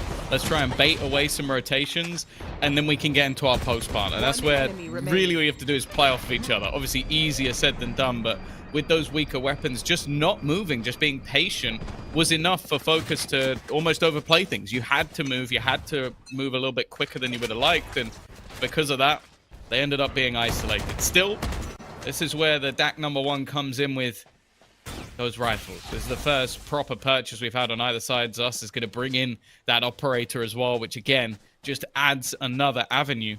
For the attack, though, it is going to be that early take towards this A site. A lot of space being claimed early on. Obviously, it gives access through the broken door to B as well. Potential. Maybe pull some rotations. For now, though, it's a little bit slower from the side of FOKUS. They are not going to be here to stop this. In fact, well, they got to be careful they're here at all. Spike planted. Plan secured, but they won't be able to fall back without being spotted at least. The ultimate, Valorant secures some information. GSR staying aggressive, though, alongside Cupert. They're looking to fight for backside. There's a flash, though, from the other side. Cupert does well to pick up the double. Backside secure. And a little step across, a step too far by the looks of things. Zus trades out the weapon, back to a rifle, goes for the defuse, but round the side comes Ninja. Shots don't land. It's through the wall when the headshot does, and so 8 HP. Zus barely holds on to life, but he's still here, still firing back, still a danger until Ninja finishes his food. 8-8. Leveling things back up in, again, very, very close fashion. A back and forth round that it does feel like could have gone either way, but the youngsters once again prevail. Ninja moving himself up towards that topper echelon of the board. But it does just seem like the amount of space they were able to get initially. I think maybe just being bitten by the fact that a couple of rounds ago they were done by like a ruse, by a sort of fake idea. And that was enough for one enemy remaining. This time to get into that after plant, to put the clock onto FOKUS. I think that's the thing. It seems like once FOKUS are under pressure with the clock against them, they do feel like they panic a little bit more. Yeah, it could be some mistakes being made there just under the pressure, cracking slightly. Team Liquid Academy, you know, they are unwittingly standing outside another pitfall. 5 players stacked up on C. It is a late round play. It's rare to see this in the early round, but they've shown some presence. And now they'll just gamble it and hope that this is walked into. In fact, Alorante, sacrificial lamb. Oh, never mind! He takes a bite out of Donatello. Guess what? An opening duel that Donatello's involved in that doesn't go his way. Story of his life here on Lotus. They're also brutal as well. It's not like, that was horrendous. That's a huge misplay. It's like, he's been shot through smoke. He's been insta headshot. What is that? The drone saved him slightly, but not for long. Alorante able to do so much. The thing is, FOKUS believe, okay, well, it looks like he's just playing alone on that side of the map, but it's not the case. Their opponents haven't solved this ruse. They haven't fallen for that stack. Because of that, it's an open A site. What a start to a round, man. Donatello ripped off the face of the earth. GSR pushed his drone, almost saving him. Weapon recovered for your boy Lewis. Advantage on the retake. Your boy Lewis miles away, but he'll be here with a rifle. It's worthwhile. Alarm bot clears. 2 players. They know where 2 of them are. Paranoia's put through. They can claim space. 1 max on site. It's easy. And your boy Lewis, though, has been spotted. They might sense the sense of isolation with just 1 player coming from that angle. He's quickly picked off. Oh, it was set up so nicely. but the reveal had given him away. Mystic lands a shot here with the Sheriff. Cupid through the smoke saves the round, keeps it alive. There's a beating heart to it as time ticks away. Ninja for another, and the big swing. They didn't even get it half. Even if they did, it wouldn't be close enough. Oh my goodness, what a round. And it starts with this. He was meant to go forward and die, so they'd be like, oh, we killed the guy on C, let's run to 4. And instead he kills 2. I think he's hit a load of headshots there, and most of them won't even count because it's the second shot afterwards. I'll also say I've questioned Cupid's aim, and that he's been by far like some of the cleanest shots I think I've ever seen. They also have all 5 ultimates available going into this next round, so it's not looking like it's going to get any easier for Focus. I guess the one saving grace is a lot of their ultimates are very close, and they have that operator back in hand.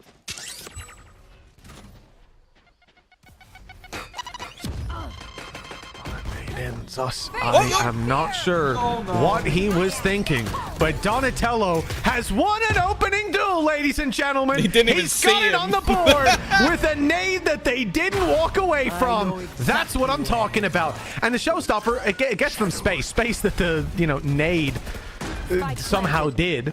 And now Team Liquid Academy, they're chilling. GSR has ult as well. It seems like the second Zus gets a sniper in his hand, he has some of the biggest fumbles you're ever going to see. These are things that I don't think he's going to forget. For now, though, the rest of the team have to try and retake this site. Ninja up above. Amarante's walked in, though, and found a quick double. Even still, this comes back to just this 1 versus 1. Cupid already wrapping around, playing with his food. And, well, Liquid from going into this half, losing the pistol and being 8-5 down. They are now, with a 5-round streak, taking a pretty comprehensible lead and doing it in, like, it's such peculiar rounds. Like, a guy just stands in the nade. Like, he just stands in. He goes, no, this isn't going to hurt me enough. I don't think he started the round with full shields either, so maybe he would have survived that if he did, but he didn't. I don't think so. There's that. He was in the heart of the paint shell. Yeah, I don't know. Either way, I'm trying to reason with what just happened, but there isn't really much reasoning behind it. I reckon he just needs to hire his in-game volume up a little bit. That's it's one of those things. You think it bounces maybe down the ramp a bit, or maybe it hit the other side of the wall and it's safe. He's scoped in, the guy is very focused on the reaction to the peak that he's very much expecting, but like waiting for Gato, but with a bit more of a violent ending.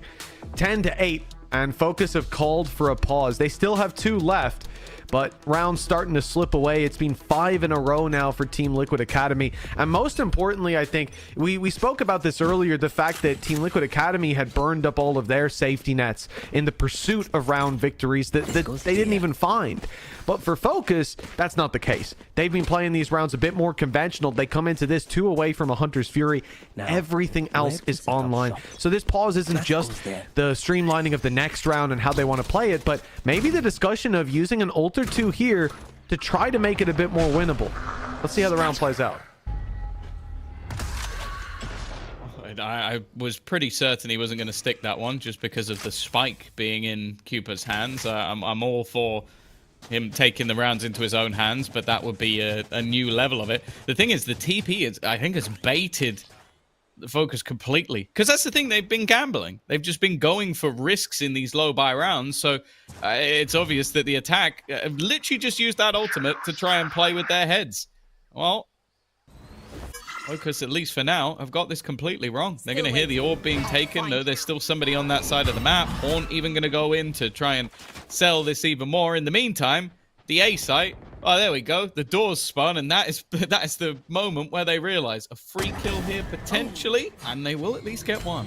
I mean, on an eco round or a low buy like that, you're very much like a rat with the scent of cheese. You don't care if it's a trap or not. You hear noise, you get information, you're on that side of the map. The stack up doesn't work out, but they still get a pick. I like this. GSR, his stun has almost canceled out that ultimate. The Rolling Thunder followed up on now by the Showstopper. Good shot. GSR is the one that's going to be caught off. We're down to a 4v3. Cupid up top, and he's taken down 2. But Sus has already got the triple. It will not matter. It amounts to nothing as they are shut down on the way back in. Team Liquid Academy 11-8, and this streak of rounds, Tom, it's gotten out of control at this point. Yeah. For FOKUS, this buy round coming up, it's their last bastion of defense. That was the thing. It feels like this could have been a completely different story, just not letting that second round slip. As since then, we've seen the awakening of some of those stars, but more importantly, Cupid has kept it up 22-12. Currently the top fragger in the server.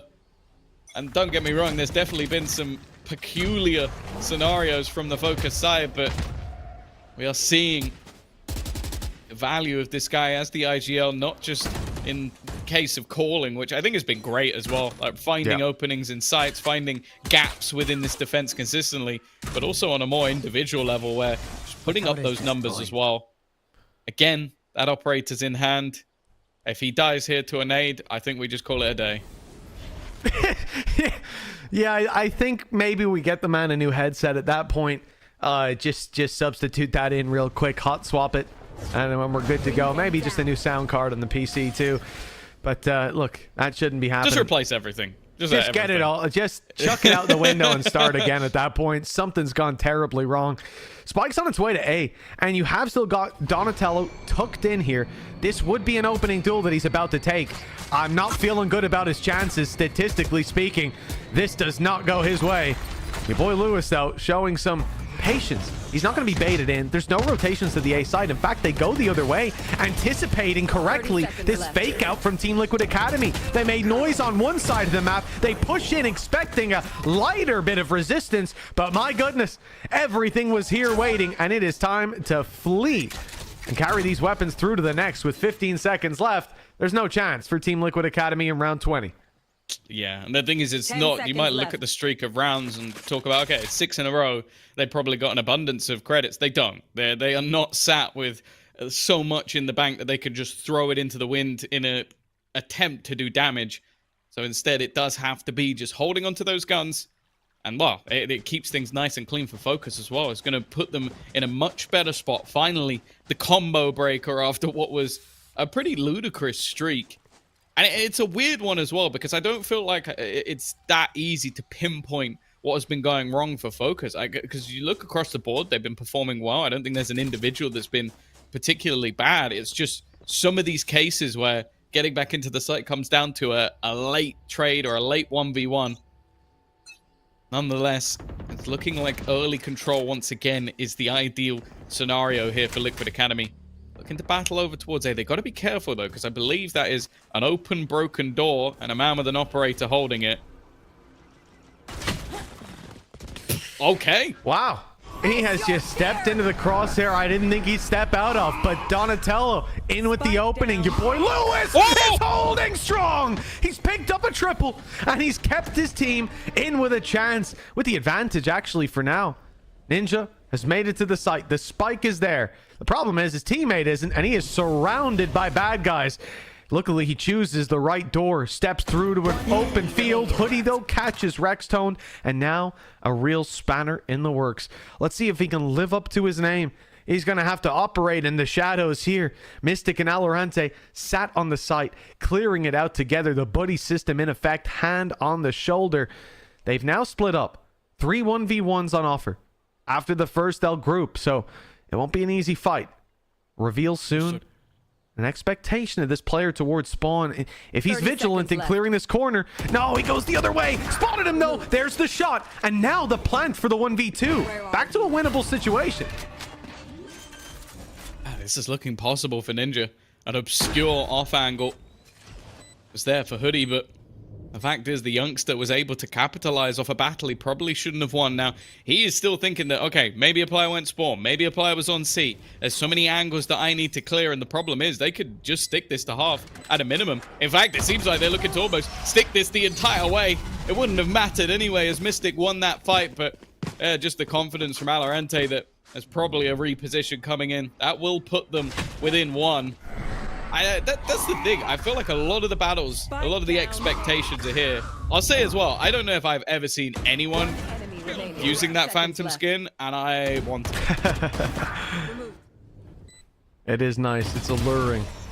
I'll tell you that. I'm not quite sure it's going to shoot the same for you, Tom, if I'm being honest. Oh, no, obviously. But while I'm missing, I might as well look at something nice. That's true. You know, that might be your problem. You shouldn't be looking at the skin while you're shooting, Tom. You got to look at your crosshair. But, I'm normally watching funny videos at the same time. That doesn't surprise me somehow.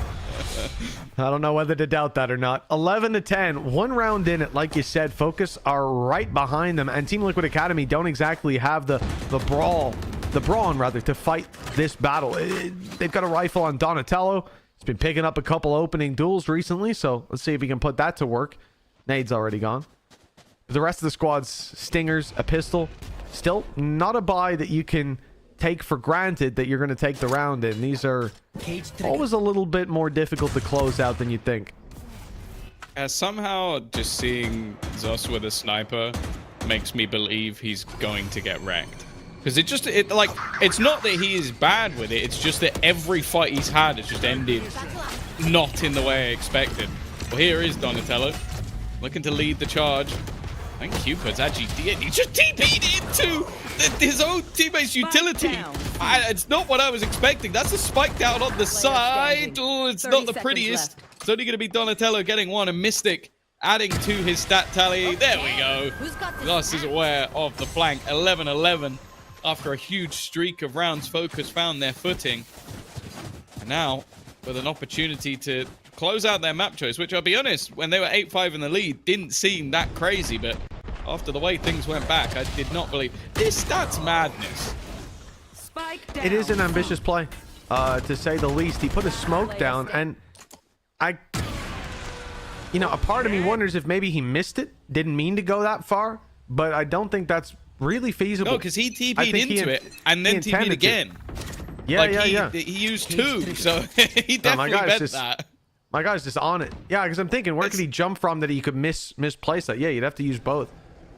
Madness. Listen, the guy's unhinged, and with a stinger, that's the kind of time you make that risky play. This is a full buy, though, for Team Liquid Academy. They've got the rifles out, and Donatello, he's been shut down. The idea there seemed to be to push deeper towards the C site, perhaps a wraparound. Instead, it's Focus going for the wraparound, with Mystic pushed deep into C. He's got a kill for free. Looking for the targeting system, but it's not going to find my ultimate isn't ready. Anybody. Maybe delaying a little bit, but actually he's the one under pressure. Falling here could potentially cost them the round, but nope, never mind. He's got his trusty Phantom in hand, and that's going to do the job. GSR definitely hasn't had those sort of highlight plays we've seen throughout the Northeast stage. This would be one hell of a time to try and pull one out of the bag, but 35 seconds. You put a little bit further behind, and also their credits on the brink. Like, getting out of here would be nice, but there was no escape. There was no chance to get out of there. I'm off for Cupid now. It really does look like he's just got to try and save the gun. There is no chance of this round going his way. Even with the ult, I don't think he's going to try and steal this spike and run it down.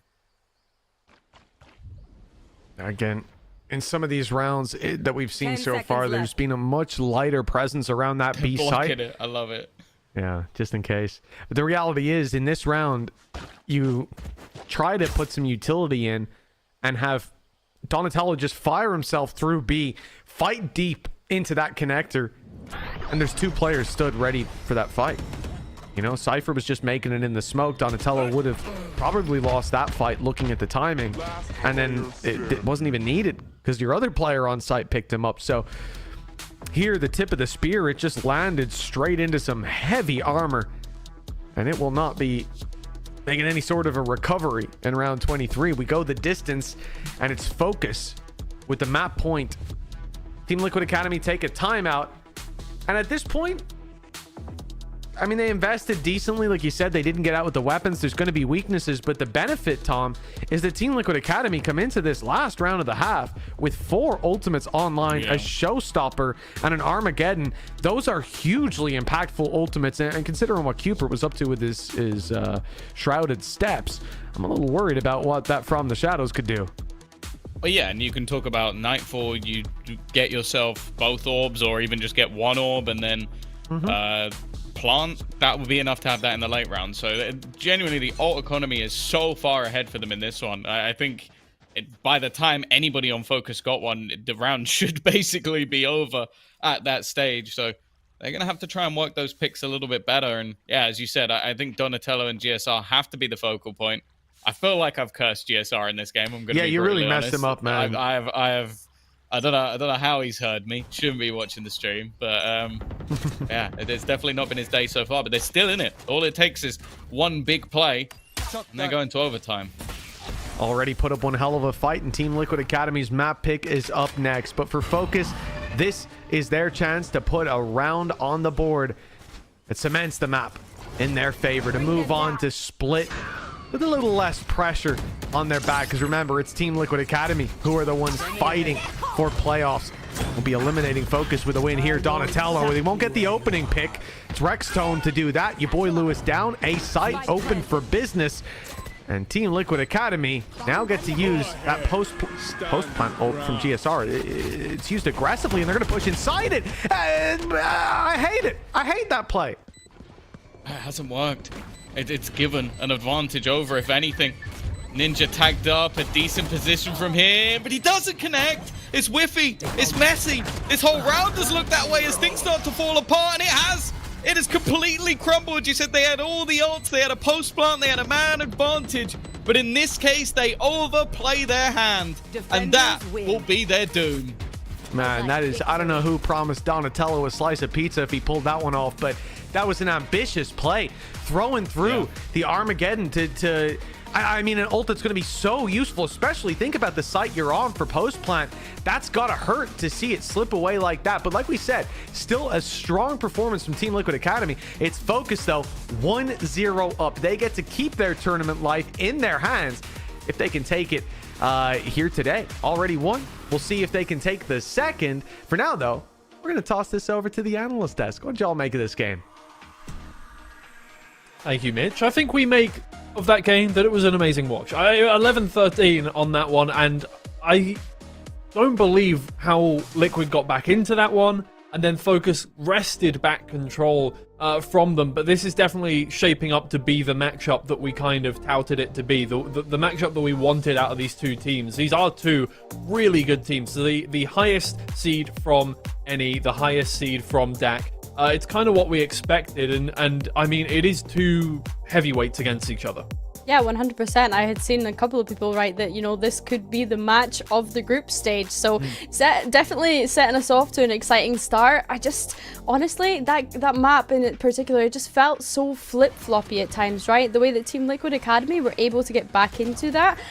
I don't know how Focus let it happen, other than the fact that Team Liquid, they're just so great at punishing any sort of mistakes that come from other teams, and Focus, they were always kind of super late to try and defuse on their defense. They kind of got it together towards the end of that second half there, and I do want to commend Team Liquid Academy. We've seen so much more patience and discipline for them today, and Cooper's calls on the attack, it just was so nice. They were very rarely executing into a stacked site, but Focus, I mean, at times felt as though they were trying to play too perfect Valorant, right? Very, very structured in their approach, but I think that they kind of started to pull that towards the end. So, yeah. Yeah, I think what we saw from Team Liquid Academy yesterday was obviously Donatello on Raze and Donatello on Neon. Donatello on Jet and Donatello on Neon.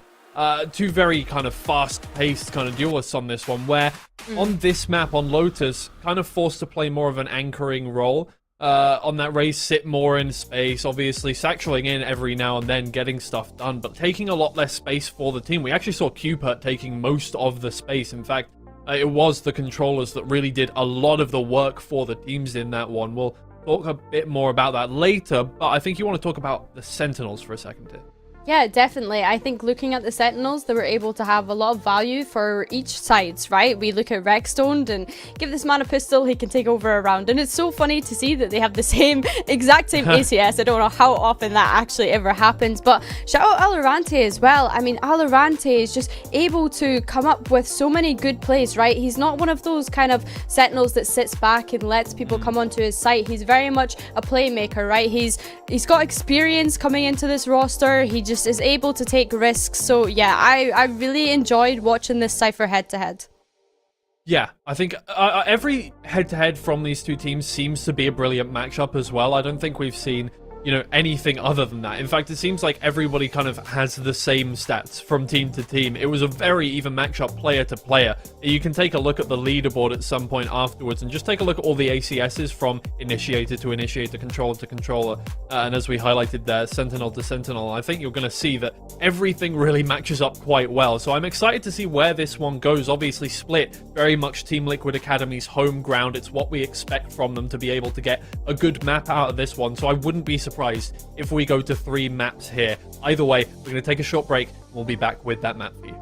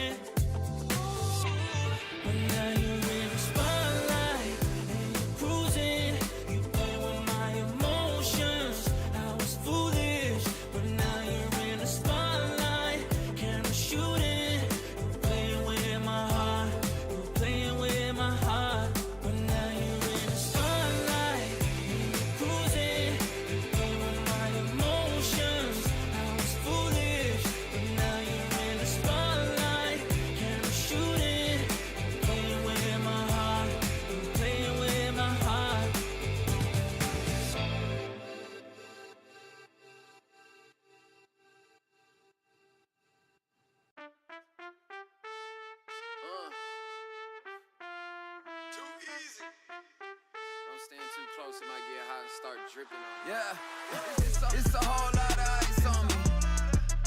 Don't stand too close, cause you don't if you say that you might know me. No, you lying, you don't know me, dog. Yeah, it's a whole lot of ice on me. Don't stand too close, cause you don't if you say that you might know me. You know you don't know me, dog. Spent a bag on the whip, parked in valet. Just took another trip, skipped the drive, called my pilot, then jet down to LA. Alright, welcome back to Valorant Challengers EMEA, everybody. We just got our first map done of this series here between Team Liquid Academy and FOKUS. It was kind of a banger. 11-13 to start things off, and it was back and forth. It really was vying for control over that map. And now it is going to be Team Liquid Academy's map pick of Split coming up next. We're expecting big things from them.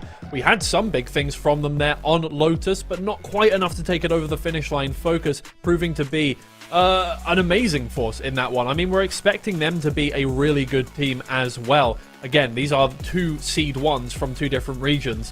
But I think, yeah, no, they clash in such an interesting way, I think. Team Liquid Academy obviously very much has the brains when it comes to all of those clutch plays, especially when Cupid is still alive in like a 2v3.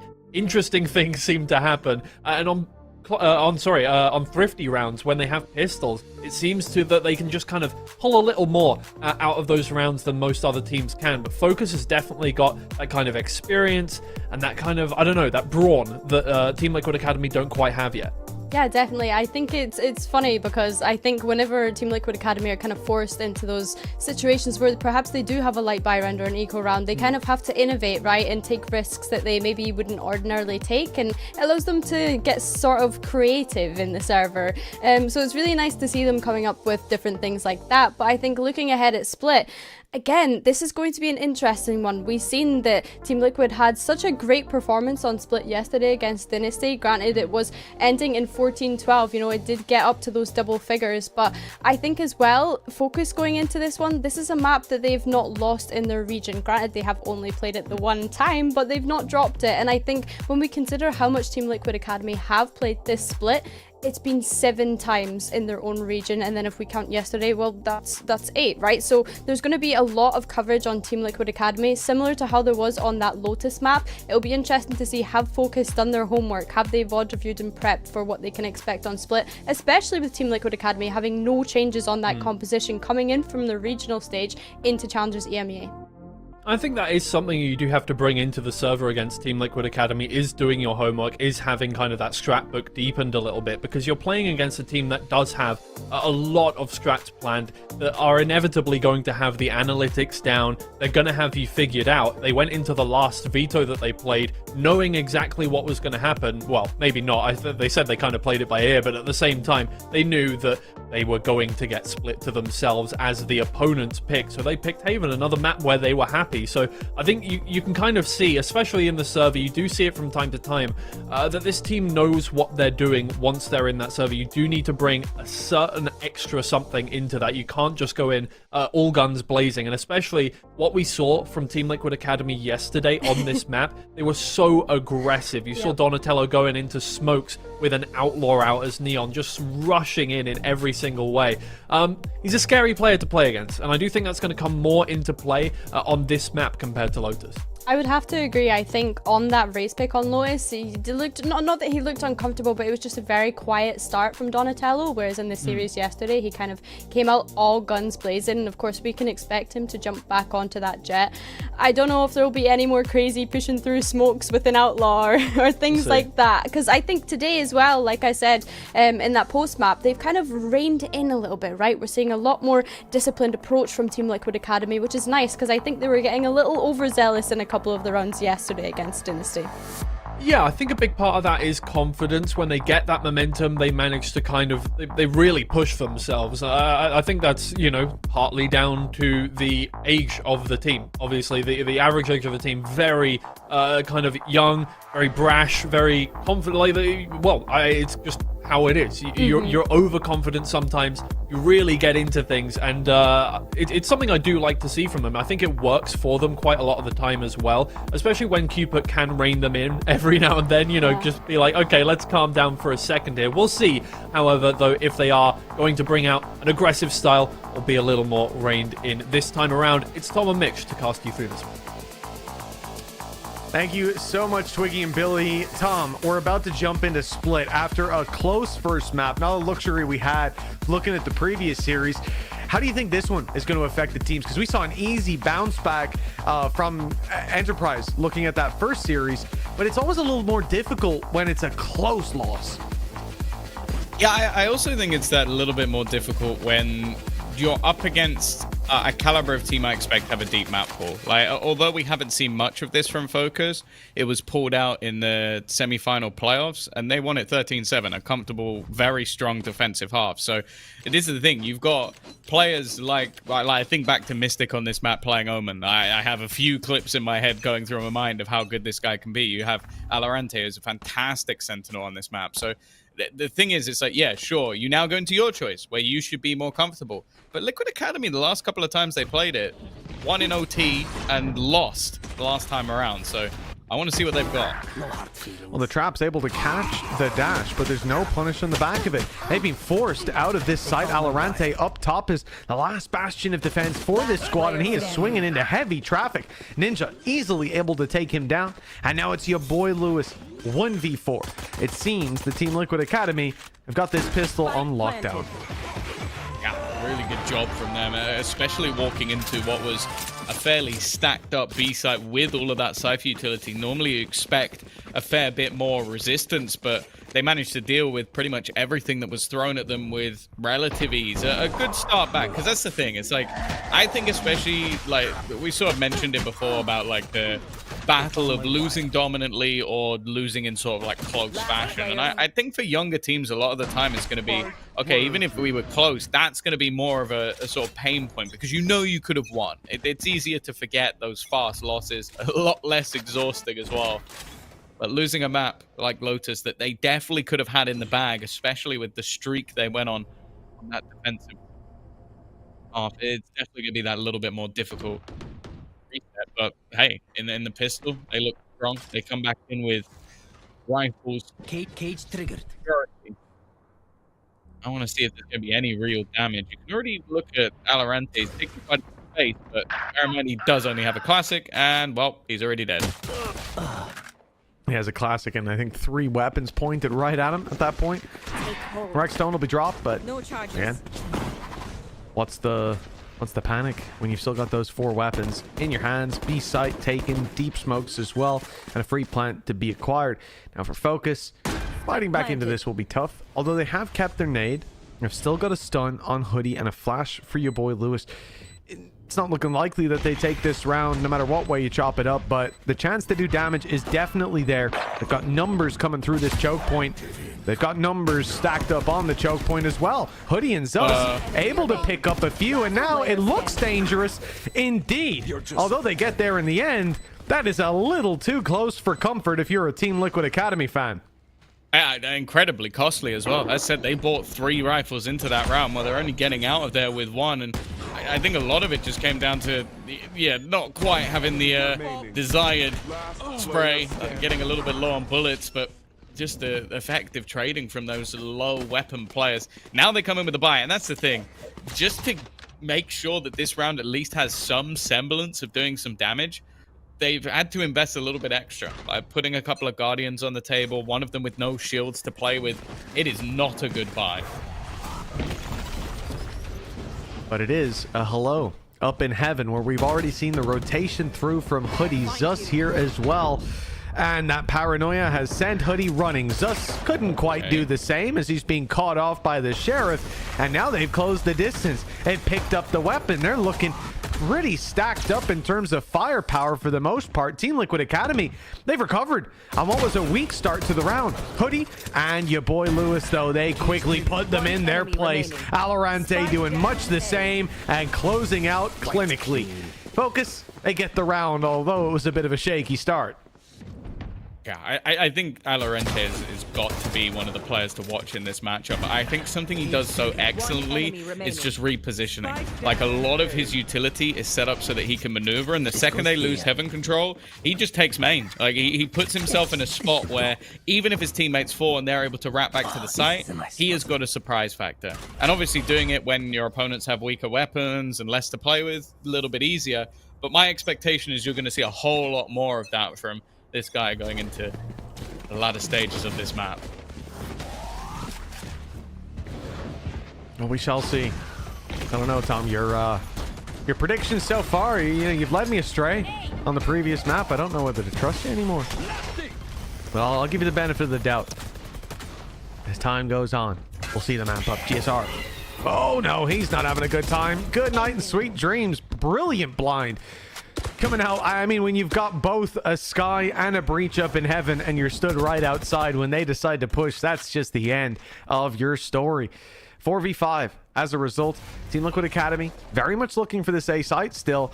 And I don't think they quite know how many players are waiting for them there. With a mid push as well, FOKUS are really putting 2 and 2 together. Yeah, I think they fully expected them to fall back because you've already had Lewis. It was part of that heaven aggression. He was just maneuvering all the way back to mid because he thinks, okay, there's no way they're going to continue this push. But that is the fact. Valorant, he's going to swing into the battle, but he wins it. Ninja, though, that is a fantastic double spray down. Hoodie, is he going to be expected? Do they still know that a second player is here? No, they do not. Oh, okay, Cupid. Yeah, that was that was a little bit ambitious to try and make it out of that one. Not to sound like a villager here, but not sure about that one. Listen, GSR start the round. It's a little bit of devastation, but we ended up in a bit of a standoff for, well, this whole time in between those two clips. Like a minute of the clock just ran down with both teams waiting. FOKUS expecting a reroute through the vents, which they were ready for in middle initially. Push deep into heaven, which they were ready for. And instead, well, I think it ended in a way that they weren't quite expecting. Just being fed those last two. But holding steadfast. FOKUS, they've gotten themselves a huge reward. Team Liquid Academy don't have much to play with. They've come in with just sheriffs, starting with a bit of A presence, hoping that they can cause an over-rotation. But FOKUS, well, they're not doing that this round. There's no 3 or 4 man stack up on the A side. They see one, no further presence, and there's no need to change the setup. Still 2 players waiting on the B side when Team Liquid Academy start to posture and pressure. They see that, and now it's back to, well, back to square one, essentially. This is not really the round we expect too much to come through. Having that sniper back in the hands of Zos as well. If he can pull out some of the plays we know him for. And Liquid Academy are kind of playing this one slow, just in an attempt to almost see if they can find out anything about the setup. Potentially see if anybody's going to get aggressive. But for now, at least, FOKUS are just sitting pretty.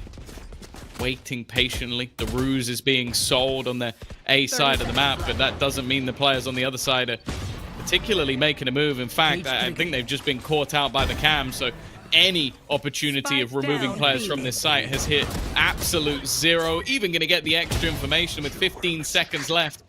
They need to get towards that site. In fact, the remaining 2 players, if anything, need to go down. 10 seconds left.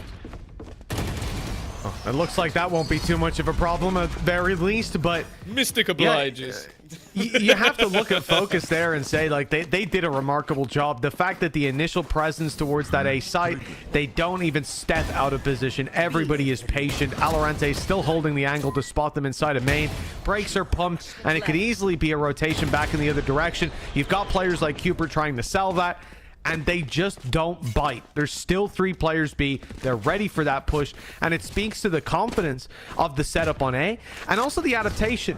Players like Hoodie were playing much deeper on A so that they didn't have to worry about a little bit of pressure causing them to immediately call for the reinforcements. It was across the board just a good call. For FOKUS, patience pays off. 3-2, operator in play for Zus. So expect a bit of a dive off for him. The previous map, he was struggling with that. I think here, though, it'll be a little bit easier to apply. Yeah, once again, I think FOKUS looking very comfortable on this defensive side. Well, like they want to try and pressure Rex turned out of this position. That one's free. It seems like very quickly going to be revealed. Up even hits the shot. Stuns cosmetic, as we know. Only if your aim is good enough. Lewis now has to get into position so quickly to try and deny something here. I don't even know if he's going to expect Rexstone to be this far forward. What started as a lurk now becomes the play. And even has the intelligence to temper any further aggression. Okay, this round isn't done just yet. I'm going to give this one up. This is the thing. When Rexstone had the space in the previous map, when there was that little bit more time on the clock for him to run the map how he wanted, he was having a lot of success in terms of taking those opening picks. Great result there for Ninja as well. Cheeky trap that you talked about, and it's certainly got its reward. Well, the thing is, Mystic knew it was there, but he was like, I can get under that. I'm not that tall. You know, I'm a small boy, me. I can get under, you weren't that small, Mystic. I'm sorry to break. Mitch, he would have got under that very easily. Could have walked through, there would have been a whole foot of I space was above his wondering head, where that was going. Yeah. For Mystic, honestly, a bit much of a taller boy, so not going to quite get under it. I mean, we're not that much different. When we're sitting down, we're the same head height. So I don't even think that's true. That tells you so. Well, you know, it depends. I didn't say which chair he was using. Yeah. I didn't say if he was chair? on the floor or not. But, you know, when both of us are sitting, we have previously been at eye level. So that tells me all I need to know. Just because you can see his eyes, that doesn't mean you're at eye level. I'm not sure you know how eye level works. All right, so let's before you embarrass yourself any further, Tom, I think we should move on from this conversation. It's all right. We'll get you and Mystic to do a back-to-back next time you're together. We could not also. Just a thought. 3-3. Team Liquid Academy on this attack side. We'll see if they can build up a little more success in terms of that early push and pull. I feel like FOKUS have been there in terms of like they're not being pulled out of position. They're not over-rotating. A lot of that is the confidence they've had in this setup on A. And I wasn't meaning to talk about Zus. He hasn't even been here in the last round. It's this setup. The traps that are in play. They haven't caught the dash in. Rolling Thunder, though, will send them back. Valorant needs to stay alive. If he catches this Jet on site, which he will, and follows up. Never mind. I'm thinking they'll walk into his cage, into his trap. But they quite literally did. He just swung in and took him out. Ninja, 1v4. He's picked up one. It's a good start, but Spike in the open. It's not like he has a wealth of choices for where he's going to take this to. Guy's been excellent in some of these clutch scenarios, but I think this one is a bridge too far. 30 seconds left. 3 players watching the angle. Spike down on the floor. If he was to win this, I think we'd already be putting his name in lights. And that's the thing. He's definitely been one of the better players so far for Liquid Academy. I don't think we've seen GSR have the same heights that he had within Northeast, but still plenty of time for that to come through. And as said, the last time out we saw for FOKUS, it was a fairly dominant victory on their defensive side. So it being so close definitely gives opportunities for the side of Liquid. The thing that does get a little bit more dangerous, though, is it does seem like they are struggling when they push into Valorant. Like, even if he's just, like, sitting at the back of the site, he's so good at just waiting for that supportive utility to come in. You could see that was the ult out from Hoodie, and from then onwards I think everybody saw like, okay, this guy's gonna get at least a couple, he's gonna do something here. And right at the top of the board for his squad, 7 and 5. See if he's gonna be someone that maybe Liquid Academy look to try and either avoid or look to try and clear a little bit earlier in the take. I think that's it. You know, like that round they even got past his utility as well. Had players behind it holding the peak, and Valorant is just running wild on that side. In Liquid Academy, their focus has shifted to mid. That could be a disaster. They haven't seen your boy Lewis. Gets one, and okay, at least is put to bed. Even brings Zus into the fight, and he's shut down by the Blade Storm. Donatello does very well to find that kill. That's the advantage for their squad. That's Showstopper no longer there as a lurking threat, but mainly the Operator no longer there either. So big dangers removed, and with the advantage now in their court, only thing that could play against them is they are moving towards the B site. Rolling Thunder will be put into play, but it's not going to catch the player at the back. They're expecting a deeper setup. The paranoia has gone through into the backlines, though. They've tried to look for this clear, and it's only going to be the one. Hoodie is still in the corner. That's Spike on the deck, but he couldn't catch out Donatello flying down from the heavens. Seconds left. Now this timing becomes everything. If Valorant holds his ground for the mid-peak, he could have this player dead to right. It's instantaneous. Rexstone doesn't even get a chance to breathe before he falls. And now Valorant with another chance to really take this round home. He's going to land the shot as well. Excellent in his setup, but excellent with the aim as always. It is going to be a 5th round, and it's off the back of this man.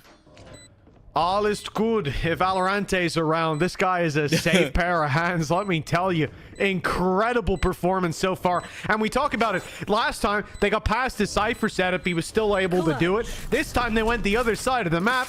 He's still able to do it. And that peek out onto Donatello as well. You can't help but feel like he was at the disadvantage there.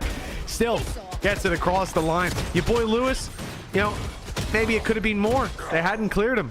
But he takes his 1 kill. They find one on the site. You think, okay, it's wide open. Still able to thin the herd that little bit more with the double stack up. And I have to commend on the other side, on that attack, Team Liquid Academy, they decide to use Rolling Thunder deeper and have paranoia for the backside, like you said. Typically, teams are going to play off-site. They're going to be in heaven. And that's exactly what they were countering.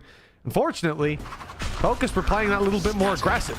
Speaking of aggressive, stun right back out of FOKUS, but they don't swing in. I was expecting Zus to go in with the operator. He's tempering his aggression somewhat. You say that. For now. He is now going back in with the operator. And he's going to beat his team because of it. It's not been fantastic, I'll be honest. Luckily, Hoodie is there to save the day. That is the spike. Now, I say holding on to it there when you're that low on HP, not worth the risk. So they aren't just going to give that up. They'll know that it's been given up. But because they've spotted Donatello, he's looking for a trip. What? I guess he didn't expect anybody to aggress, but I don't think I've ever seen anybody full spray at a trip. Yeah, that's was it? That's a fair assessment, you know. I'm not. I'll have to go back to VAR and check it in slow motion, but I'm not sure it was worth it. Big kills, though, by Team Liquid Academy. I was ready to count this round out. I was ready to say it's done. Okay. And Mystic, well, he got it there anyways. Jeez. Well, I thought they had hope. They did have hope, Tom. They had a sliver of hope for a moment. And then it got whisked away. Oh, you watch one player put an entire spray into a trip, and then you see another guy kill 2 guys with 1 bullet. So there you go. Slightly Swings different and roundabouts route, but yeah. I wonder if we are getting a replay of the full. Yes, yeah, I had a feeling. That one is. I don't think he's ever going to do that again. I'll be honest. It didn't seem worth it. Obviously, in Donatello's mind, he's not expecting them to re-push that, re-clear. But I think after they lost control, it's a good take from FOKUS. And that's the thing. It's something I've enjoyed about this squad is they're constantly repositioning themselves. Sometimes you're going to see these massively passive site holds. Think back to the round before last. It was pretty much just looking to play retake if they lose the site itself, and they had 2 players right at the back of it just holding. This round, they re-aggress round to that A ramp to take back control after losing in towards the vents. It's different each time, and I think at the moment Team Liquid Academy have been struggling to get a full read on what's been going on. And you have to think back to the last map. Last map we talked about the Pronap scenario, the Cupid having a very good game individually. Well, now he's not. You're starting to see the cracks. You're starting to see this game seemingly slip away from them a little bit. It's been 6 of the last 7 rounds going the way of FOKUS, and if it wasn't for the pistol, this would be a stomp. Yeah, I think a big part of this is, though, just here on the attack, they've struggled to get onto site. They've struggled to get their foot in the door without it being slammed. And oh, no. They've made a pass, but they've left Mystic unchecked. He's able to go into the back lines for a double. But Donatello, he has pulled a triple out of nowhere. He's dropped Zus, who had the showstopper to help them out and bypassing Mystic. Best decision he ever made. Alorante has picked up 2. It's the ace for Donatello with just 1 more, but he cannot find it again. Alorante denies any hope to Team Liquid Academy. Oh god, I both love it and hate it at the same time. He's winning all the clutches and then tactical crouching every single time. Oh god, he's got to be in their heads as well at this point. But that's, yeah, Donatello went from one of the worst rounds we've seen for one of the best. Like, they lose a double opener because a corner's not cleared properly, and then he just wipes out everybody on the site. The only man standing is Alorante, rotated from the other side of the map, and he gets a triple kill and wins the round. It's brutal. Like, that one definitely seemed like a great individual play from Donatello. Unfortunately, it's not enough, and evidently either FOKUS are sitting here going, okay, we want to let them stew in it, or they've gone, okay, we definitely should have lost that round. Let's have a little chat. Well, that's it. Yeah, I think you have a big individual step up and win it like that. But at the same time, you can look at that round as Donatello popped off. He had his moment. It could have been his ace. He was going from 3 kills or from 4 kills up to 8, you know, jumping from bottom to top of the scoreboard on his side. So that's a flash in the pan kind of round that you still managed to recover off of something that isn't a flash in the pan. Valorant has been phenomenal at side holds. Yeah. He's been there on retakes. This is a consistent phenomenon for their side. Just because I got GSR wrong doesn't mean that I'm always wrong. You doubted me. I said he was going to be unreal. You did. Listen, I was now just he's saying, going to get Tom. 0 kills for the rest of the game. Yeah. Yeah, listen, your track record, man, it wasn't looking good, but it seems like you might have hit this time. We'll see, though. There's still some more rounds to go. Hey, maybe GSR pops off and proves you right. A little bit later, a little delayed. Yeah, the thing is as well, again, this is Liquid's choice. If they lose, they have to hope that FOKUS lose tomorrow. Valorant, it's a nasty corner, and the thing is, they are selling almost a double, if not triple bait. There's so many players here, and they are getting slaughtered. I don't even think they did a single point of damage in that take. They walked into a trap. And as I said, there were layers. There was Valorant hiding in the corner. There was Zeus hanging in the smokes above. That if they did manage to get part, he even used a showstopper that seems very unnecessary in the end. And Hoodie's goal, Hoodie was just meant to take contact, by the way. That was all he really needed to do, was be a, hey, look at me. He didn't take any damage and got 2 kills. This goes here. Yeah, the way that round played out, I think, is something that's going to haunt Team Liquid Academy, who, yet again, have the same issue. They can't get into a site, especially not A, because that setup is too difficult to get past. Now, that setup has moved to the B site, where it is graciously awaiting the arrival of a couple of attackers. Mid presence is challenged. I like that from Donatello. Dash in, has the Blade Storm back up, but the Judge was leading the charge. Thing is, they are hoping to lure them in towards this B site. That is where the big boy Valorant is. He's already taken down 1, comes damn close to a second, just about hanging on the site. I don't know what happened there. He's spinning his hat on his finger. That's how easy it is. Rextone in the 1v3 now after a cleanup on the site, and worst part is they know exactly where he is. Yeah, that was a magic hat trick. Oh, there's the other side. Oh dear, as if it wasn't bad enough for Rolling Thunder. Hat trick indeed. Again, I'm looking at Valorant in this round, watching a Blade Storm come around the corner and thinking, okay, this guy's dead for sure. Yeah. Turns out Mitch, he's fine. Yeah, he just cannot be stopped, or couldn't here in the first half. The second half, well, Team Liquid Academy are going to hope to turn it around. We'll find out if they've got that in them after the break.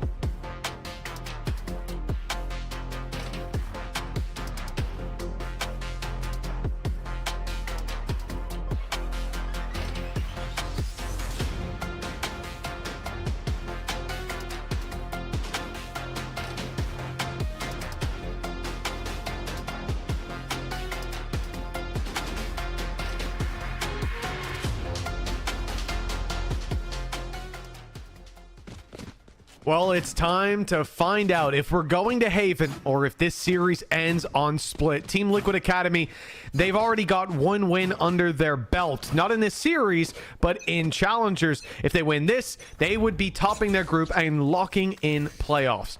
But they'll need to win Split and Haven for that to happen. And 9-3 down as we get into the second half. It's fair to say that this pistol is a necessity for the defensive side if they're going to want to bounce back in this series. Yeah, and if not, they're going to have to be very big fans of Dynasty in the matchup tomorrow in hopes that FOKUS lose. But if they continue in this sort of form, I'm not sure that's going to be the case. I have to wait and see, though. It's already going to be very aggressive position. This is not expected at all. GSR, it's only going to be the one. Potentially could have ended the round in its track. Instead, it's gone horribly wrong. Susa somehow ended up behind the defenders. This is a very weird round. If you're looking at which team is where, it was completely backwards for a moment. Instead, he's going to take the spike, and if anything, it's basically even at this point. I don't know how they've gotten away with that. That should have been a cemented round for Team Liquid Academy, but just a corner not checked. And this is the result. A sprint to the other side of the map. Spike retrieved for FOKUS. And a very real chance to take this win and put Team Liquid Academy to bed. It's difficult to hit that bird on the way by. Zus has also picked up another nade. I believe he used it already, but it's going to be there for him again with the kills and 12 seconds left. As the timer ticks, the plant will be secured. The question is, how far does Zus go? He's in the vents. He's heard rotations in spawn. He's only heard one of them, though. This is almost... I think at this stage, just it must be unexpected for someone to be this deep. They do have the cam, but then Zus is playing so passively that it might not even matter. He's heard the smoke go down. Is this cam even going to be checked at this stage with how little time is left on the clock? Lewis is almost just looking to be bait, still having a nade at this stage, although it's ended up connecting onto his teammate. The first shot connected, but it comes down to that 1 versus 1. Time ticking so far gone, even having the blast pack, and it didn't even end up being needed. I think the spike would have done the job and the headshot helped out. Yeah, that one was cemented the second the blast pack left his hand, and you could see he knew that. Here, the start. GSR on the side, able to do damage and take a kill. Another on the entry there for Donatello. And still, it slips back in the other direction. That's a devastating blow for Team Liquid Academy, a squad that needed that round desperately. In fact, take a look at the scoreboard here. Down the bottom, you see credits with a big minus beside them. This is a full investment from Team Liquid Academy. They lost the pistol, but the importance of a good start in half two. But look, it's 13 to win the map. They've got to start putting rounds on the board, and they want to do it here and now. Yeah, it seems like, though, their opponents might be aware of it. 3 rifles and an SMG. This is not a weak purchase by any stretch of the imagination. Well, they got to hope that there's something big coming in this round. The player they're looking to isolate does only have a pistol, but is also Alorante. Good start. That's at least 1 pickoff. And with that side of the map, I was going to say lost. The thing is, though, Lewis is still here with the SMG. The rest of the team looking to try and run it down. Cupid playing with a trusty Bucky on the corner. It would be a chance to do some damage. In fact, they're even expecting him to be within this smoke. But everything is attempted as a ruse. A lot of this because Lewis has managed to get incredibly far forward. Donatello, though, is not going to fall to this fight. Lewis really doesn't want to go down here. That's a huge foothold loss for the squad. And the ability to be peeked by Heaven on the way through. He's wise to just tuck in. Oh, I was going to say, though, the problem is that early warning system is already in play. But it doesn't really work out in their favor. They're not expecting Lewis to still be that aggressive. The kill onto screens was wonderful, and they just about saw Ninja. I think his barrel, even on a stinger, was sticking through that smoke. Either that or he put his best foot a little too far forward. Cupid tagged down to 10 and dealt with, I won't say easily, Mystics on 20 after that shot. But it doesn't matter. In the 1v4 for Rexstone, certainly feels like this round is already out of his hands. Yeah, And this is the thing. Normally, you'd look at this round as an eco and go, okay, that's fine. But that is all of their credits invested into what was ultimately killing a guy who only had a ghost. Like, it ends up being completely irrelevant, other than the fact that they're now in even more of a hole. And I still feel like there's just, like, somewhat drastic mistakes. Like, they knew that Lewis had taken this control. They knew that he was up close. So just rushing through the vents up the rope is like, it's such a gamble that he's just decided to give it up. I'm not sure what was going through the mind of Donatello in that moment, but that's as easy as it gets for Lewis. And while right now this is looking as easy as it gets in terms of a map, the last at 13-11, the choice of FOKUS, and right now the choice of Liquid is 11-3. To match the scoreline, they need to win 10 rounds in a row, and well, they've only won a single buy round in the entirety of this map. It was the first pistol, the second round, and then round number 6, and everything else has gone the way of FOKUS. They have looked like a different caliber team in this map. Definitely, yeah, and I think we again have to revisit that conversation from earlier about the bounce backs. Team Liquid Academy is a very young team, and you have experience there with Bacon on the coaching staff, with Cupid having a wealth of experience. But the problem is, it is so difficult at a 13-11 when you are just around one play away to shake that off and move to the next. Even from a stamina perspective, remember, they had to sit and wait for the previous series to end as well, which went to 3 maps. So it really disrupts your rhythm. And I think these match day problems that pop up, they're so different to scrims. They're so different to anything you can prepare for. This is a learning experience. Certainly it has been so far for Team Liquid Academy. To push it across the line from this point is one hell of an uphill battle. Donatello with the opening duel. Sure, he's traded out right away. Oh no, there's another as well.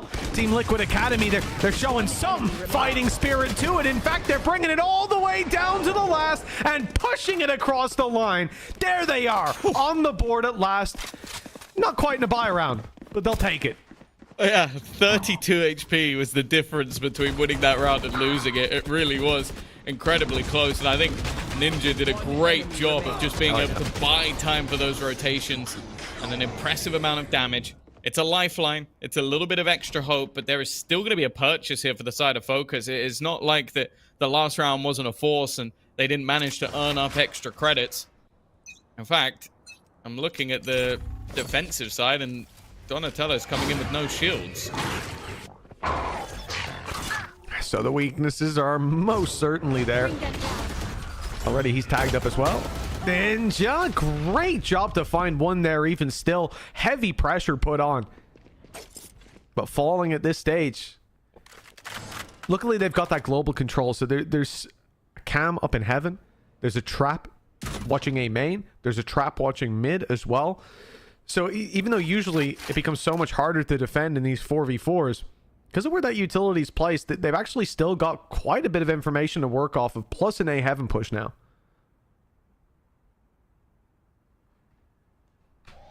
Thing is, this hasn't exactly been Zus's game, not been the player to watch when it comes to this FOKUS squad on this map. There have been plenty of players stepping up, but this man is the best of them. No surprise that they're putting him in first with the instantaneous headshots we've seen. Donatello is about to meet that same fate.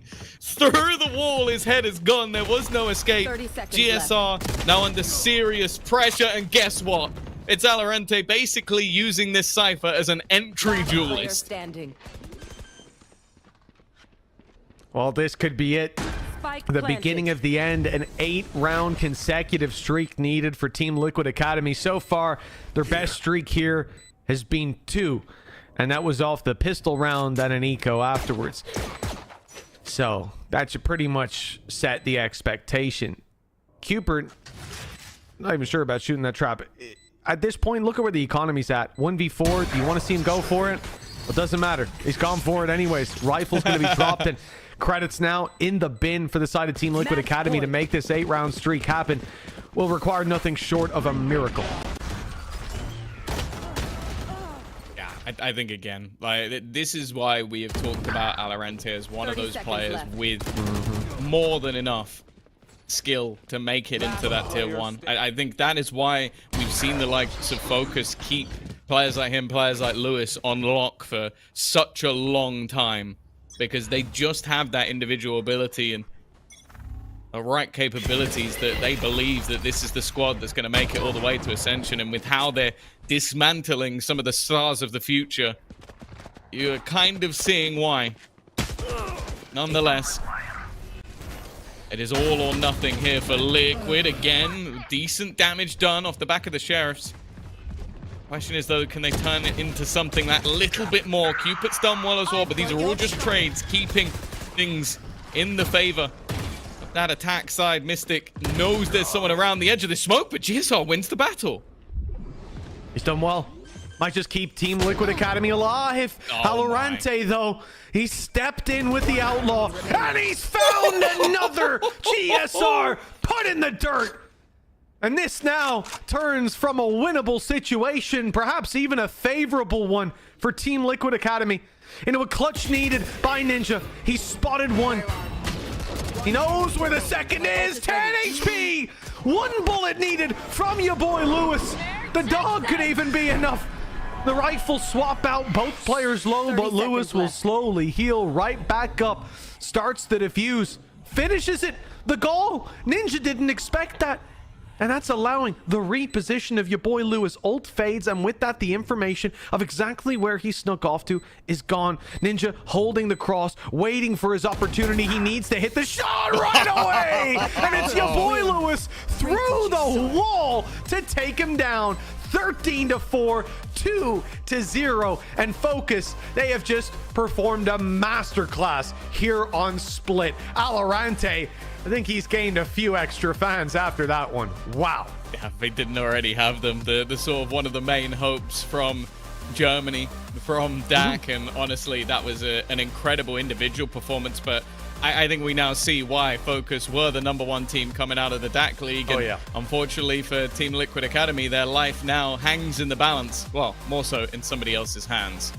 Well, that's exactly it. This was the opportunity for Team Liquid Academy to go 2-0 in the groups and lock in playoffs. Instead, they have to watch closely tomorrow as FOKUS play against Dynasty, and the result will decide who goes through to that playoff spot. As we said, it's not the nicest position to be in. Nobody wants to see somebody else win or lose the tournament for them, but you make your bed and you lie in it. What a day today has been, though, Tom. We have had some incredible performances individually. We had a bunch of really dominant maps as well, but starting this one out, it really felt like whoever took that first map would have that momentum, the wind in their sails to carry them through. But I have to say, I expected to see Team Liquid Academy putting up more of a fight here on Split. No doubt, if we do get to see more of them, they'll be looking to improve that map a little bit.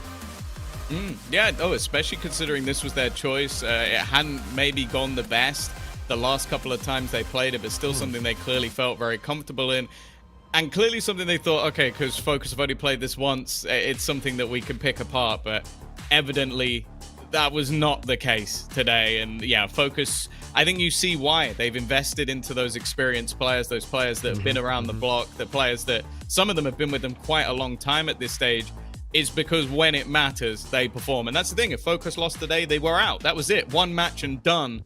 Now they get to go on tomorrow and actually have a brawl to try and make it through into that playoff stage. Well, that's exactly it. We look at it through the negative lens for Team Liquid Academy, but also for FOKUS. The life of this tournament is still in their hands. They can battle for that victory. And like we said, some of these incredible performances from the likes of Mystic, who we were obviously excited to see on that controller, but Alorante really stole the show there on that second map. The 3Ks back-to-back, reminiscent of what Lotus was doing earlier on today. I think overall, the state of play seems to be pretty good here. I'm excited to see when we go to playoffs, when we get the top of the groups battling off against each other. Obviously, for those of you at home on the other stream, Mandatory had already taken that the series, I think, just as we got into this one. So there, you know, whatever. So who's your favorite mandatory player? Just while we wait. Obviously, I'm a huge fan of Kellogg's. I've always enjoyed him. I used to be a fan of Hip Hip Hip, the team. So hip hip hooray to see him back on the scene. But realistically, it's got to be my boy Enzo. He's lighting up the scoreboard, man. It's good to see him back in the driver's seat. And yeah, so mandatory have locked themselves top of the group with 2-0. BBL Pacific have locked themselves top of the group with 2-0. But when it comes to Group C and D, it's all up in the air. It's going to be an exciting day tomorrow, isn't it, Tom? For sure. But luckily, you don't have to listen to us waffle anymore. We are going to be throwing things over to the analyst desk who are ready and standing by. All right, thank you guys. That is it. Wrapped up for today. But things definitely go on. Thankfully, it's not every group has a sweep going on. This is heating up now. This is interesting. It is all going to be up to the action tomorrow, and I think same can be said for the other group actually that's going on the other stream, because Go Next Esports actually looks to be beating Job Life, so lots happening at the moment. I'm excited. This is good from FOKUS. I think Team Liquid Academy are going to be lamenting the fact that they got lumped into a group with another Seed 1 there. Yeah, definitely. I think Team Liquid Academy, they came out fighting, they did what they could, but I think that when you look at this roster and the growth that they've had in the time from their regional league to now, like they have a lot that they can come away with from this experience. I think today was perhaps not a great day. If you have Cooper finishing at the top and everyone else going negative, you know, it's probably not a great look for Team Liquid Academy. And Donatello as well being very quiet in the server today. But alas, it just wasn't their day. And looking at FOKUS as well, very, very strong contenders, dare I say, early runners for Ascension, I want to say. I don't know. Maybe that's too much of something that's out there. But I just think, yeah, FOKUS looked really, really, really good today. Yeah, I think so. They'll be really happy with that performance. Obviously, you know, now that we have the opportunity for players to play up against other teams from the rest of Europe without having to, you know, put it all on the line to get into VCT, I think this provides a good opportunity for that kind of thing. And we'll get to pick some brains right now because we have Alorante ready for an interview with us. First things first, congratulations on the win. Thank you. And I think what I really want to ask, obviously, you know, we knew going into the tournament that there was going to be a group with 2 first seeds coming in. Were you guys kind of, at the start of things, a little upset that you were with a first seed, or do you think it didn't really matter who was in your group? You were going to be trying to get it, well, obviously you're going to try and get out on top, but you thought, you know, doesn't matter that we're against Team Liquid Academy, we should be winning this anyway. Yeah, as you said, we don't really care who you play against. We hold ourselves to the highest standards, and I mean, the longer we go in the tournament, the more teams we have to beat anyways. So no matter who we face, we will face others also at the end of the tournament if we reach playoffs. So it didn't really matter to us, even if we have 2 first seeds with us and Team Liquid being there. I think we also showed today that we're definitely capable of playing against those teams, even if they're first seed, second seed, whatever they want to be. And I wanted to ask you about your journey in VCL DAC. How does it feel, Alorante, coming into this year with actually having first place under your belt? I mean, it definitely feels great. It's the first time I actually won a split after quite a long run in DAC. And yeah, I mean, I couldn't be happier about the team that we've built during the off-season. I think everyone sees that it's matching quite well. And yeah, I think we just keep working. I'm proud of what we achieved so far, and obviously there's a lot more to come. So yeah, couldn't be happier. Well, speaking of that, you know, it goes on tomorrow. You've got Dynasty up next. You need to beat them to get that first place. Any thoughts on that? What is your prediction for that game against Dynasty? I think it will be a tough one. I really rate the players they have. I think also we practiced them a few times. They have a very good system and they play actually very well together. Maybe they didn't show it as much yesterday, but I think they can be a very strong force. So we'll just approach it like we did today, completely neutral, focus on ourselves, and just get ready to win the game. All right. Well, it seemed to work. Oh no, go on. That's very humble from you, Alo. I was expecting some sort of smack talk to come out ahead of the game. Yeah, there was a lot of tactical crouching. I'm not the type of guy to do that. I respect my enemies. Okay, just in the server. All right, exactly, well... Yeah. Behind the closed curtains. Right, well, it worked for you today. So, best of luck for tomorrow. I'm wishing the best for you guys. Thank you. Bye bye.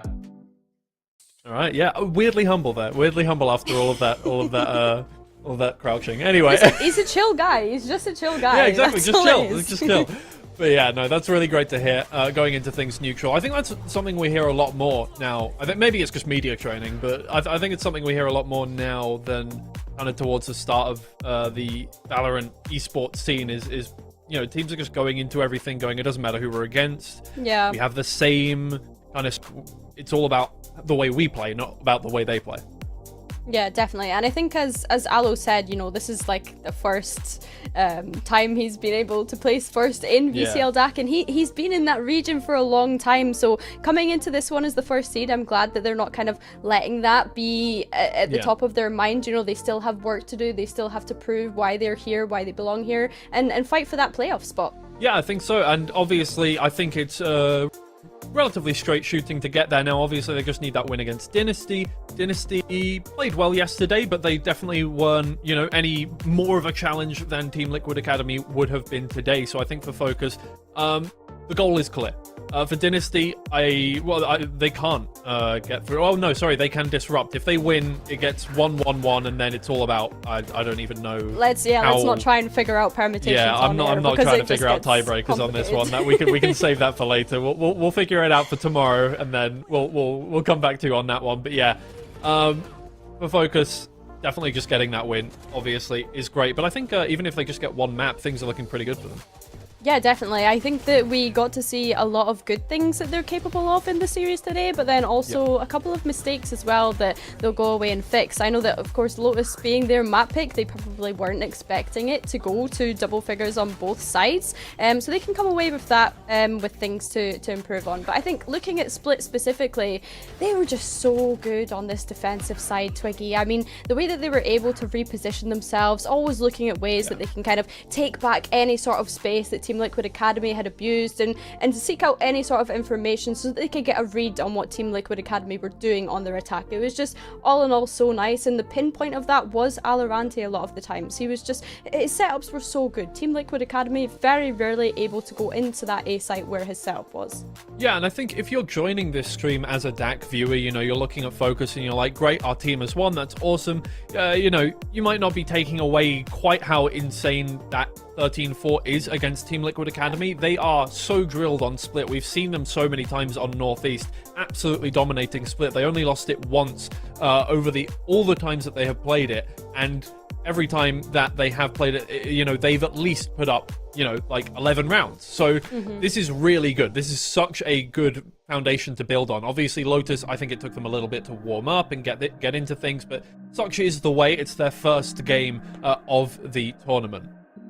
Yeah, I can't wait to see what Team Liquid Academy have learned from this experience and come back into stage 2 with, with them being such an early developing team and having, Cupert and Bacon at the kind of head front of that with the brains of the operation. Yeah, I'm really looking forward to them learning from what they can from this experience and really just, figuring out those kind of mistakes and ironing out any areas coming into stage 2. Well, before we take a look at what's coming up tomorrow, I do just want to update you guys on what has happened on the other stream, because usually we just shout it out if it was still going, but weirdly enough, it has ended. Go Next Esports have won both maps in that series, 13-2 and 13-6 against Job Life, the #1 seed from France. So weirdly enough, it is the #2 seed from France that is guaranteed through, and the #1 seed from France that is a little scary going into this one. So that is interesting, and the hopes of Northeast are not yet completely devoured by other regions. So we're still in it, boys. We're still in it. But coming up tomorrow on this stream, we are going to have HD Esports versus Metasport to start things off. That is Group A, Metasport, sorry, these are both teams. Yeah, no, they can't get through. They can't get through. But either way, we're going to have a good game. It's going to be cool either way. And then match 2 coming up tomorrow is Dynasty versus FOKUS. This one's actually going to be very important. Obviously, Team Liquid Academy are going to be the biggest fans of Dynasty after beating them because that's the only way that they can stay alive in this one. FOKUS definitely with the best kind of ability to get through this group stage at the moment. Yeah, definitely. I think looking at that first game that's on tomorrow, yes, it's a little bit disappointing that neither of the teams can make playoffs, but we have to remember they are still playing for championship points, right? These points will accumulate throughout the year, not just in your own regional league, but also here in Challengers EMEA, and that is your road to ascension. So as much as it's not for a spot in playoffs, it's still an equally important match so that you can accumulate as many points as possible very early on in the year. All right, well, I hope you guys will join us for that one. Quickly, let's just shout out the social media so you can stay up to date on everything. So there are all the links down there, or at the very least, all the tags that you can go to keep up to date. Obviously, you're going to want to do that because we've got 2 streams going. We've got so much information flying at you at all points. There's some great clips that have been posted already today. So I hope you guys have enjoyed today's show. I hope you join us again tomorrow. And for the rest of the week, we've got so much action still to come for you. It's not over yet in the group stage. There's still lots to play for. And from me and Billy, it has been a lovely time. Thank you so much for joining us.